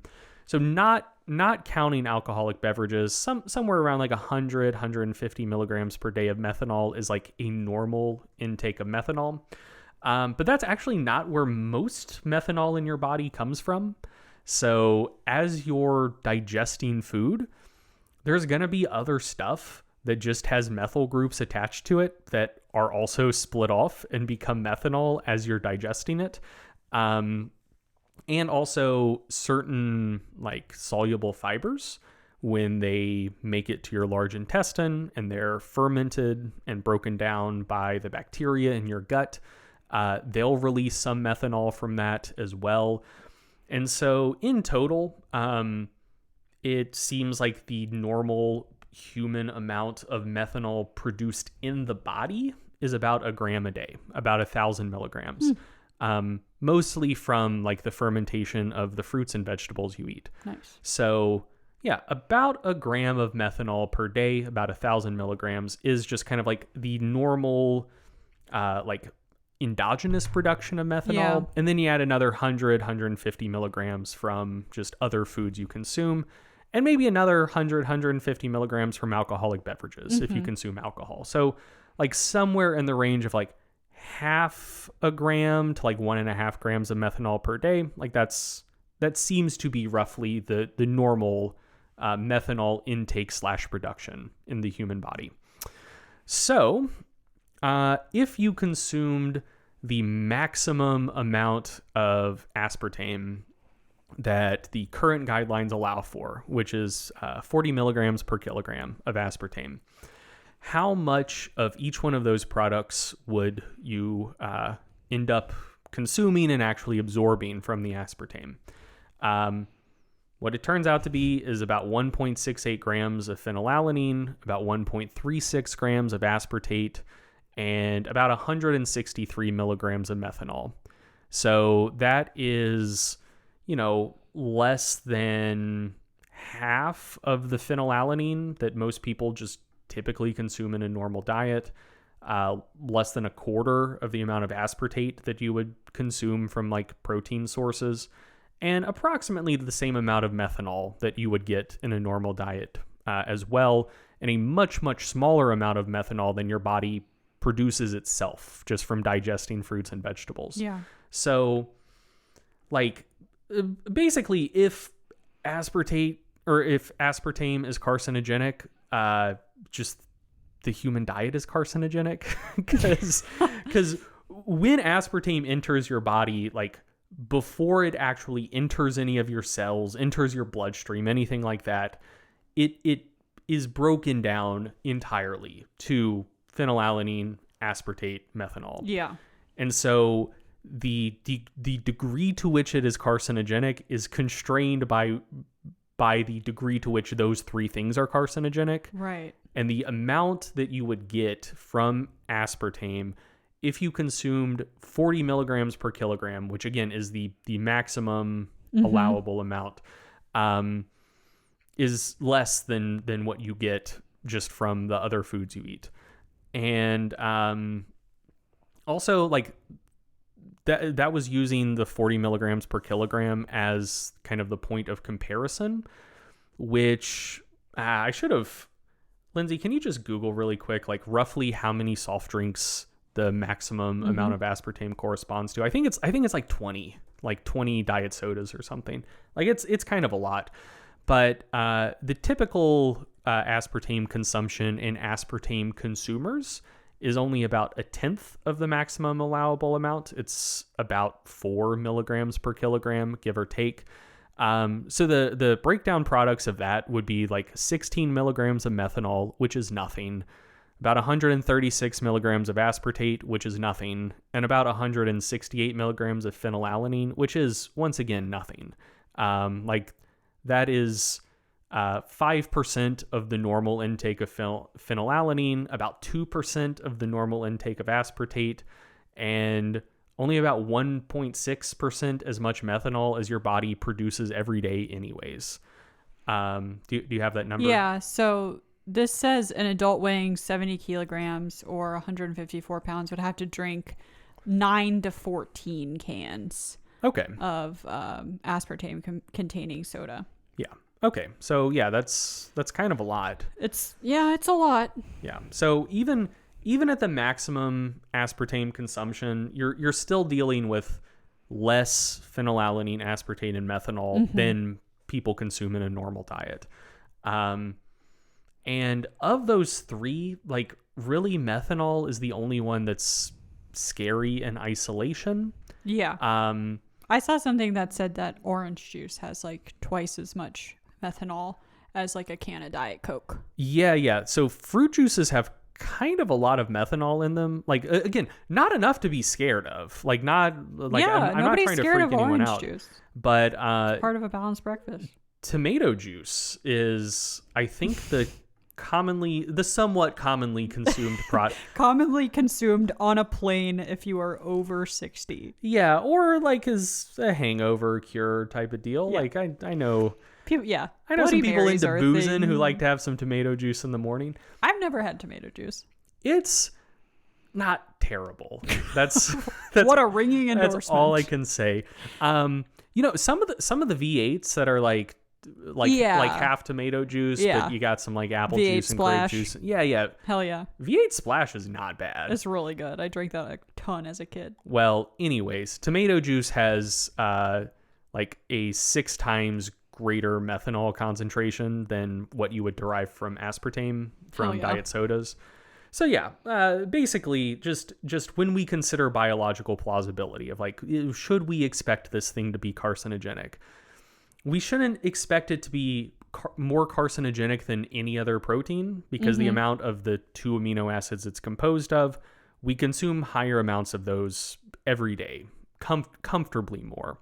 And methanol, it's a dose makes the poison type of deal. If you consume like kind of a lot of methanol, it'll fuck your shit up. But the amount of methanol that you would derive from aspartame consumption, even at the maximum amounts, is less than what you would consume in a normal diet. And with typical aspartame intake, you're looking at like basically none. Like 16 milligrams of methanol, that is nothing. So just kind of on the front end, we should not anticipate that aspartame is particularly carcinogenic. Or again, if it is, it shouldn't be more carcinogenic than just food writ large. Yeah. Because when you absorb it, you are absorbing normal food products. Yeah. Okay, so let's talk about the IARC report itself. So first we need to talk a little bit about their classification system. So aspartame is being classified as a group 2B substance, which means that it is possibly carcinogenic to humans. So what does that actually mean? So it's based on IARC's methodology, and the two things you need to know about that methodology are what IARC is actually assessing and what the 2B classification actually means. So what IARC is actually assessing is the possibility or probability that something is a hazard, not necessarily the possibility or probability that something is a risk. And that is a very important distinction and one that is not particularly intuitive to people. Yeah. So an easy way to think about it is a hazard is something that can do something bad, and a risk is the potential outcome of the hazard given appropriate circumstances and levels of exposure. So that also might sound kind of like word salad. Yeah. So let's just give a little example. All right. So traffic, the mere existence of traffic presents a hazard for death due to getting run over by a truck. Okay? I think we can all agree that is true. If trucks weren't whizzing down the road, a truck couldn't kill you by running you over. So its mere existence is the hazard. It is, yeah. So what is your risk of getting run over by a truck? Well, it depends on a lot of things. How do you behave in traffic? Do you look both ways before you cross the road, or do you play a kickball game in traffic with your friends every day? Every day. Do you consistently use pedestrian crosswalks, or do you jaywalk constantly? Do you live in a place with a lot of drivers, or drivers that are driving fast enough to potentially kill you if you got struck? Or do you live in a city where traffic is very slow, or away from civilization where there's not any traffic in the first place? Like, those are all relevant questions when assessing risk. No matter how you answered any of those questions, the hazard is the same. A truck can kill you if it runs you over and it's driving fast enough. But how much risk that presents to you is very contextually dependent. And so what the IARC report, what IARC does is it assesses hazards. Yeah. It is basically asking, can something potentially cause cancer? Is it potentially carcinogenic? It is fundamentally not assessing risk. That is not what it does. So a hazard tells you that something might present a risk, but it doesn't tell you the circumstances that allow the risk to manifest, and it doesn't tell you what the magnitude of the risk is. Like that's a very So important thing to yeah. understand. And next, the classification system is based on the likelihood that something is a hazard, which is very different than the degree of risk. So it's basically an assessment of the strength of the evidence that something can cause cancer, not the probability that something will cause cancer for you. So basically, if you have really, really, really good scientific evidence that something does definitely cause cancer, but it only causes cancer 2% of the time, but the evidence is strong enough to detect that minuscule effect, it would be classified as a group 1 substance, like a substance that is carcinogenic to humans. Versus like, it very well could be that something is extremely carcinogenic, but the evidence on it is really weak, and it might be classified as a group 3 substance. Like, 50 years down the line, we will know that this gives you cancer, but the strength of the evidence currently is just insufficient to classify it as such. Yeah. There were previously 5 classifications, as I mentioned previously, 1, 2A, 3, and 4. 4 was the one that was, this agent is probably not carcinogenic in humans, but like I mentioned, over decades of doing this research, they had only identified one group 4 substance, which was something called caprolactam, which is apparently a chemical that's used for manufacturing synthetic fibers, in particular nylon. Caprolactam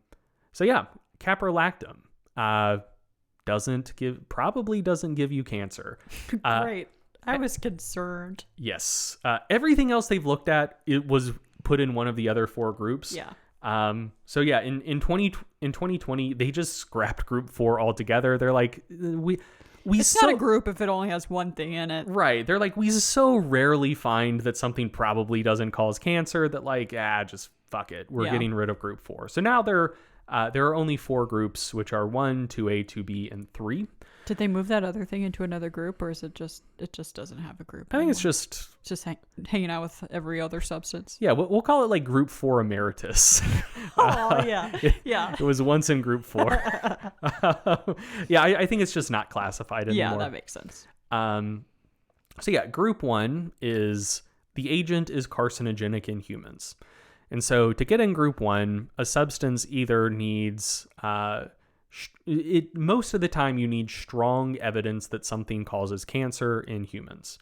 Less often, a substance can be classified in group 1 if there's strong evidence that it causes cancer in animals, if there's weaker evidence in humans, but there's also like strong mechanistic evidence that the substance acts through directly carcinogenic mechanisms in humans.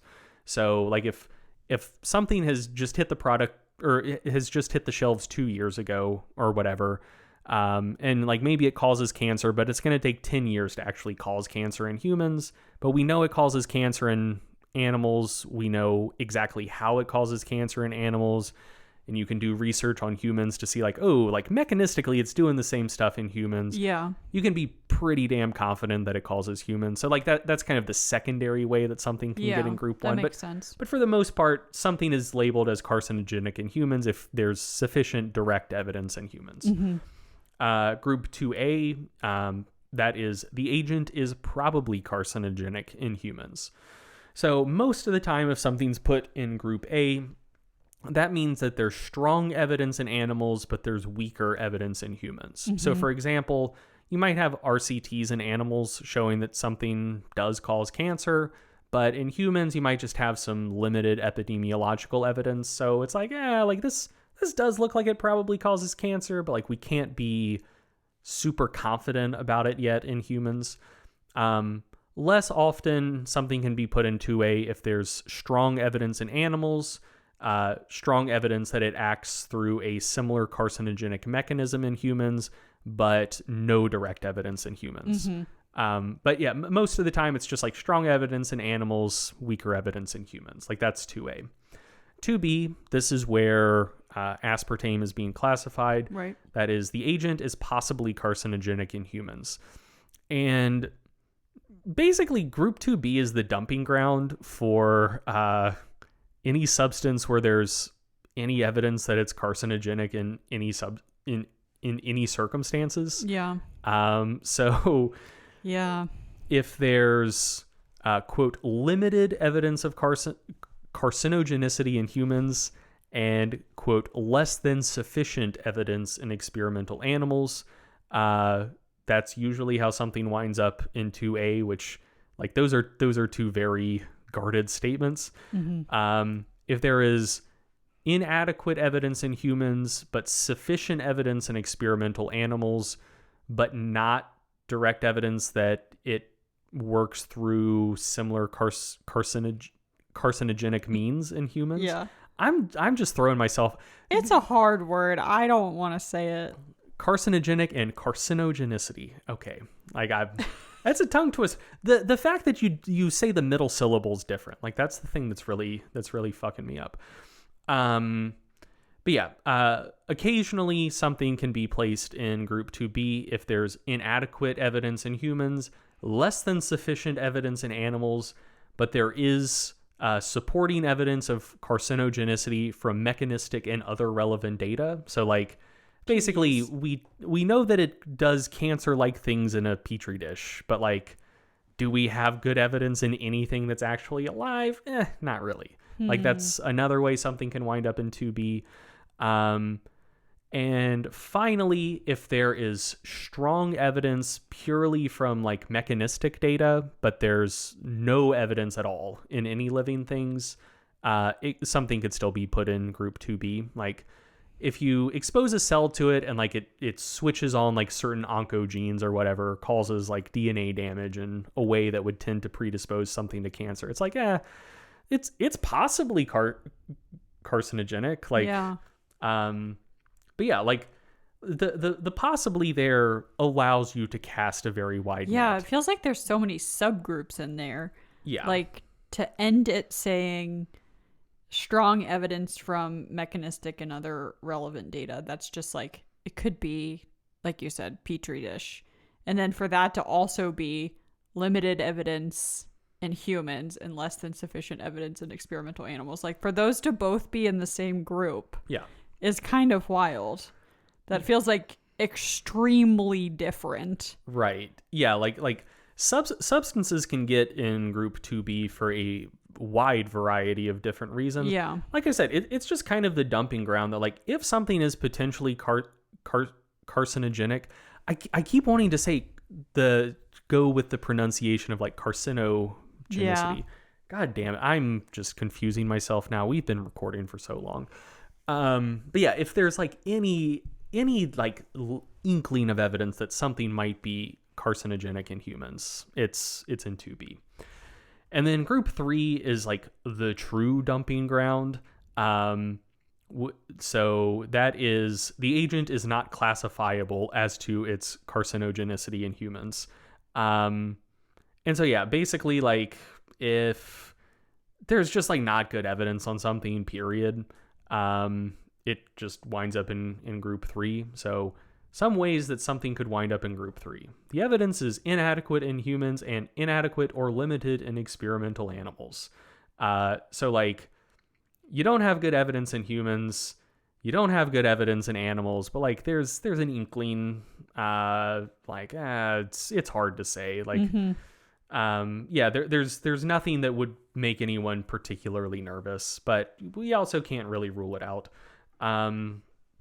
Or if something has inadequate evidence in humans, but sufficient evidence in experimental animals, which would typically be enough for 2B. Yeah. But there is strong evidence that the mechanism of carcinogenicity in experimental animals doesn't operate in humans. something could be in group 3. So that's kind of like the saccharin thing, where it causes cancer in animals, but the way it causes cancer in animals isn't relevant to humans.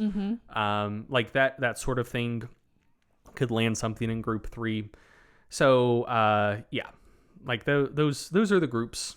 And group 4 used to be probably not carcinogenic in humans, but as of 2020, get rid of it. Group 4 no longer exists. So yeah, those are the groups. And now I would just like to give some illustrations of things that are in these different groups. Yeah. So group 3, I'm not even going to try because there seems like it'd just be literally everything. Yeah. So let's just start with group 2B, possibly carcinogenic. So this is where we have our aspartame. Yes. Okay. This is now where aspartame is. Other things in group 2B are ginkgo biloba extract, which is something that's used in a lot of health supplements for cognitive function. Kava, which is also used in a lot of health supplements for purported anti-anxiety effects. Low-frequency magnetic fields, including those generated by cell phones. Progestins, which you would find in hormonal contraceptives. Radio frequency fields. Those are the ones generated by cell phones. The low-frequency magnetic fields, other type of deal. Okay. But yeah, low frequency or radio frequency magnetic fields, like in cell phones. Safrole, which is the major scent or flavor compound in sassafras, but it's also found in cinnamon, nutmeg, black pepper, and basil. And fun fact, is also a precursor you can use to synthesize MDMA, nice. aka Molly. It is a group 2B substance. Aloe vera extract. Engine exhaust, which I can see that one. Yeah, that seems bad. Just assume that engine exhaust is great bad. for you. Asian style pickled vegetables, and occupational exposures associated with carpentry, dry cleaning, and being a firefighter. And finally, this is my favorite one, putting talcum-based baby powder on your perineum, aka your gooch, is possibly carcinogenic. Okay. I don't know how they determined that, but yeah, whatever. That's what I'm thinking. And it wasn't talcum-based baby powder in general, which now that I think about it, I do think that I saw some articles about just talcum powder potentially being carcinogenic or doing something bad. I remember some folks sued Johnson & Johnson a couple years ago. I forget the details. But anyway, on the list itself, it's like the application of talcum-based powders to the perineum. Okay. Which is very fun. Group 2A. Now we have probably carcinogenic.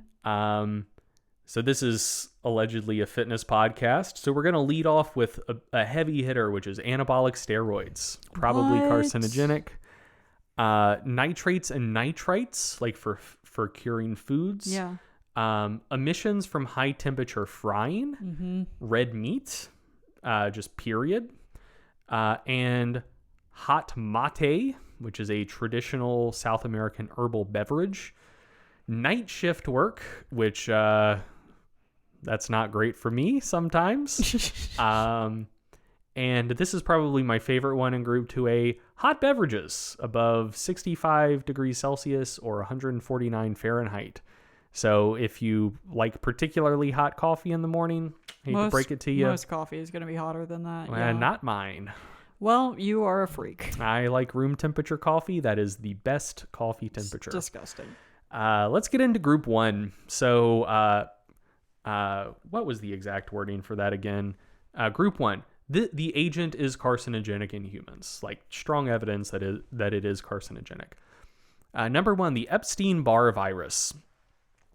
Which is what causes mono, but also like 95% of people have it. Most people are exposed during infancy, and then it just kind of like stays dormant for most of the rest of your life. Spooky. Anyway, 95% of us have it, and it is carcinogenic. Acetaldehyde is carcinogenic, which that might not mean much to you, but that is what your body produces when you metabolize ethanol, aka normal ass alcohol. And guess what else is carcinogenic? That's right, ethanol itself will also, does also have carcinogenic activity. Nice. Arsenic, which seems bad. It's a poison, but also kind of going back to the dose makes the poison type of deal. There's arsenic in like a lot of foods you eat. Like there's a little bit in leafy vegetables, a little bit in rice, a little bit in apples, grapes, seafoods, a bunch of other shit.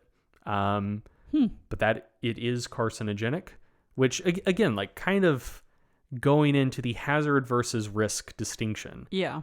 Arsenic is a hazard. Arsenic in the amounts present in rice doesn't really present a risk. Nice example. Thank you. Silica, which is the primary constituent in sand. Going to the beach, that gives you cancer. Don't say that.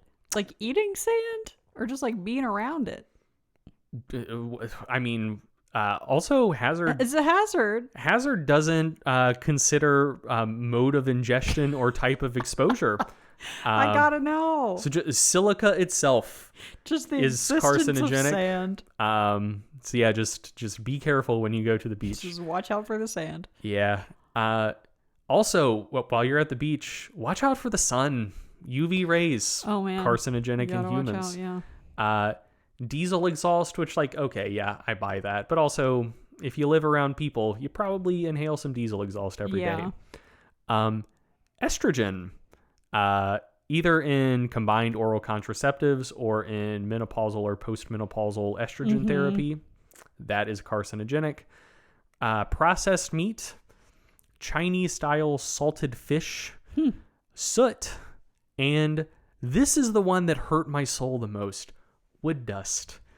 And so some of my most positive childhood memories were going down in the basement when my dad was in his little workshop and he was using his table saw and sawing wood and building stuff, and you're just huffing wood dust. I mean, basically, like the scent of wood being sawed. Nice. I think it's objectively nice, but I have so many strong positive associations with it, but it's going to give me cancer. But yeah, so like I think / hope that just these lists themselves should do a pretty good job of illustrating the distinction between hazard and risk. So even of stuff in group 1, the worst of them all, things that are carcinogenic in humans, like UV rays. If you're a jackass and you spend a bunch of time outdoors in direct sunlight without sunscreen and just get like sunburns all the time, like, yeah, you're probably gonna, like, there's a pretty good chance you're gonna get cancer from that.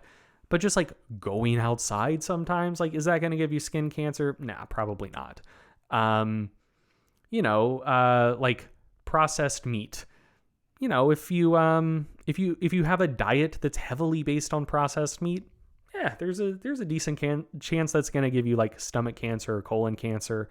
If you have like a little bit of charcuterie once a month, like, it's fucking fine, you know? So yeah, just arsenic in any quantity, carcinogenic in humans. Like that, like most fruits and vegetables have a little bit of arsenic in it. And eating fruits and vegetables is not going to give you cancer. So yeah, just that should just give you a better idea of what sorts of things are on this list and in each category. So the basic takeaway is that an IR classification means something very specific. It is just about hazard. But oftentimes, like, press sources and folks in the general population are pretty likely to misinterpret it. It does tell you about potential hazards, but it doesn't tell you anything about risk. Plenty of things even in group 1 are known hazards that present you personally with very, very little risk, especially in moderation. So that's just something to keep in mind as we move forward here. So now let's talk a little bit about the evidence that the decision and classification is based on. So why was aspartame put amongst the 2B substances? And unfortunately, I can't go into all of the details because the full monograph isn't published yet, which annoys me a little bit. Like they Yeah, we wanted to make this episode 12 hours long. I mean, no, it's not just, I mean, maybe kind of, I don't know. Bunch of sick fucks listen to this podcast who like really long episodes. And I'll just say this, dear listener, if you are still listening, yes, I'm talking about you right now. God, yeah. I'm kind of losing it. But yeah, so it seems like there's a time lag for when they publish their monographs versus when they announce their decisions, which does annoy me because I kind of feel like if you're going to be saying, hey, aspartame, which a shitload of people consume, is possibly carcinogenic, you should probably make available to the public the full reasoning for that. Yeah. But yeah, they act like it's not for public consumption in any way, even though they have to know that these articles are going to be published. Even if it's just for other scientists. Like, yeah. Is it to build hype? Are they trying to get a hype train going? They're teasing us. Yeah, but the IARC monograph that will go through like all of their evidence and all of their reasoning for this classification will be IARC monograph number 134.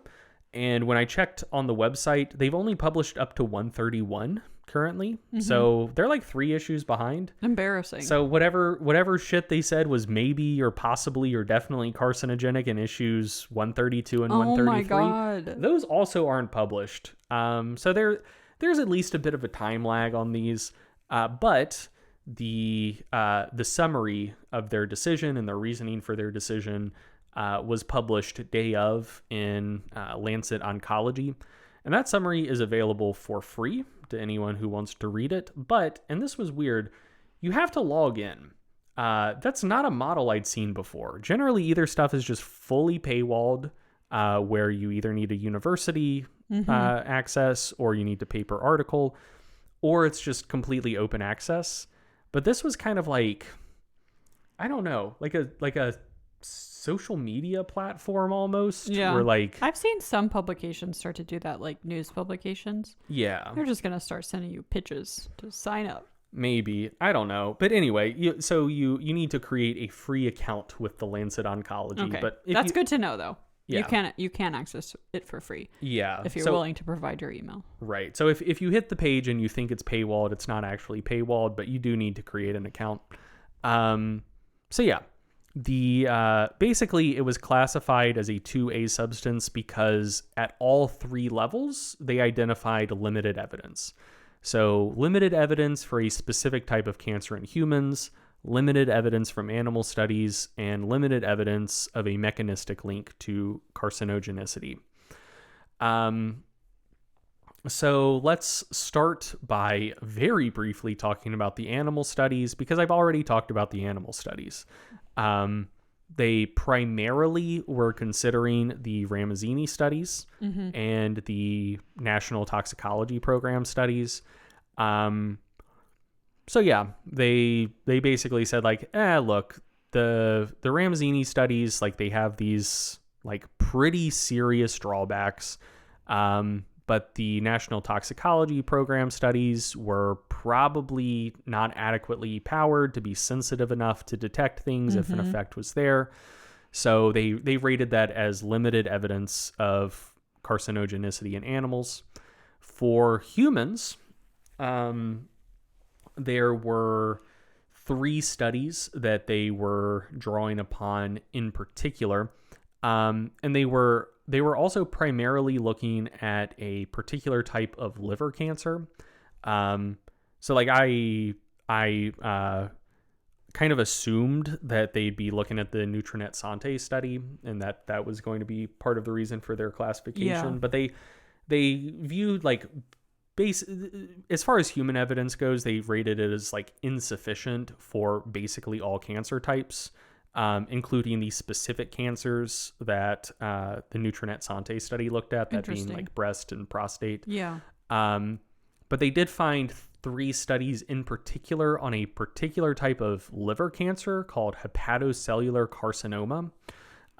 So that is the specific type of cancer that they said that there was enough human research on to provide limited evidence. With all other cancer types, there being insufficient evidence. So I'll just briefly read from the report here about the human studies and liver cancer. The working group identified 3 studies comprising 4 prospective cohorts that assess the association of artificially sweetened beverage consumption with liver cancer risk. These included a large cohort study conducted with 10 European countries that assessed the association of artificially sweetened beverages with incidence of hepatocellular carcinoma, a second study pooling data from 2 large U.S. cohorts that investigated the association between artificially sweetened beverage consumption and liver cancer incidence by diabetes status, and another large U.S. prospective cohort study that evaluated the association between artificially sweetened beverages and liver cancer mortality. Among all 3 studies, positive associations between artificially sweetened beverage consumption and cancer incidence or mortality were reported in the overall study population or in relevant subgroups. All 3 studies were of high quality and controlled for many potential confounders. However, the working group concluded that chance, bias, or confounding could not be ruled out with reasonable confidence in this set of studies. Thus, the evidence for cancer in humans was deemed limited for hepatocellular carcinoma and inadequate for other cancer types. So, a couple things to note about that. First is that this is, I think, worth taking very seriously because hepatocellular carcinoma is a very serious cancer. Like, cancers exist along a spectrum. It's always worth treating cancers with respect. But like, some of them have a 90+% survival rate. Some of them have like a 90+% mortality rate. Yeah. And hepatocellular carcinoma is definitely on the very scary side of things. So its 5-year survival rate is below 20%. So this is definitely a specific type of cancer that is worth taking very seriously. But it's also a very rare cancer. So in one of the studies that they referred to, the lead author was Stepien. There were about 500,000 participants in the study and a total of 191 cases of hepatocellular carcinoma with a median follow-up of 11.4 years.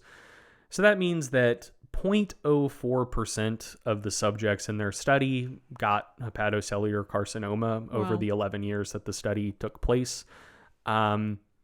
And the study reported a 6% increase in risk of hepatocellular carcinoma among the people consuming artificially sweetened soda. So a 6% increase in risk takes you from 0.04% to 0.042%. And if you consumed 10 artificially, like 10 servings of artificially sweetened beverages, that would get you up to 0.064%. So we're talking about very, very small absolute risks here. So like, basically, in people consuming no artificially sweetened beverages, it's like a 1 in 2,500 risk of this. And if we were to assume that it was a causal relationship, consuming like 10 servings per week would take you up to a 1 in 1,500 risk. So we're talking about something that's very, very rare. And there were also some significant confounders in these studies. One is that, as with most observational research, they're dealing with self-reported data and also mutual associations. So, for example, major risk factors of hepatocellular carcinoma include metabolic syndrome, obesity, type 2 diabetes, and non-alcoholic fatty liver disease. And as mentioned previously, like, people with metabolic syndrome, obesity, and type 2 diabetes are more likely to consume artificially sweetened beverages. Yeah. Not because the artificially sweetened beverages caused those things, Right. but because they have those things, they switched from sugar sweetened beverages to artificially sweetened beverages. So the associations observed there could just be inverse association, where the people who consumed artificially sweetened beverages were also just more likely to have metabolic syndrome or type 2 diabetes. And it was the metabolic syndrome or type 2 diabetes that was actually increasing their risk of hepatocellular carcinoma. Let's see. As further evidence of that, like in one of the studies, like that association was only seen in diabetics in the first place. And like, Interesting. I don't think it's that crazy to assume that people with like worse managed diabetes probably consume more are like more heavily avoid sugar. Yeah.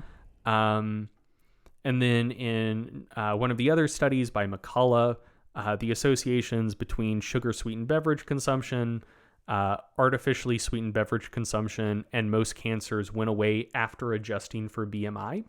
Though one association with pancreatic cancer remained, although that wasn't the type of cancer that they were specifically interested in this report. So that's like further evidence for inverse causation. Basically, like artificially sweetened beverage consumption was associated with BMI. BMI may have been like closer to a causal factor for actually developing those cancers. Right. So then when you control for BMI and like remove that from the equation, it didn't look like artificially sweetened beverage consumption itself was still associated with cancer rates. So yeah, like that's kind of the lay of the land of the human research. And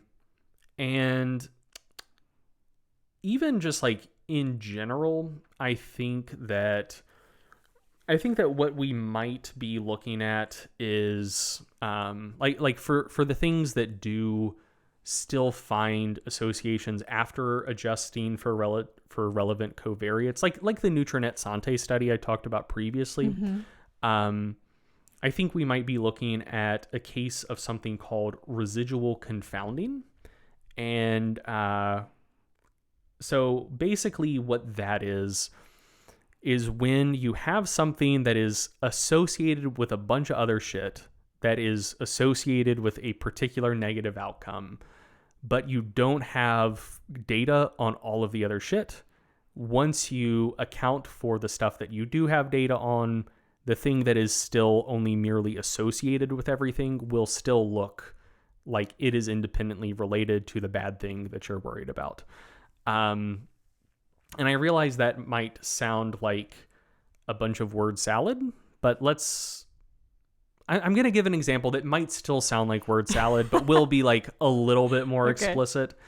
Okay. So, let's just say that, liver cancer is caused by exactly two things. That being activity levels and obesity status.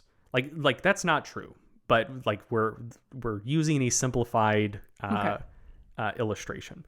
So, it's not just associated with, but it is caused by those two things. And if you know the product of those two things for an individual, you can perfectly predict their liver cancer risk. And let's assume that artificially sweetened beverage consumption is associated with obesity status.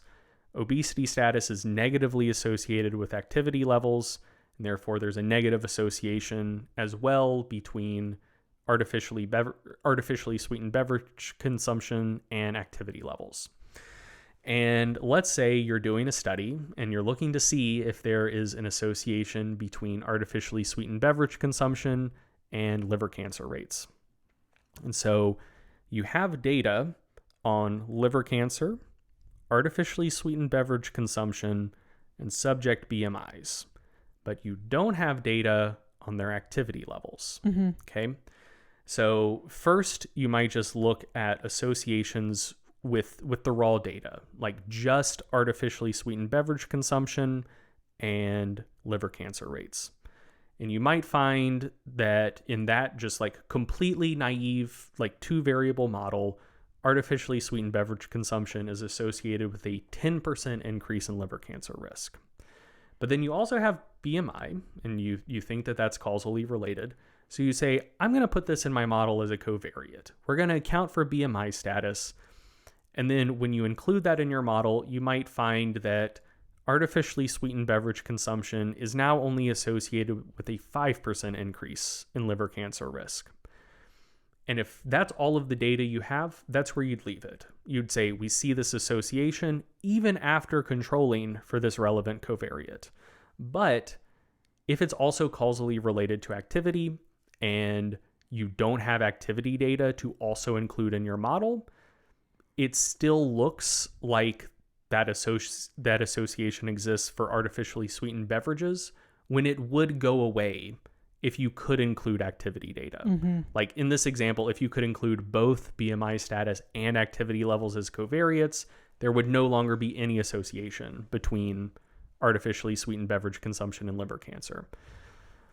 I hope that kind of made sense. Yeah. Like it's much easier to illustrate visually, but yeah, so that's essentially what residual confounding is. Like in that example, the residual confounder is just the fact that you don't have data on activity levels, and the fact that all of the variables of interest, artificially sweetened beverage consumption, activity levels, and BMI status are all mutually associated. When you have a situation like that, you are always vulnerable to residual confounding because you simply don't have data on everything all the time. And so, yeah, like I think that's sort of what's going on here. So like by and large, like a lot of people switch from sugar sweetened beverages to artificially sweetened beverages because they develop obesity or metabolic syndrome or type 2 diabetes. Yeah. But the development of things like obesity and type 2 diabetes are associated with or caused by a number of other behaviors or lifestyle factors or even genetic factors that are generally associated with or causal of cancer risk. But in an epidemiology study, you'll have data on a lot of those behaviors and lifestyle factors, but not all of them. So when you appropriately adjust for all of the relevant factors that you do have data on, there are still hidden residual confounders that you don't have data on and can't account for. And so it's still very, very common and likely that you'll wind up with spurious associations. Right. And so since like obesity and type 2 diabetes are related to a lot of behaviors that increase cancer risk, they themselves also kind of like causally increase risks of various cancers through a variety of mechanisms. And all of that stuff ends up being associated with artificially sweetened beverage consumption. I think that's kind of the dynamic in play where, like, most of the time, if you did an observational study on like the association between artificially sweetened beverage consumption and cancer, like you'll probably find a positive association. And I like even if none existed, purely due to residual confounding. And so, yeah, I think that's what's going on here. And I have a good paper on just the principle of residual confounding that I'll link in the show notes for anyone who wants to get into this further. But it's like it's kind of hard to wrap your head around, but it's a very important concept to be familiar with if you read epidemiology studies. And it's one of those things that is rarely mentioned in studies. Yeah. Or if it's mentioned, it's just kind of like a passing mention in the limitation sections, like, oh, this may be affected by residual confounding. But but they're like, we can't get into that here. Well, why the fuck would you get into it? Because you're writing to other epidemiologists who know about residual confounding. So like, yeah, why write a long paragraph about something that your presumed readership is already very comfortable with? But then when people who aren't epidemiologists pull up that paper, they'll be like, residual confounding, what's that? Or it won't even be mentioned in the first place. And so this is a dynamic that you definitely need to keep in mind all the time when you are reading epidemiology research that like most non-scientists just wouldn't be aware of. And that is why mechanisms are so important, because like residual confounding can make just about anything look like it's associated with cancer or any number of deleterious outcomes.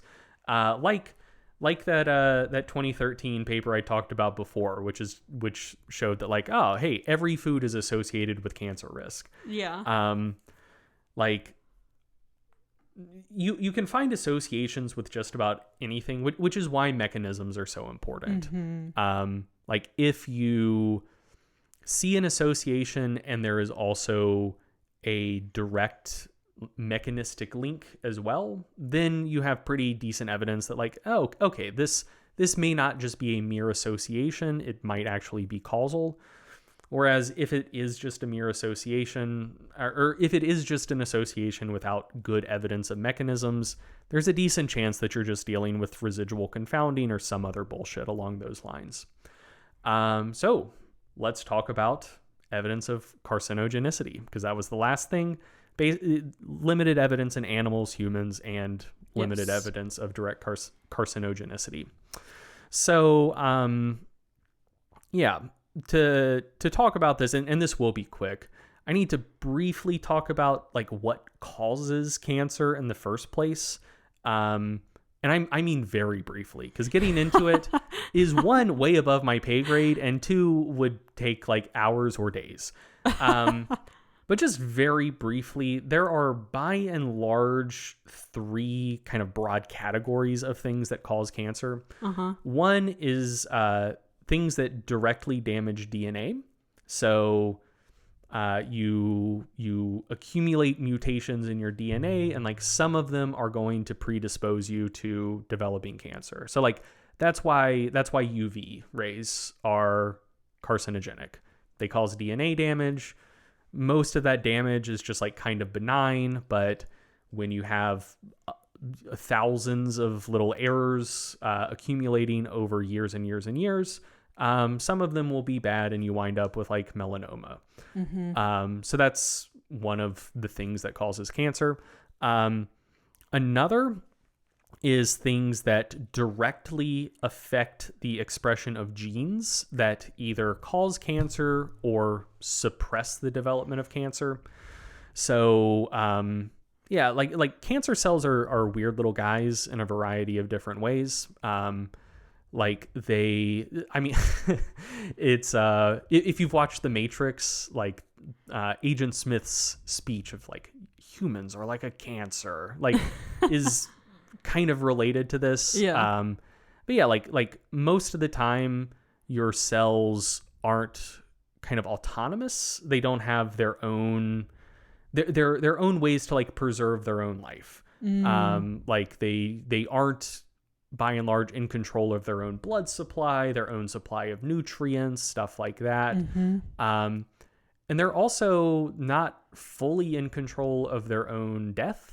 Like there are genes that if activated will like tell the cell to basically commit suicide, or if it gets damaged in a particular way, there are like little things that will be activated to like tag the cell to tell your own immune cells like, hey, this cell is damaged, like you should kill it now. And so for a cancer to start and like really get going, like a lot of the stuff that happens is just like changes in gene expression that get it to like send out signals to say, hey, let's make some more capillaries so I can provide myself with blood, or like blood and nutrients, or changes to the genes that would like program it for cell death. So it becomes like functionally immortal. It basically, or like changes to genes that would otherwise like cause it to put the little proteins on its membrane that would like tell white blood cells like, hey, come kill me now. So yeah, like certain genes either need to get turned on or turned off for tumors to form.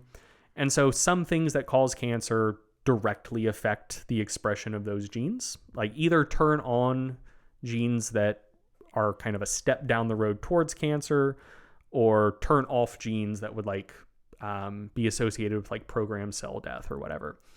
So things that directly damage DNA, things that directly influence expression of those genes, or things that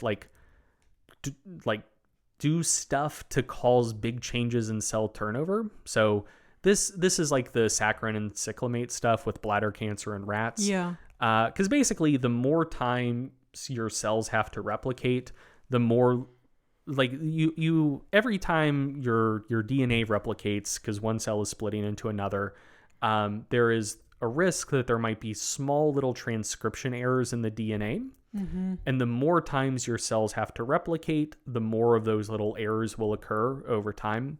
So this is very similar to the first one of like direct damage to DNA. Like things could damage the DNA itself, but just kind of like thousands and thousands and thousands of cellular replications also in a way damage your DNA just due to those little transcription errors that accumulate. Those are, and I could certainly make like a much longer list of things that cause cancer, but like most of the causes kind of fall under one of those three umbrellas. Going back to aspartame, there's not really good evidence for those direct mechanisms of carcinogenicity. It doesn't seem to cause DNA damage, and it doesn't seem to affect the expression of those genes that kind of lead you down the road, or lead a cell down the road to becoming cancerous. However, in some animal studies, high doses of aspartame have been noted to increase inflammatory biomarkers, which is generally going to cause increases in cell turnover, and so that's kind of like that third potential mechanism. So that's what they've got as far as mechanisms go. So it's, again, they termed it as limited evidence because there's not much of it. That's basically it. You now know what a 2B classification means, and you now know the evidence on aspartame supporting that 2B classification. Basically, it's a measure of hazard, not risk. It's the grouping is based on the strength of the evidence, not the amount of risk. 2B means there's a possibility, and the possibility for aspartame is associated with very limited evidence across the board on a human level, animal level, and mechanistic level. So that is what the decision is based on, and that's what the decision means. And then the next question is, does that mean you should actually stop consuming aspartame or change your intake habits?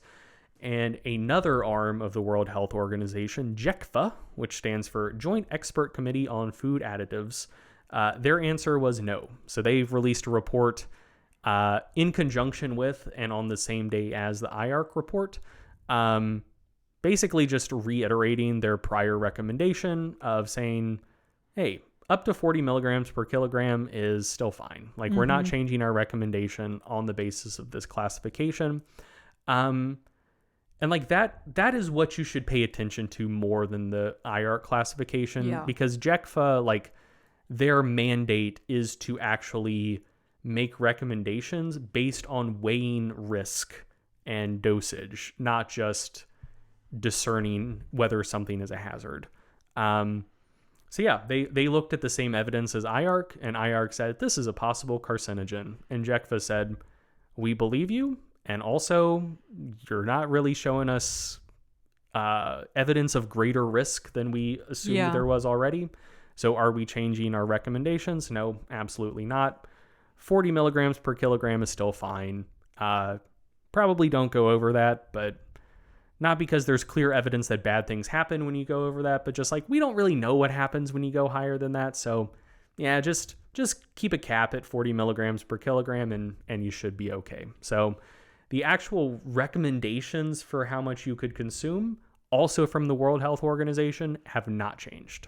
Yeah, and I feel like that hasn't gotten nearly the degree of press and just hype, because the IARC report and like the decision and what they were going to say was leaked a month ago.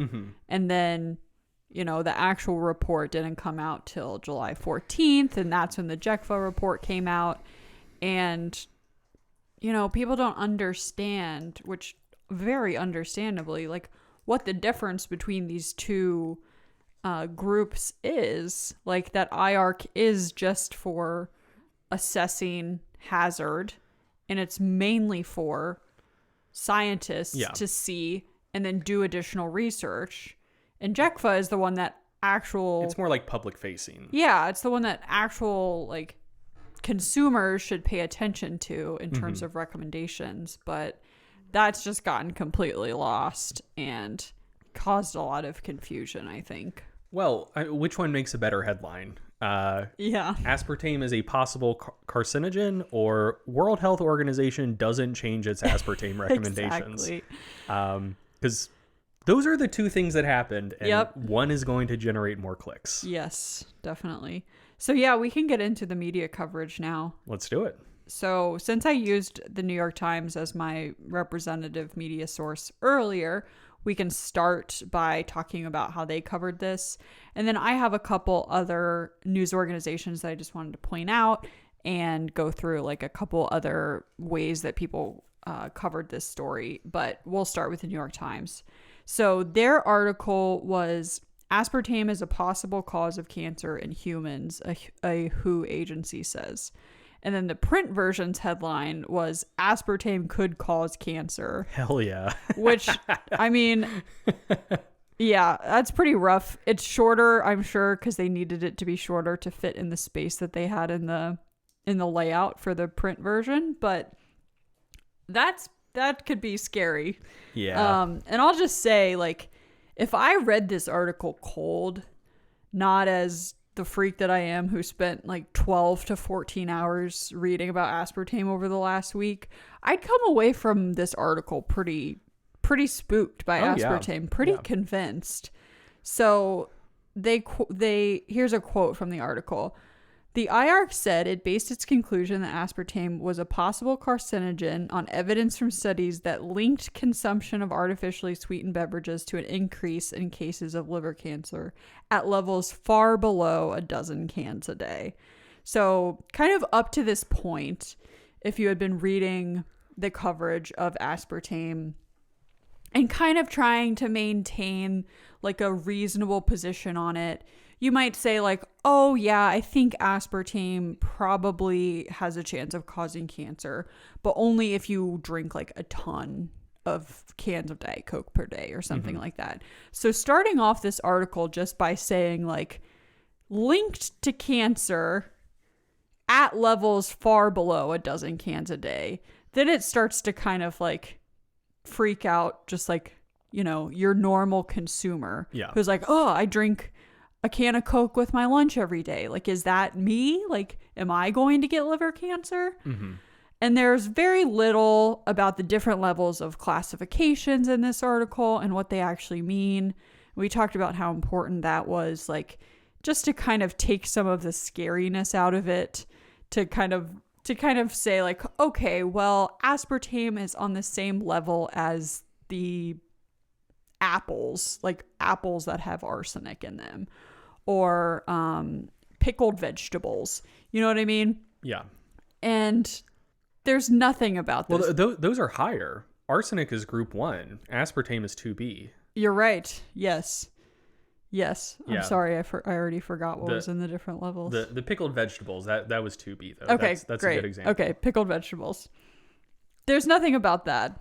And it seems to imply that all the research points toward cancer and that any arguments to the contrary are just due to the influence of industry pressures. So that's pretty similar to the 2006 article from the Times that I talked a lot about earlier after the Ramazzini studies.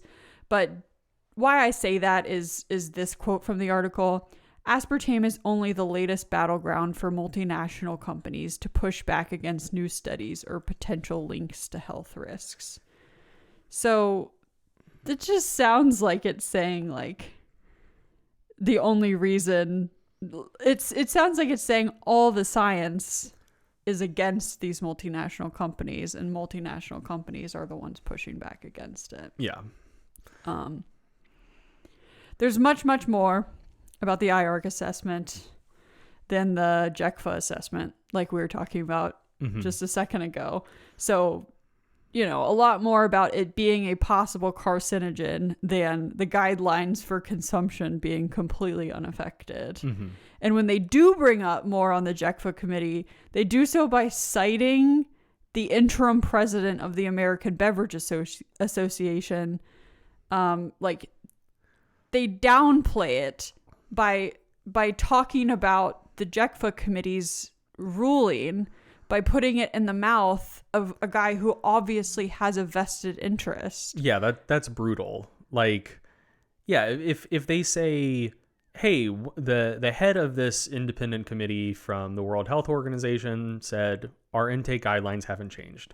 Or if the head of the fucking American Beverage Association says this World Health Organization committee didn't change their guidelines, the content of those two statements would be identical. Yeah.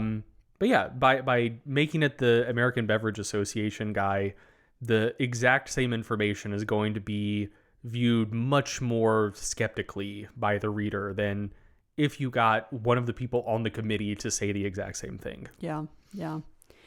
And then they briefly talk about a couple of the studies that you talked about, Greg. The three that IARC kind of cited as the ones that they were assessing about liver cancer. So about the Stepien paper, they said, quote, each additional serving of diet soft drink a week was associated with a 6% increased risk of liver cancer, which again, technically true based on that study, but like framing the number and the percentage in that way makes it sound a lot scarier. And similarly, for the McCullough paper, they say a third study led by the American Cancer Society, quote, found a 44% increase in liver cancer among men who never smoked and drank 2 or more artificially sweetened drinks a day. So that is kind of like, to me, that's kind of like, oh, look, these guys who never smoked, they're the picture of health, and they drank 2 or more artificially sweetened drinks a day, and that caused a 44% increase in liver cancer. Yeah, and the thing is, among people who, like, I haven't looked this data up, but among people who never smoke, I'm sure that liver cancer rates are hideously low. And so then you're almost... Yeah.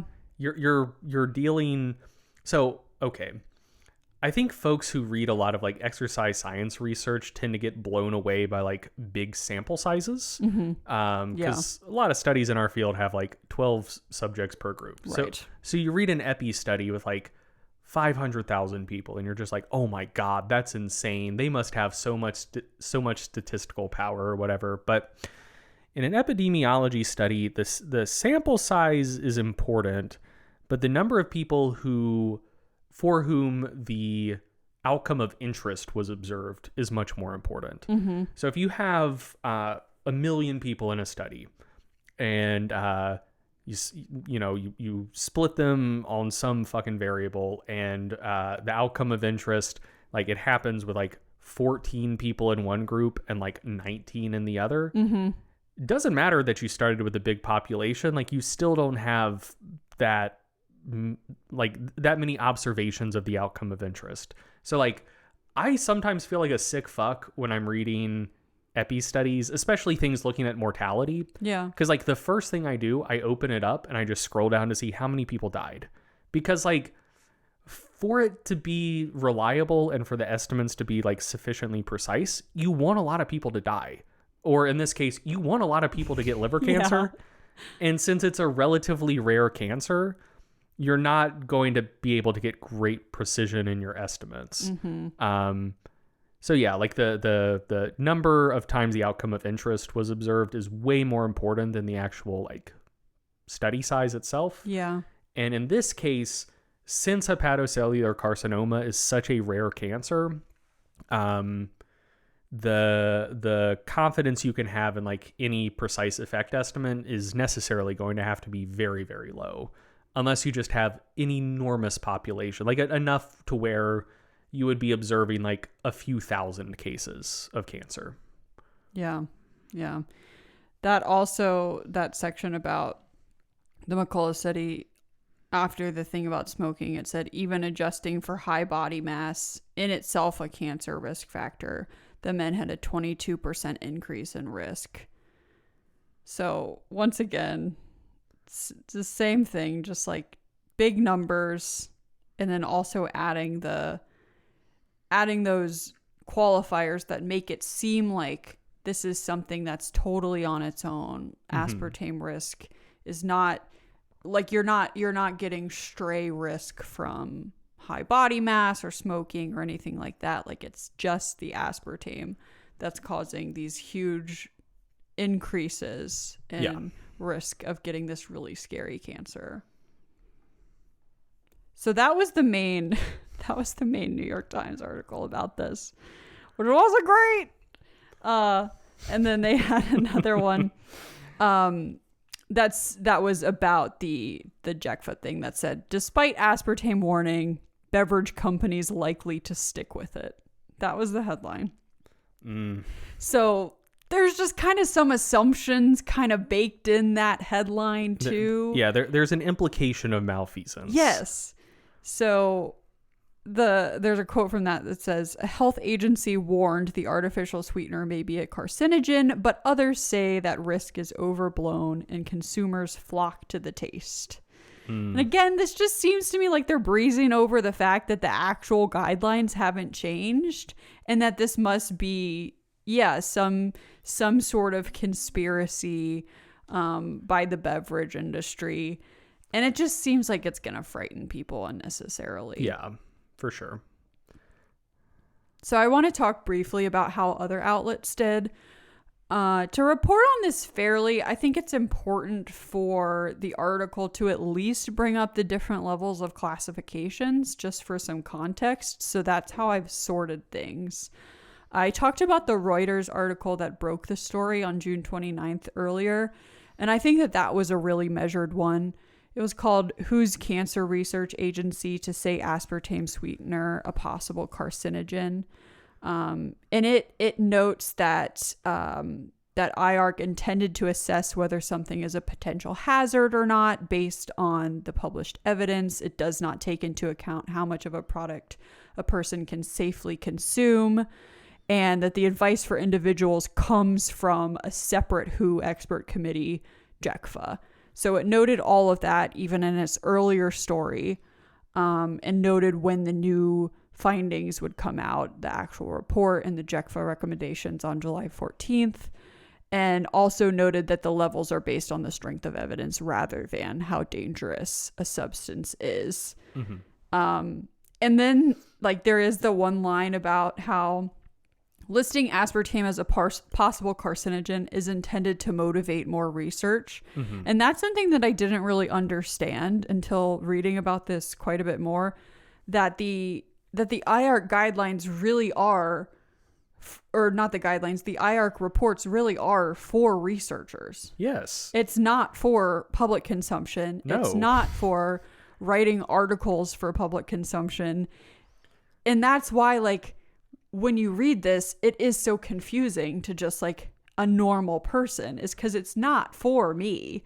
It's for other scientists to look at and note kind of what the evidence is right now and design future studies. Yeah. And the JECFA thing is the one that's actually supposed to be public facing and actually supposed to be giving the recommendations that then the media can report on. But that distinction just is really important, but just doesn't really get brought up.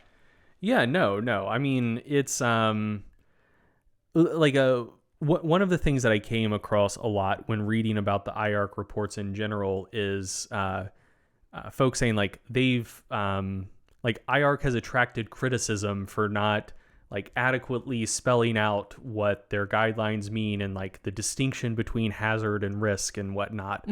And I mean, like, my response to that is just like, why the fuck should they have to do that? Like, they're scientists writing to other scientists who all know what that means. Like, it's kind of like your fault for reading stuff that you weren't meant to read, or not making sure you did like the adequate background reading to understand what the fuck you're reading before you then went and told your like lay audience some bullshit because you misinterpreted something that wasn't intended for you. I wonder how this would have been different if like the report had come out and there wasn't kind of the leak of what it was going to say.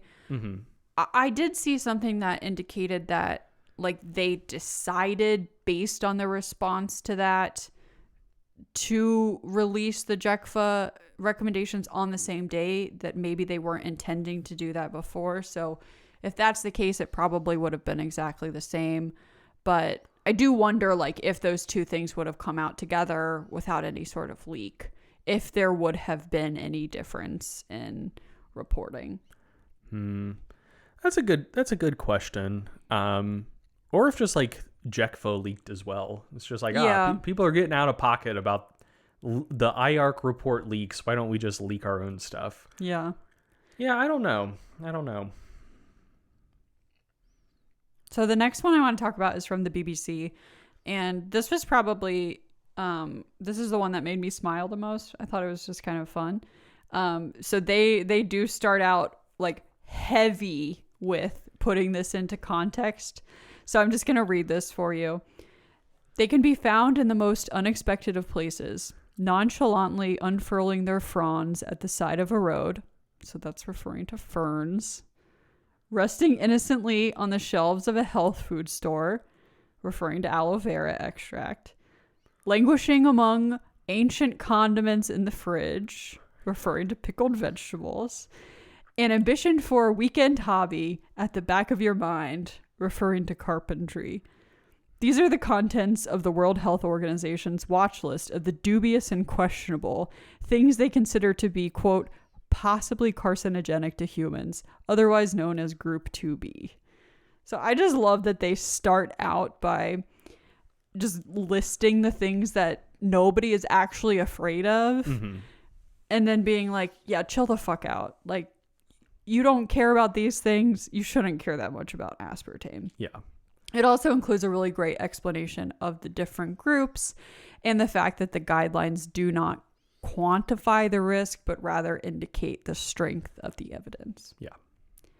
There's also a really excellent piece from The Verge that was a little bit more like in the weeds. But same thing. They talk about how IARC only assesses the hazard, not the risk. And then they give the example of a meteor destroying the earth as a hazard, saying, but that's not what matters to the average person. What matters is the actual risk of a hazard happening. There are thousands of meteors in space, but only the ones hurtling toward Earth pose a risk. So I just like that they gave like a specific example like you did with traffic. And they also gave a really great explanation of the difference between IARC and JECFA. And that's like kind of what helped me understand the difference in what these groups are meant to be doing. Because I didn't quite understand it throughout a lot of this research because it is so opaque. But that article ends with, the bottom line is a leaked report from a non-food safety agency is not what you should base your decision to consume aspartame on. It's one of the most studied sweeteners, and it undergoes periodic rigorous review by food safety agencies. Until those agencies say otherwise, there's no need to panic. And obviously this was published before the JECFA guidelines came out. So that agency did not say otherwise. There is no need to panic. Nice. Yeah, good for them. That does sound like a very, very measured article. Yeah. And the title of that article was, you don't have to freak out about aspartame in your diet soda. So like didn't even put the cancer word in there. Just saying like, chill out, guys. So I really liked that. Nice. Shout out to Victoria Song, who was the author of that article. Yeah. Very good stuff. And then I talked about the Guardian article, the opinion piece from an epidemiologist earlier when we were talking about Nutrinet Sante, but that article also was pretty good, talking about that aspartame is now in the lowest possible risk category for cancer-causing substances that the IARC produces, because a class 3 carcinogen technically just means that it can't be assessed due to lack of evidence. He says class 2B means there is vague and unproven risk that something might cause cancer, not that it does or is likely to. Yeah, that I think sums it up pretty well. So it seems like one of the themes here is that, with the exception of the fucking New York Times, a lot of these outlets have done a pretty good job of reporting on this. I do still have some ones that I'm going to shit on in just a second. No, that's fair. Yeah. That's fair. But it seems like a decent number of outlets have done a pretty good job of reporting on this. I was surprised actually by how many like measured reports there were. Nice. Yeah. So I have a hypothesis for why that might be. And that is from the last time a new IARC classification really made a bunch of headlines. And I think that basically shit just went a bridge too far and finally got a bunch of people to look into something that they wouldn't have looked into otherwise. So in 2015, there was an IARC monograph classifying red meat and processed meat. They put processed meat in group 1 as carcinogenic to humans and red meat in group 2 as probably carcinogenic to humans. And there were initially a bunch of just absolutely breathless headlines about how the World Health Organization said bacon is just as bad as smoking, or like I remember sausage this. Yeah. And I think that like a lot of journalists, one, saw what other journalists were writing in their headlines and be like, that has to be bullshit. Yeah. And two, just like looked at the report itself and they were just like, wait a second. Yeah, these people classified processed meat in the same category as smoking. Those have to mean different things. Like, I can buy that processed meat is carcinogenic. I do not buy that the risk of cancer is great as it would be with smoking. And so I wouldn't be surprised if that was just kind of like a kick in the pants that that motivated people to look into some more of these details of just like, hey, what do these classifications actually mean? Like, what does it mean that something is a hazard versus a risk? Yeah, I just clicked on this Guardian article that you have linked, and the headline is processed meats rank alongside smoking as cancer causes.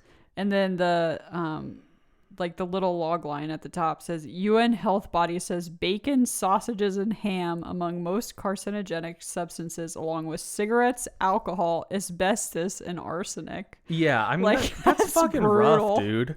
And that was the tenor of a lot of the initial coverage back in 2015. And so I think a lot of journalists who had like a shred of skepticism saw that and they're like, no fucking way. Like there's no way that is what the World Health Organization is actually saying. Yeah. And so then you kind of look into what IARC is actually saying and what they mean.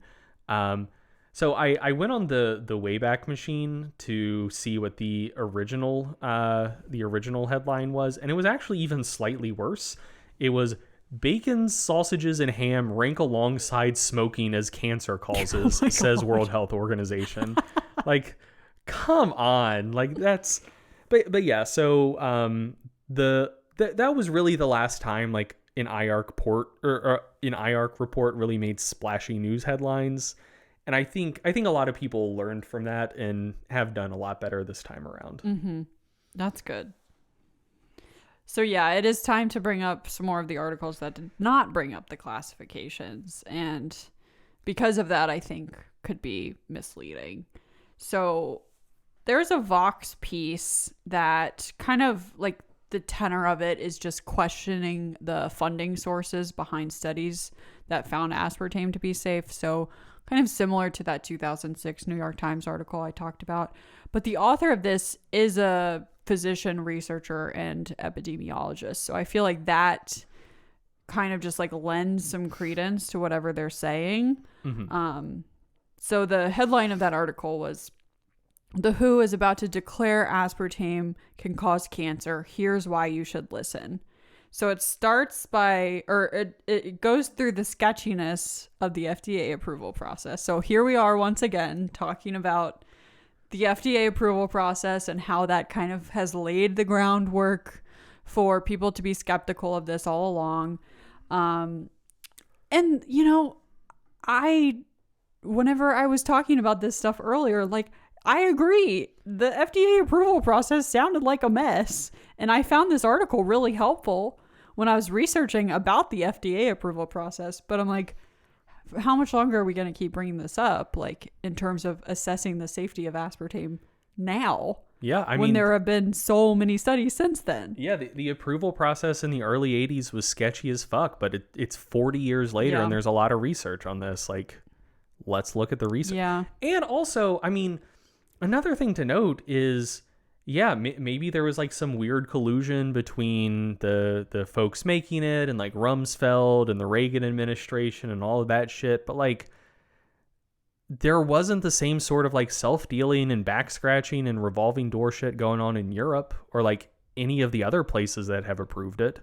So yeah, I mean, that is both a very valid criticism of how our like legislative and like political processes and regulatory processes work, but also isn't as much of a slam dunk as people might want to initially believe that it is, because there's not the same collusion all the way down with every health agency that has evaluated it. Yeah. But they also mentioned the Ramazzini studies and call the, I guess they're talking about the 2005 one, particularly high quality. Oh no. Which from what we've learned, that's not true. And then we have, again, some gesturing toward impropriety because of funding sources, saying many of the scientists who disputed the Ramazzini Institute's findings were funded by industry interests that profit from aspartame's consumption. Which is true. It is true. Yeah. Yes. Which kind of goes back to something I mentioned before about like 4 hours ago, which is that oftentimes the same set of behaviors could either come from like really nefarious interests or just like much more benign stuff. And in this case, like, so a lot of the published research pushing back against the Ramazzini studies do come from people who are funded by the American Beverage Association or like other industry groups. But it's also like, one, they aren't the only people who have criticized the Ramazzini studies. So like the ESFA, like Europe's version of the FDA, also independently evaluated them and came to the same basic conclusion of like, this seems kind of sketchy. And IARC also evaluated them in their report and said, these seem kind of sketchy. Like, that's why we're saying that the evidence in animals is limited, because like we don't take these like super, super seriously. So yeah, one, it's not just industry sources that take exception with the Ramazzini Institute studies.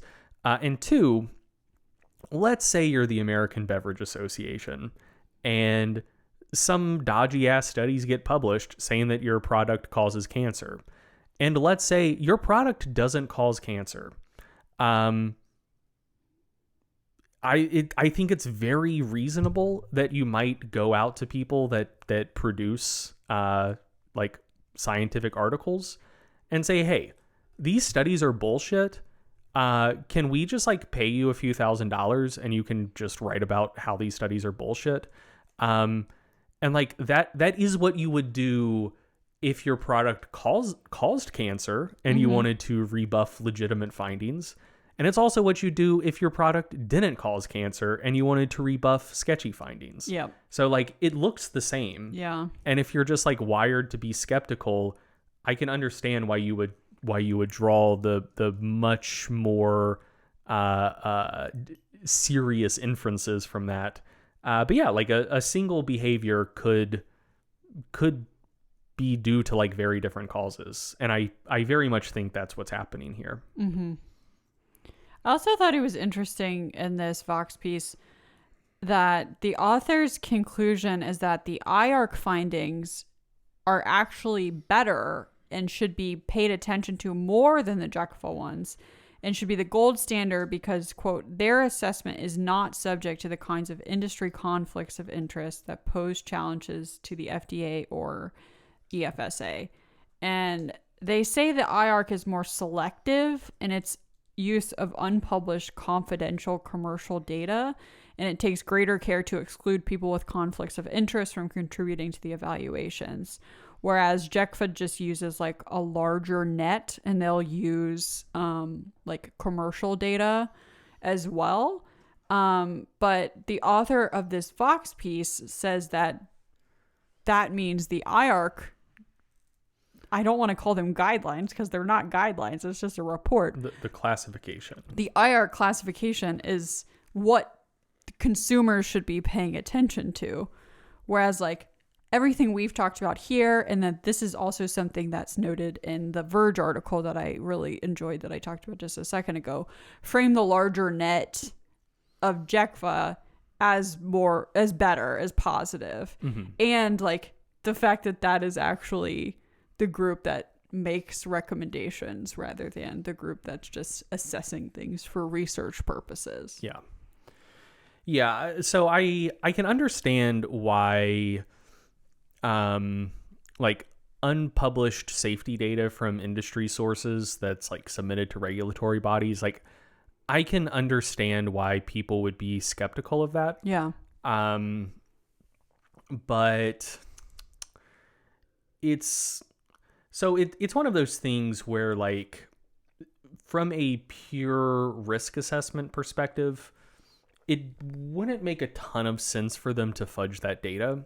Because like basically if you have a product that causes cancer that you by law have to do ongoing monitoring for to like assess its safety, and especially if you're dealing with artificial sweeteners where if it turns out aspartame causes cancer, guess what? You can just swap it out for something else. Mm-hmm.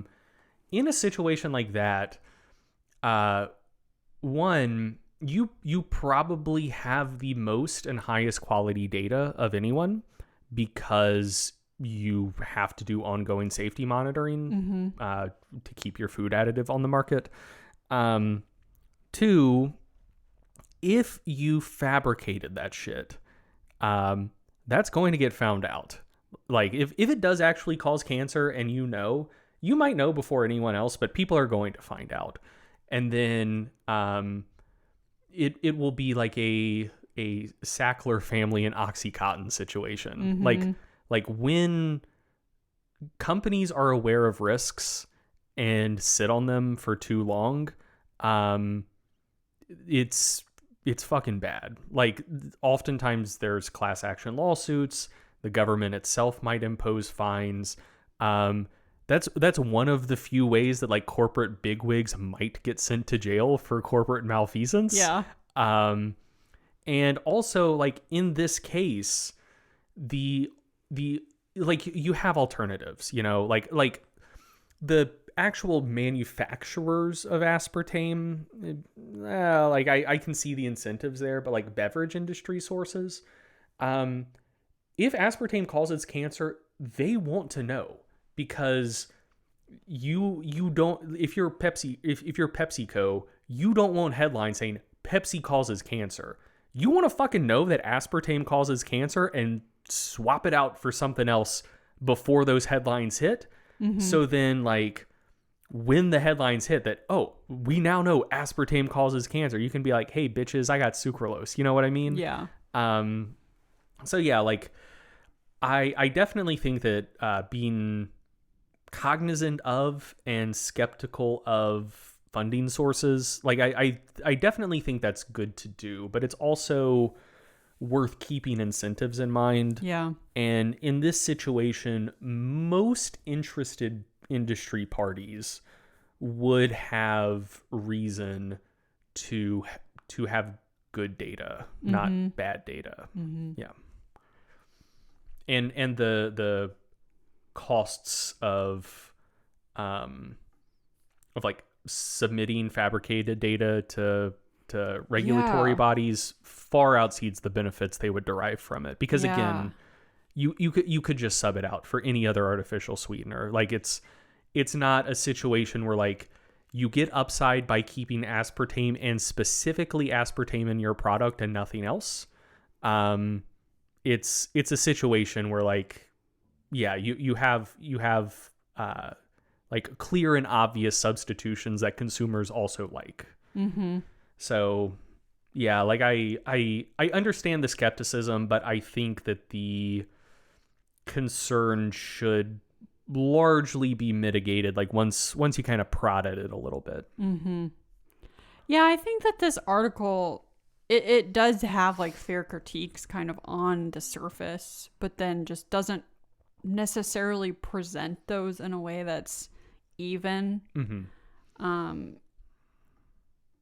And the result is just, I think, a lot of distrust and people probably walking away from this more scared than they need to be. Yeah. And also just confused about who agency like they should be taking their recommendations from. Yeah, for sure. I mean, I don't know. I would be interested in writing the author of this article and just being like, hey, when it comes to pickled vegetable consumption, are you looking at the JECFA guidelines, or do you just like say, oh, pickles on my burger? No thanks. I don't want fucking cancer anytime pickles are presented to you. I take IARC so much more seriously. Like, no, like I would almost guarantee that, because yeah, if you're like, oh no, the IR guidelines for aspartame are 2B, you can't have that. Anyone that says otherwise is an industry shill. What do? Never leave your house because the UV rays are in group 1? Like, no, like I question whether they even believe that, or would believe that if they thought about it a little bit more. Yeah. All right, moving on from the Vox piece, the Washington Post published 2 articles that I saw. The first one was the main one about the news, and it was called Aspartame, one of the world's most common sweeteners under scrutiny from WHO. No mention of the classifications in that one. There are some, there's a brief mention of the classifications in their second one, but that article is called Cancer Risk or No, Diet Soda is Bad for You. Hell yeah. And so like they mention the classifications, but then the rest of the article is just how diet soda is bad for you. And it includes the rats getting brain cancer thing without any context. So not great from WAPO there. No. Several articles also took this as a chance to just list out popular foods and beverages that contain aspartame, which, like, I understand people are going to be seeing the other reporting and being like, oh God, what do I eat that has aspartame in it? And so CBS News article, no mentions of the classification. And then they have a section of the article with the headline, Is Aspartame Dangerous? And they basically answer yes. While several studies have determined aspartame to be safe in moderation, some research has linked aspartame consumption to cancer. One observational study of more than 100,000 adults in France, that's Nutrinet Santé that we talked about earlier, concluded that individuals who consume larger amounts of artificial sweeteners, especially aspartame, had a slightly elevated risk of cancer. Aspartame may also cause headache, seizures, and depression, some studies have shown.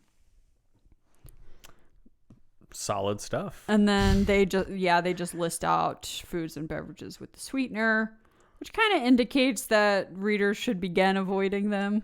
If you're gonna list stuff out like that. The Guardian and Fortune also had similar articles.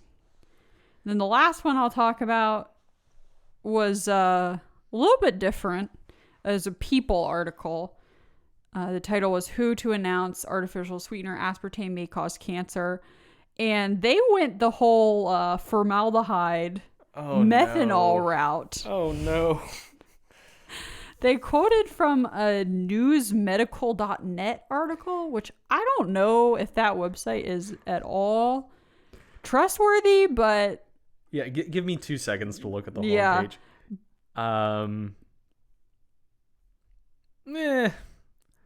It's a lot of noises. No, so there's there is kind of like this brand of medical sites that that kind of like it's like medical clickbait almost. It's kind of like the I fucking love science of medicine. Oh no. Where it's just like we're going to start with raw materials of things that are true, but then just kind of like amp them up a little bit and like strip them of enough context that they'll be a little bit more clickable and perform a little bit better on the social media algorithms. Mm-hmm. And that looks like the kind of site that this is. Like, I'm not immediately seeing things that look completely divorced from reality, but it looks like a science clickbait site. Yeah. Well, that's what this People article used as their main source. So they say the problem with aspartame is how the chemical is metabolized in the body, and then just general fear-mongering over how aspartame leads to release of methanol, which is converted to formaldehyde. And then they say, quote, in addition to the direct damage methanol causes to the liver, formaldehyde is also directly toxic to liver cells and associated with cancer-causing properties. But how much? So they're how like, much do you need? They're like doing like proposing an entire mechanism here. Oh God! Which is stripping a lot of context. That's bad. That's really bad. Yeah. If you could, just to reiterate, because I realize I said this initially like 3 hours ago, but if you consume the maximum like recommended amount of aspartame, the amount of methanol you get from that is like 1/6 as much as your body produces just from eating fucking fruits and vegetables every day. Like the dose makes the poison. Like, this is simultaneously true and hideously misleading. Yeah. Aspartame is metabolized to methanol, which is converted to formaldehyde. Methanol does damage the liver.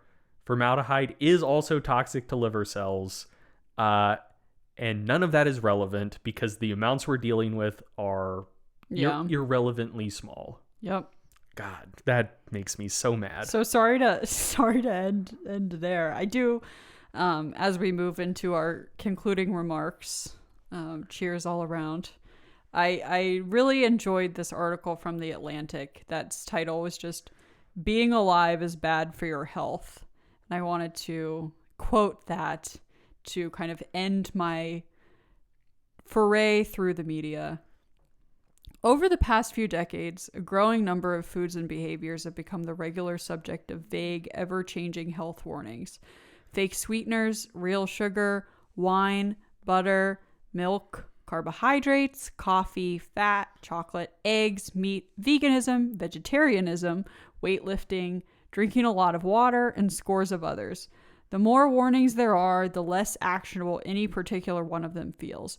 What exactly is anyone supposed to do with any of this information except feel bad about the things they enjoy?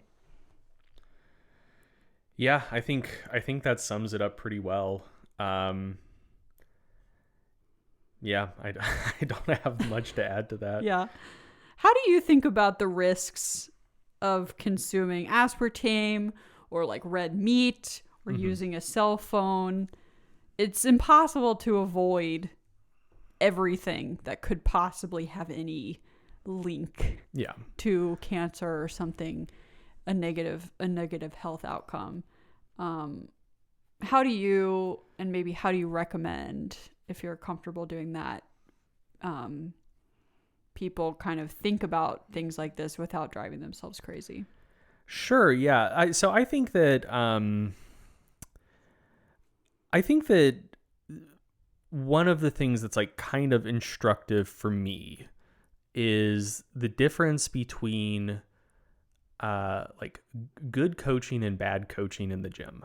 So if you observe a very bright, young, new personal trainer right out of college that knows a bunch of stuff but hasn't trained that many people, and you give them an untrained lifter and tell them to squat and have them coach a squat, what you often see is a lot of very good and very useless advice, because the person who's never squatted before is going to have a terrible squat. They don't know what they're doing, and this bright young trainer is competent and identifies 30 problems with their squat.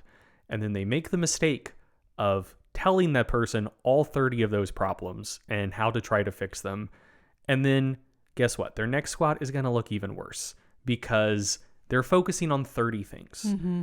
Whereas the good coach, like the one that actually knows what they're doing, will see the squat and maybe identify 40 problems because they've been doing it for a while. They've seen more, they know more. And the advice they're going to give the new lifter is they're going to tell them one thing, because they don't just know all of the things wrong. They know what the worst thing wrong is. And oftentimes you fix that one thing and a lot of other stuff falls into place. So on the second rep, you just give them one cue. They execute it pretty well. And now instead of 50 things wrong with their squat, now maybe you're down to 10. And it's like, okay, let's not rush into the next one. Let's do a few more reps. And then I'll give you one more cue. Like the second biggest thing that was wrong with your squat before. And now we got something looking pretty good. And so we can work with this. We can train it. There's still some things you could do better. And maybe next week, I'll give you one new thing to work on. And maybe it'll be next month. Like it's already looking decent enough. And I view a lot of stuff kind of along those lines where, I mean, ultimately, like fucking everything will kill you and we're all going to die. Yeah. Like that, I realize that's kind of dark. I mean, I feel like that's necessary to remember and like to just state, like, we are living in bodies that are designed to die. Yeah. We're all slowly deteriorating every day. And I think ultimately it makes the most sense to focus on the big rocks. Like what is actually going to move the needle in a big way. And, I mean, like don't smoke. That one's obvious. Don't drink in excess. Try to maintain a close enough to healthy body weight where like even like there's a fair bit of wiggle room in that.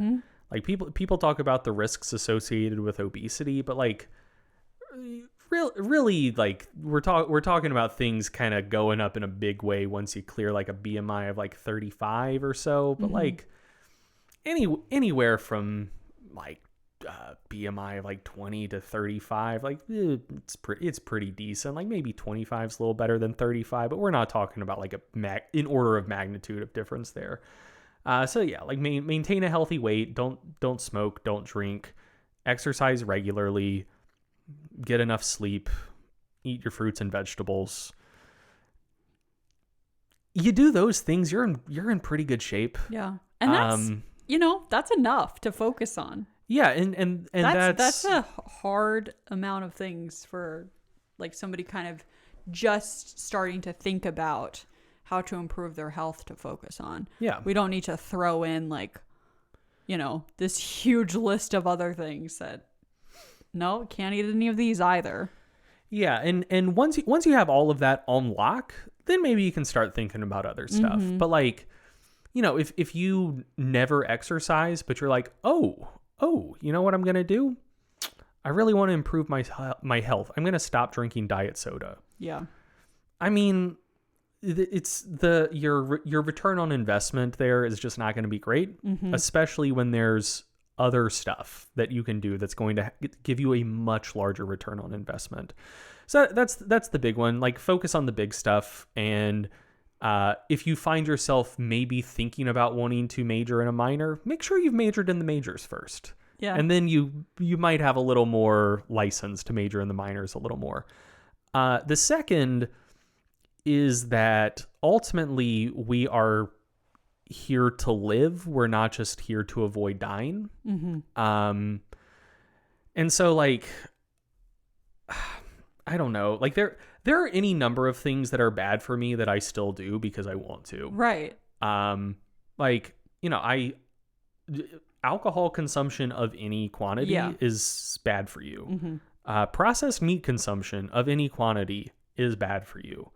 But like, if I'm out with friends, like I'm going to get a beer, and like, if a nice charcuterie board is in front of me, I am going to eat some charcuterie. You know what I mean? Yeah. Because like at the end of the day, if I lived in a way to like fully minimize risk in all regards, who knows? Maybe I live an extra 5 years, and the years that I lived in aggregate would just be like so much less fulfilling. It's just stressful. Yeah. Trying to avoid all that all the time. Yeah, like if you were stressing out about everything that was possibly a risk of anything, just being under that constant stress might actually like present you with a larger That's risk true. than all of the other shit you were mitigating. So yeah, that's the second thing. The third thing is like, and I don't, this is kind of predicated on like a willingness to look into things, a willingness and ability to look into things a little bit more deeply and like weigh things more explicitly.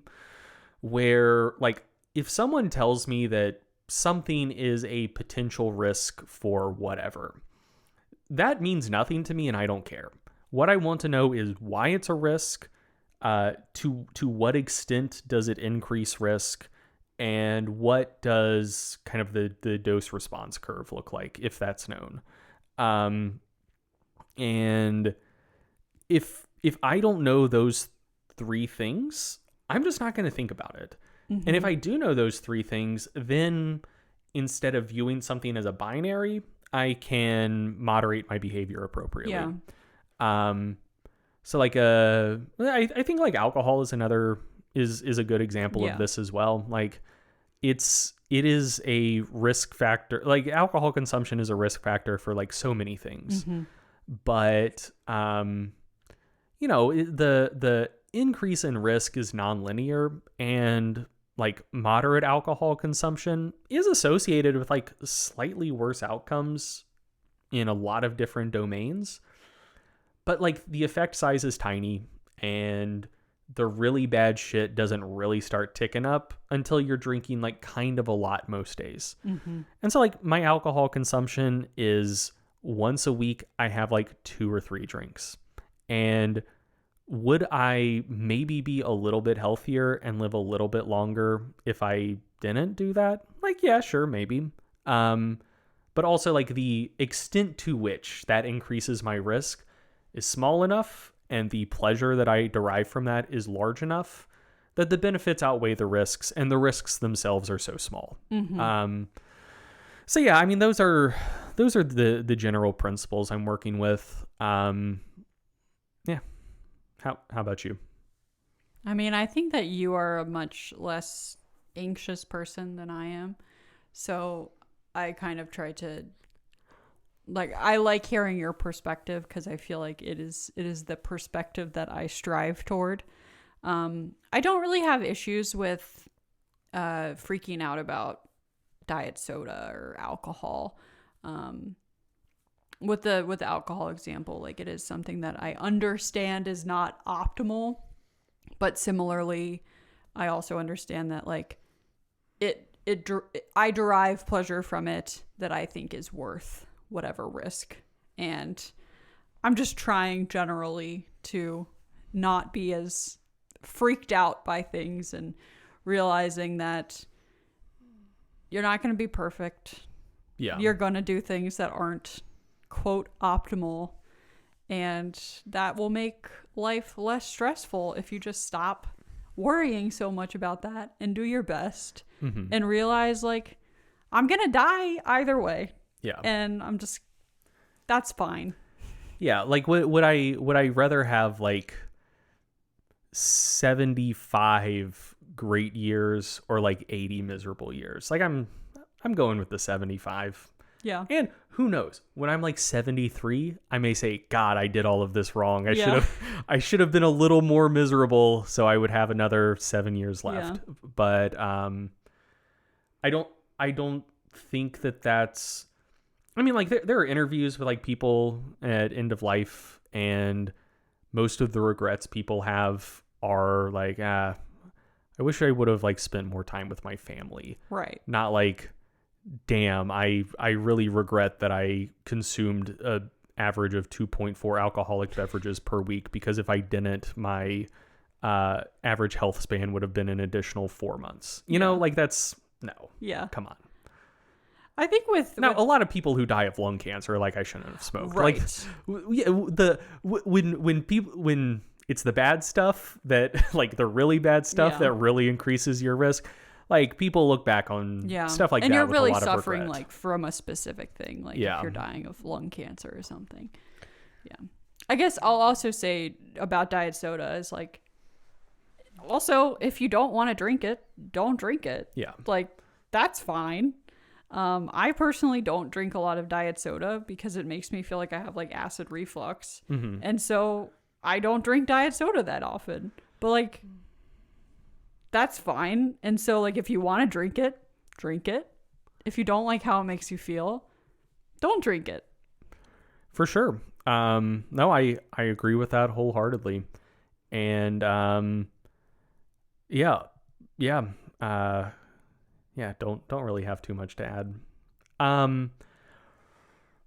Also, I will just I want to note before we get into our like couple of like broader little discussions that we definitely need to keep them short, because we've been rolling for a long time. Yep. But one thing I just want to note is like I am slightly concerned that in this episode it may sound like I am just an industry shill for the beverage company or for the beverage companies, because I by and large don't actually think they've behaved particularly poorly when it comes to aspartame, or at least like especially with like the sketchy stuff with like the aspartame approval process. Like I think that was mostly motivated by just like trying to save time and money, not necessarily because they were trying to get a dangerous product on the market. Anyway, so yeah, like I am slightly concerned that it sounds like I like big corporations more than I actually do. Yeah, you hate big so corporations. Let me just say, like, fuck the American beverage industry in general. Nice. They suck. Okay. They were responsible for like a lot of public like quote unquote information work to shift the focus towards dietary fat and away from sugar when it came to a lot of health risks. And yeah, like they just suck in general. They exploit a lot of foreign workers. They just suck. Like I have no love for those guys. You just had to get that out. Yeah, I think they're terrible, but also I do think aspartame is generally fine, and so I'm not going to rake them over the coals for that specifically, because I think there are just way more valid reasons to criticize them. Yeah. So yes, I just wanted to get that out there. Like, right. They suck. This is just not the particular thing they suck for. Very important to distinguish. Yes. Okay, so let's very briefly touch on a couple little things that are like related to the things we've talked about here. One of the things on our list was talking about kind of like funding sources and just immediately assuming that stuff with industry funding is bad. I think we've talked about that enough. I think we can skip over it. Next thing on the list is just like the naturalistic fallacy and why, and like how that might play into a lot of the fear that people have about aspartame, and also like going back to kind of the alternatives, the alternative to artificial sweeteners is sugar. Yeah. And sugar, like the evidence on like sugar affecting all sorts of numbers of disease risk is like way stronger than it is for artificial sweeteners. But since it's natural. yeah. So yeah, what are your thoughts on kind of that general line of thinking and like the naturalistic fallacy in general? I mean, I think it's really easy to kind of fall into it. Mm-hmm. To view things as more credible or more trustworthy, or safer to consume in terms of food if like it's something that can be found in nature. Mm-hmm. And I think that's like a huge part of the sugar versus artificial sweetener thing, but also just like why it doesn't affect us that much when we see other things in those cancer or in those carcinogen categories. Like the ferns being in one of the categories. Mm-hmm. Like obviously people do eat ferns, or like pickled vegetables. It's just like, well, it can't be that bad for me because it's natural. Like it's something that grew from the earth. Mm-hmm. And I wish that people would just have that same kind of grace with other things as well. But I guess it kind of makes sense that over the span of human history, a lot of these kind of artificially created products are relatively new to us, and having some degree of skepticism is understandable. Yeah. No, I agree with that. My general take on it is that I'm very sympathetic to it. Mm-hmm. Like I think a lot of sciencey folks have a tendency to be just like really, really condescending about the naturalistic fallacy and appeal to nature.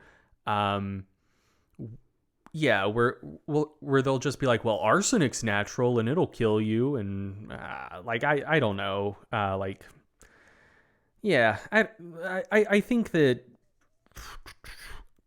I can understand why people fall into that line of thinking, because I mean, we did kind of make it as a species. Yeah, it feels proven. Yeah, like the natural way wasn't good for a lot of individuals. Like the typical life of the average person for most of human history like kind of sucked ass. But the natural way was at least sufficient for our species to make it this long. Mm-hmm. And also like especially like over the last couple of centuries or so, there have been a lot of like artificial, like industrial things that either like directly caused a lot of problems that like shouldn't have been consumed by humans in the first place. Like in here I'm talking about like stuff in the 1800s. Mm-hmm. But then like even more recently there have been a lot of things that where there have just been like unintended consequences from like, you know, quote unquote like artificial stuff that maybe aren't found out about until like years or decades later. Yeah. Like I don't know, like I think like air pollution is a good example of that. Like people used to kind of think like car exhaust was kind of fine, or at least like not that bad, but like no, it gives you cancer and causes asthma and is associated with like large increases in heart disease risk and just like a bunch of other shit. So like I get it, and my perspective is less that like the hard version of the naturalistic fallacy of just like what is artificial is good and what is or what is natural is good and what is artificial is bad, and more like kind of viewing it in kind of like a Bayesian probabilistic way where it's like classic Greg. Yeah, where where if something is natural, I'm not like super confident that it's good, but in the absence of other evidence, my kind of baseline assumption is like, it's probably okay. And things that are artificial, if I don't have access to any other information, or like in the absence of any other data, my kind of like baseline assumption is like, maybe I should be a little skeptical of this. Right. But it's less of like a 100-0-0-100 thing where like everything natural is good, everything artificial is bad, and more of like a 60-40 thing in either direction. Like I think I am like, for like quote unquote natural things, my baseline assumption is it's probably okay, and I need to see evidence against that. And for like more quote unquote artificial things, my baseline assumption is like, I'm not so sure about this, and like I need to see a little evidence that it's okay. Yeah. But then when I see that evidence, like my opinion is very malleable. And also like I'm not like hyper skeptical of a lot of artificial things that have actually gone through appropriate approval processes. Because like I also don't want to sound like a shill for governments, but like, you hate governments too. The public health agencies are generally pretty good. Like stuff that the FDA. That was what you were afraid of saying. Yeah. I mean, I don't know. Like there are good parts of the government, and I think the FDA is a good part of the government. Okay. Like congrats to the FDA. Yeah, like stuff they approve is generally pretty good. Stuff that like the EFSA approves in Europe is generally pretty good. Like like chemicals and additives and artificial food additives and whatnot that have gone through the appropriate like regulatory approval processes, like they tend to have a pretty good track record. And like there are certainly instances of that process like breaking down and stuff slipping through that probably shouldn't, but those instances are rare. So yeah, I don't know. Yeah, I think with most fallacies, it's just useful to keep in mind to just kind of check your own assumptions against. Like once you learn about it, it's just helpful as kind of a filter. For sure. And it's also really helpful to kind of have your eyes open to how much marketing is trying to sell you on things being natural, and just being able to kind of tune that out as like a selling point could be helpful for folks. Oh, for sure. I also think people should think a little bit more about about what would happen if everyone was as into like quote unquote natural stuff as they were. And one of my go-to examples for that is like organic farming and chemical fertilizers. Like the world couldn't support its current population without chemical fertilizers. Like, given the amount of arable land there is, and given the number of humans on the planet and how many calories humans need to consume, the math just doesn't work out. So it's one of those things where like if everyone went that route, you may think that there are marginal benefits to you of like consuming organic products that are made without chemical fertilizers and all of that stuff. And like, I'm generally skeptical that organic food is better than conventionally grown food, but like, let's except for blueberries. Yes. Oh my God. The Driscoll's organic blueberries are, I don't even give a shit that they're organic. And I kind of taste better. I kind of wish they weren't, because the organic label just adds like $2 per carton, just right off the top. But yeah, man, they are so much better than the other ones. Yeah. But usually I don't notice any difference. Yes. There's just a select, mostly produce. Yes. Yeah. But yeah, so I don't know. It's one of those things where it's like, if you believe this strongly in it, an implication of that is like, if everyone went that route, there would like be mass starvation. Yeah.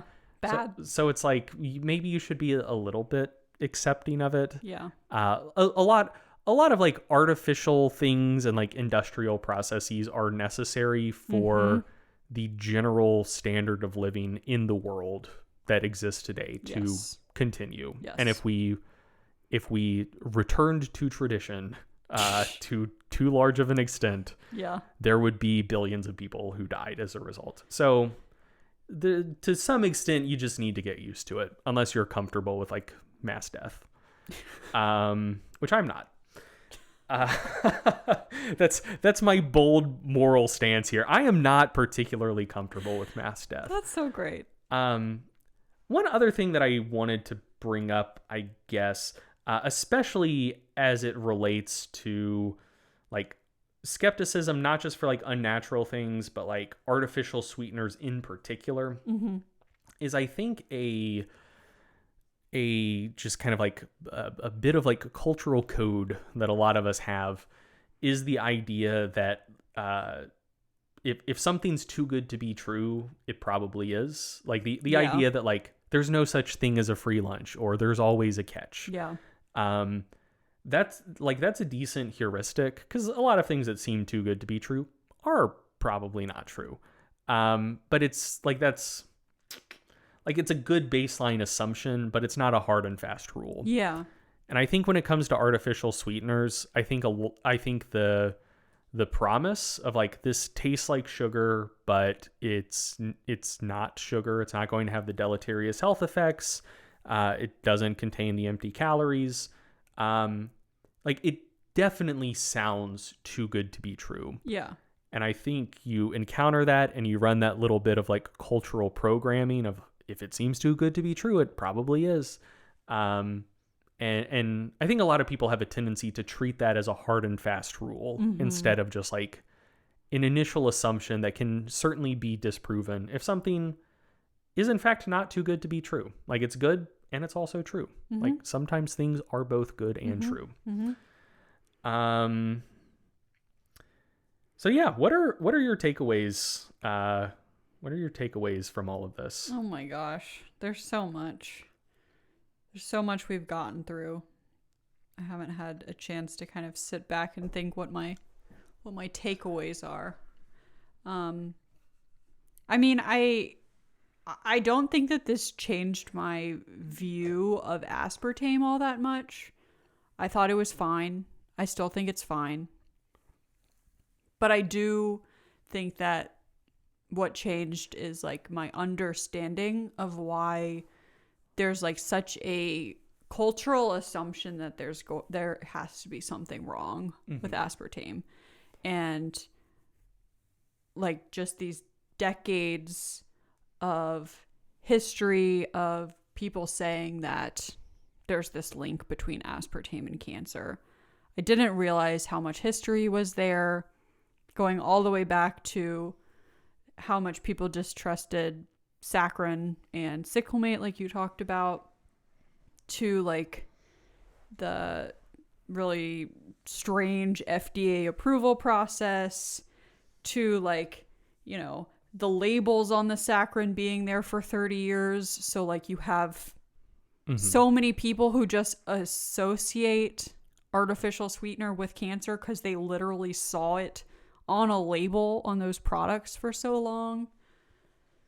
And then all the recent stuff just kind of has built upon that. And I think before I was really annoyed with people who had tried to tell me like that aspartame is bad for you or that artificial sweeteners are bad for you. Like I mentioned that flight attendant, which she was out of pocket, but I guess I have a bit more empathy for her and older people in general, I think, who just have kind of who grew up in a world and have lived their entire adult lives in a world in which it's like, oh yeah, that stuff is not safe.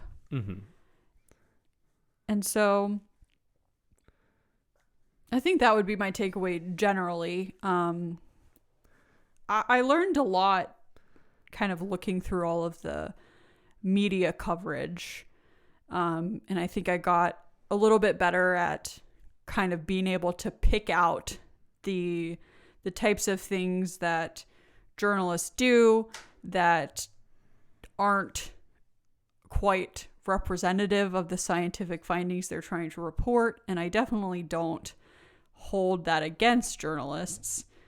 for all of the reasons we talked about previously.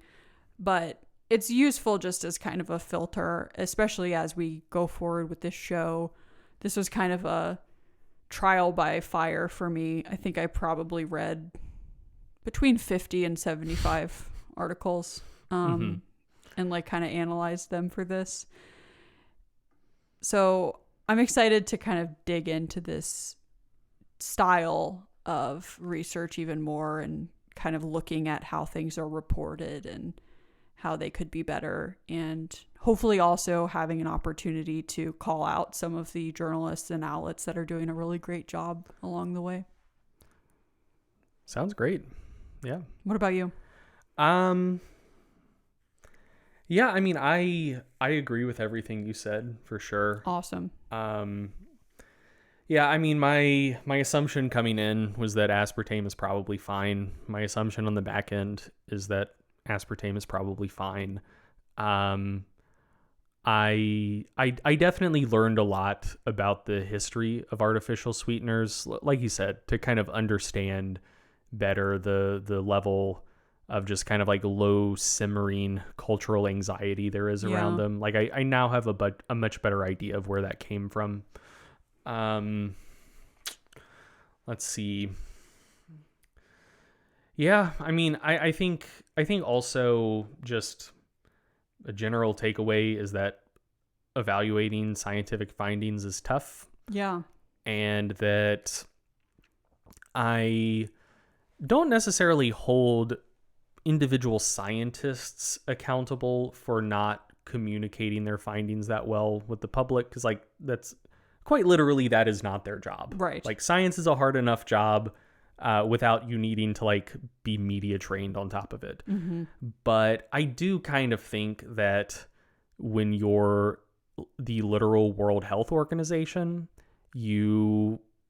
I think it's probably incumbent upon you to be a bit more proactive to make sure that like the kind of like constituent bodies working under your umbrella, that their research and findings is appropriately reported. Yeah. Like when the World Health Organization puts out a press release saying IARC is going to classify or has classified aspartame as a possible carcinogen, that should include what the classifications mean, the distinction between hazard and risk, and say, hey, IARC did this. JECFA also evaluated the same fucking evidence and their recommendations haven't changed. So like, if you're going to print something about this, print that. This is the bit that's meant for human consumption, you know, because like they do have a press arm. Like they do have folks that specialize in communication. And it really seemed like they printed it like they didn't think anybody was going to look at it. Yeah. Like just clueless. Correct. And then, I mean, yeah. So, yeah, that's, I don't know. I think that I'm sympathetic to scientists who have their own stuff kind of put out and misinterpreted, and they feel like it kind of gets away from them, because like I said, that's that's not their job. But like stuff like the World Health Organization, things like governments, things like university press departments, which university press departments didn't show up in this story, but they'll show up in a future episode, I'm sure, and they often suck. Anyway, when folks like that are the ones contributing to how stuff can be misinterpreted, I think that that's kind of egregious, and I think that has happened here to a large extent. Yeah. Which is unfortunate, but at the end of the day, it is what it is. I've been talking for a long time. I'm about to go drink a Dr. Pepper Zero Sugar, which is sweetened with aspartame. I'm going to have a beer. Sounds good. All right, let's wrap it up. Thank you guys for listening to another episode of the Stronger by Science podcast. If you liked this episode, please like, rate, and subscribe. Share this episode with your friends. Also, share it with your friends, because if you made it to the end of this episode, it's like 5.5 hours long. you've been forming a deep parasocial relationship with us for far too long of a period of time. You should talk with this with like other people in your life in the real world. Yeah, you should force other people to do this. Yeah. You know what? Maybe share the podcast in general with friends, but like don't share this episode with them, because no one should listen to episodes that are this long. No one should make episodes this long. This isn't an episode. I feel like I'm losing my mind. I do too. This was not a podcast episode. This was our Aspartame audiobook. So you got that for free. Just do that little switch in your mind of the framing. It was a free book. This was a literal Herculean ordeal. Like, Hercules may have been able to wrestle a lion, but he has never recorded a 5.5 hour long podcast episode. And quite frankly, I think one is more impressive than the other. Anyways, so thanks for listening. And we'll be back in 2 weeks. We love you and appreciate you. And we hope the next fortnight is one of joy and wonder. And if you like aspartame, hopefully plenty of aspartame for you. And if not, still not any aspartame for you. Okay, goodbye.